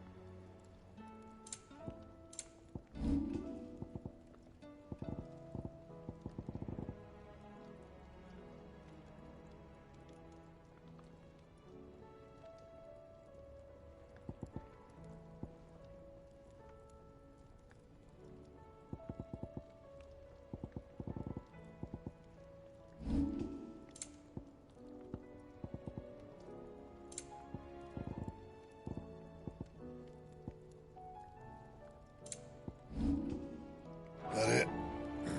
Fine.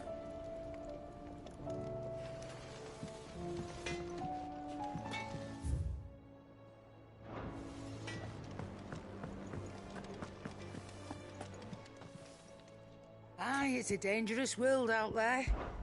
The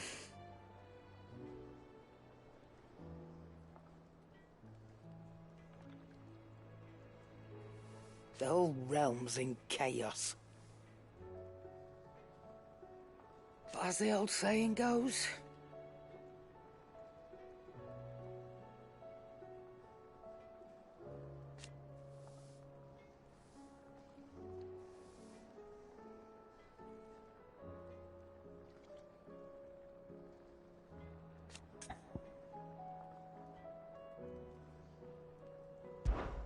If you're gonna buy something, be quick about it.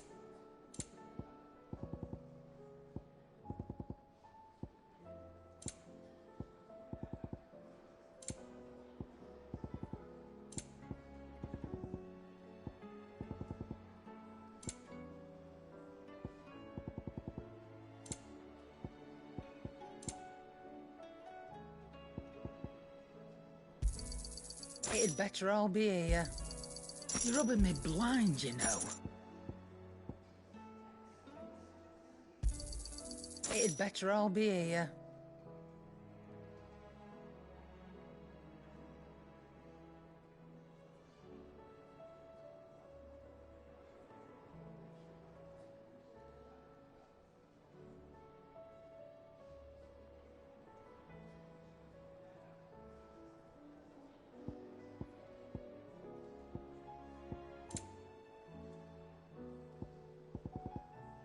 Finished, are you? Clive. Coin purse weighing you down? Come again. Or don't. I'm not much bothered Seems either the way. hideaway has lost its...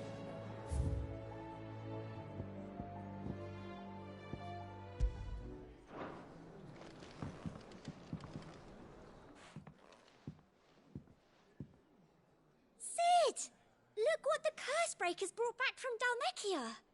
Said they were all the rage in Dalamil. Looks sort of funny if you ask me. I'll be damned. Have you had one before?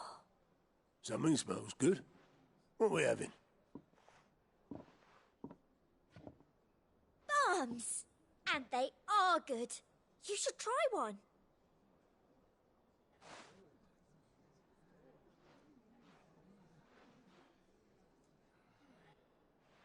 Eh? A bloody great hole in it. Who ate the rest? It's supposed to be hollow, silly. Haven't you ever seen Drake's Fang?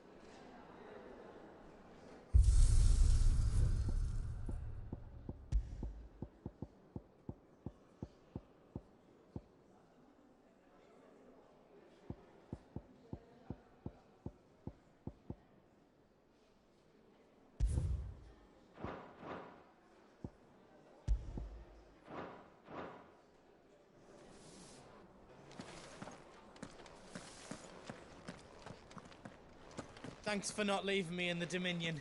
If you hadn't come back, I might still be stuck there. I told Nan we flew back on the feet. She walloped me.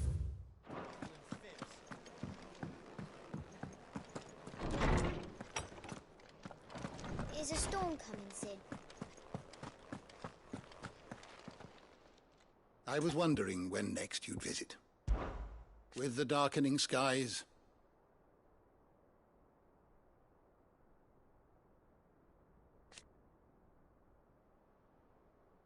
but be that as it may,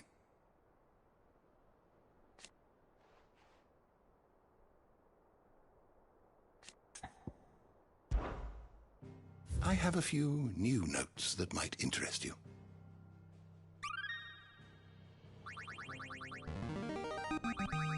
Now this, I believe you will find most interesting.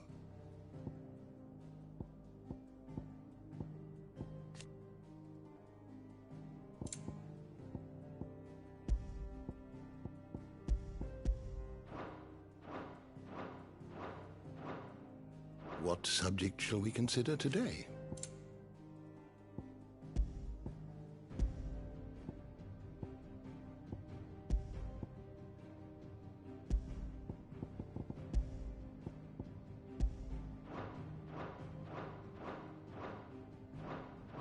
You are always welcome, Clive.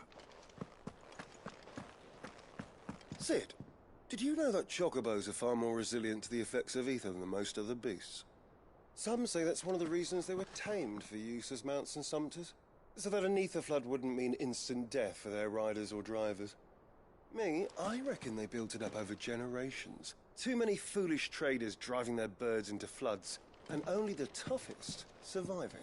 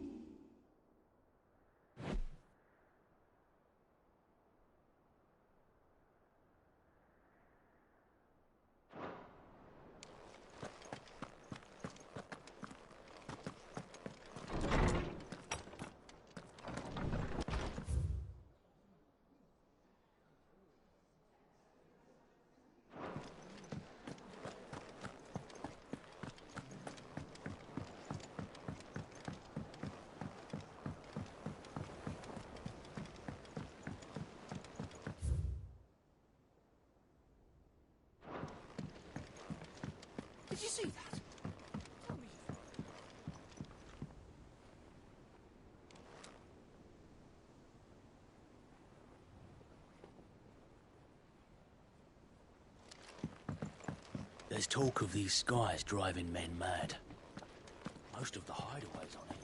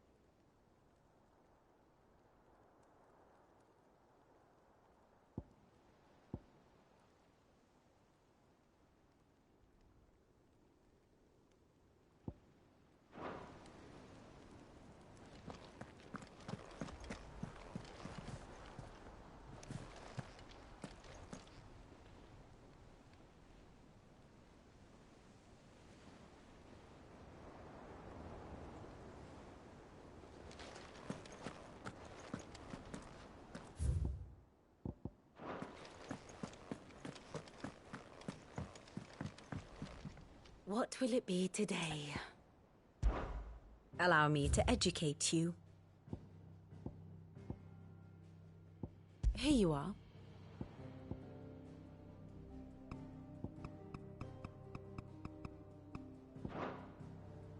Of course.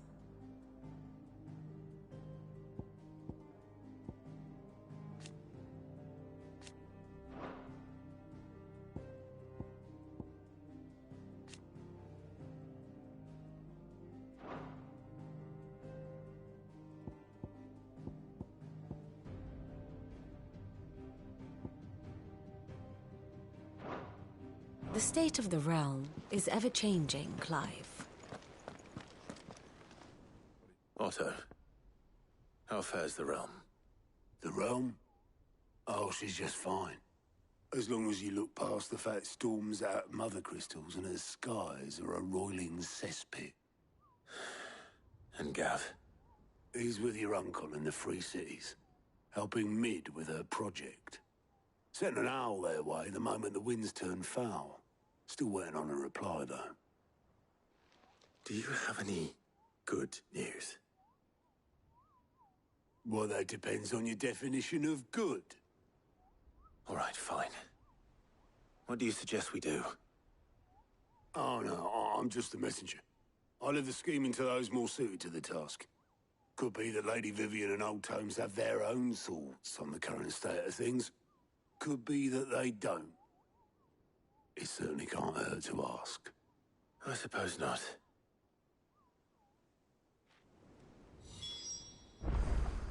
I see that every report that comes my way makes it into the hands of both Lady Vivian and the Lawsmen. If anyone can tell you what might be barreling down the mountain towards us...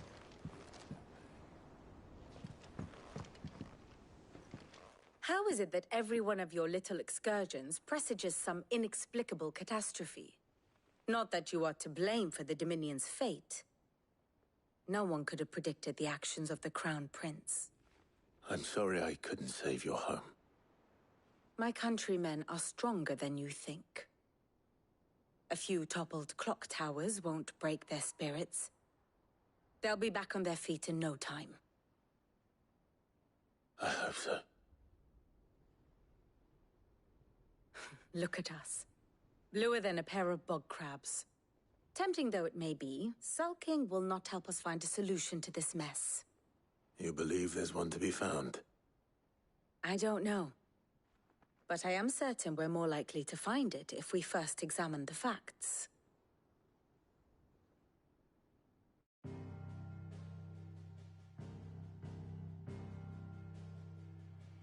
Beneath these darkened skies, fear and confusion reign over Valisthea.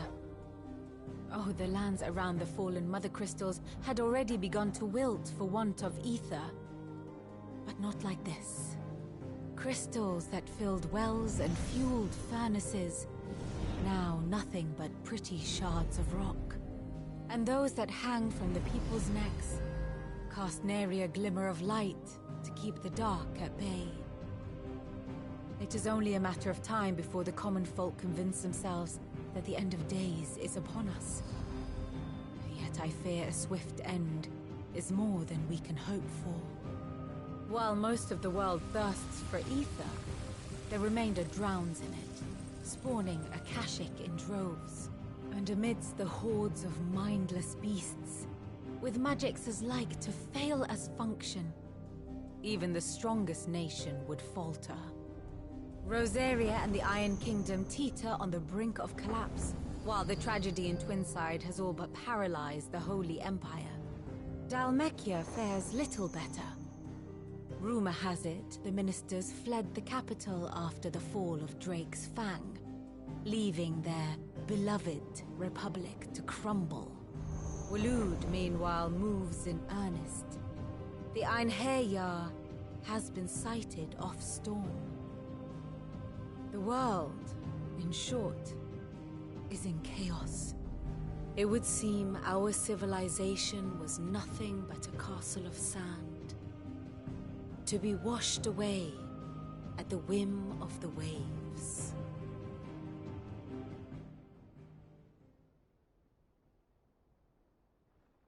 A castle of sand. Not my best flourish, but it seemed fitting. The reports I've received are considerably more blunt in their appraisal. Without the protection of their nations, it will fall to the people to defend themselves against those who would take what is theirs.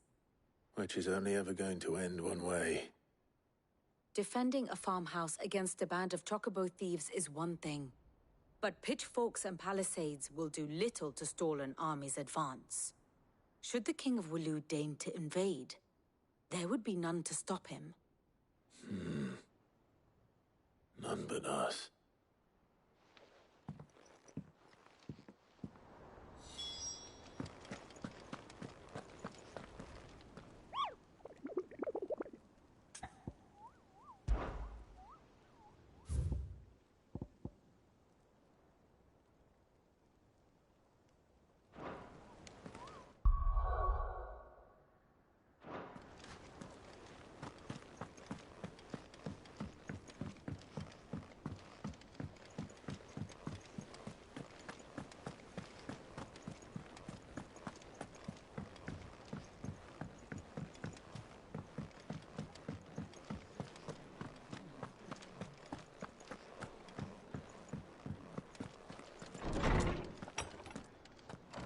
Is a storm coming, Sid? Let me guess. You're here about the skies. Is there anything you don't know, Lawsman? It doesn't take a court astrologer to augur the obvious. As for what has disturbed the heavens, that, I believe, is a question the Fallen might be better placed to answer than I. And on the sixth day did the gods tear the sun from the firmament, visiting darkness upon their prideful sons and daughters. But I dare say you remember your childhood lessons on the sins of Zemeckis only too well. You think they're connected? That Ultima was one of the gods responsible? Well, he has certainly exhibited powers that we mortals would associate with the divine. There is nothing divine about him. But he wouldn't be the first god of whom that could be said, now would he? Yet for all the fairy tales that tell of the sins, there is almost nothing in the way of actual historical accounts. Had I the Journal of Moss the Chronicler, I may have been able to tell you more, but alas, I fear all remaining copies have been lost to time. You will forgive me, I hope? Certainly not. Because there is nothing to forgive. Even without this journal, you've provided us ample wisdom. And we will always be grateful for it. Perhaps Otto will be more inclined to share his thoughts when he hears what the others had to say. Knowledge hoarded is knowledge lost. I have compiled some new entries, if you would like to see them.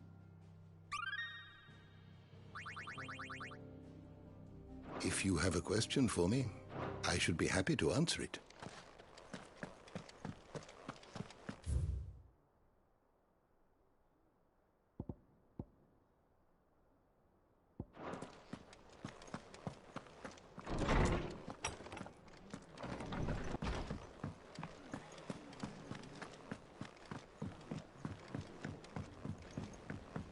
Will we ever see the sun again?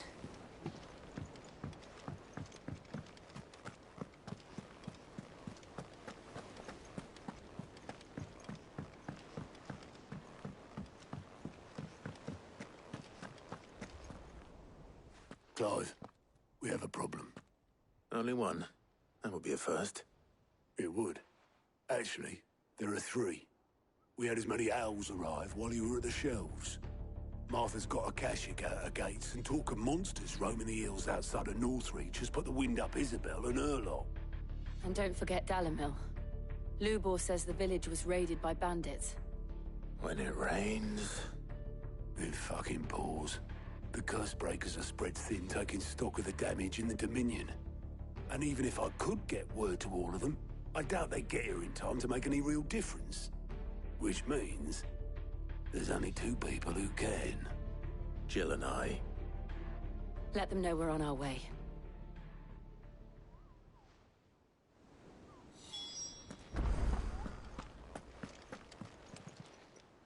How are you doing? I don't mean to be gloomy.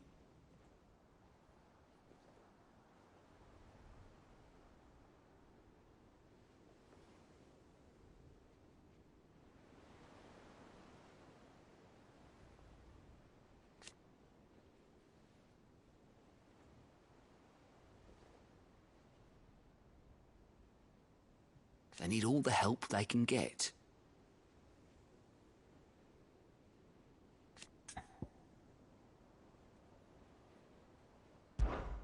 Anything catch your eye?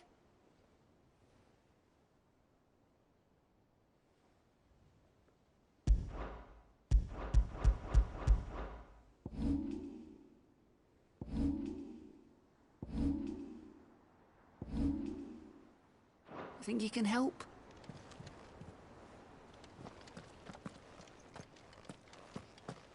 I'm ready when you are, Clive. The messages from Martha, Isabel and Lubor weren't long, but what they lacked in detail. Clive.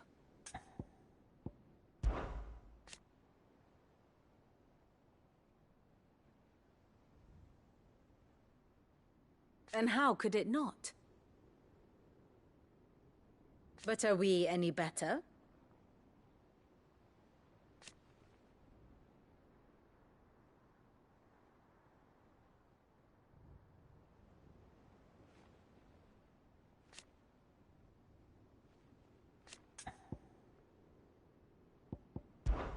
I cannot claim.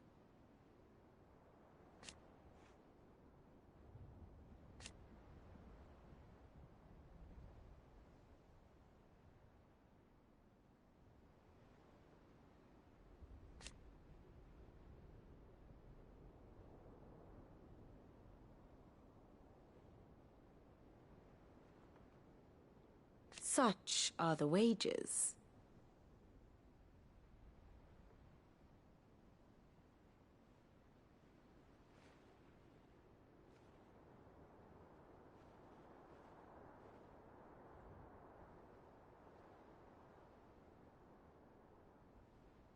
Ironic, then.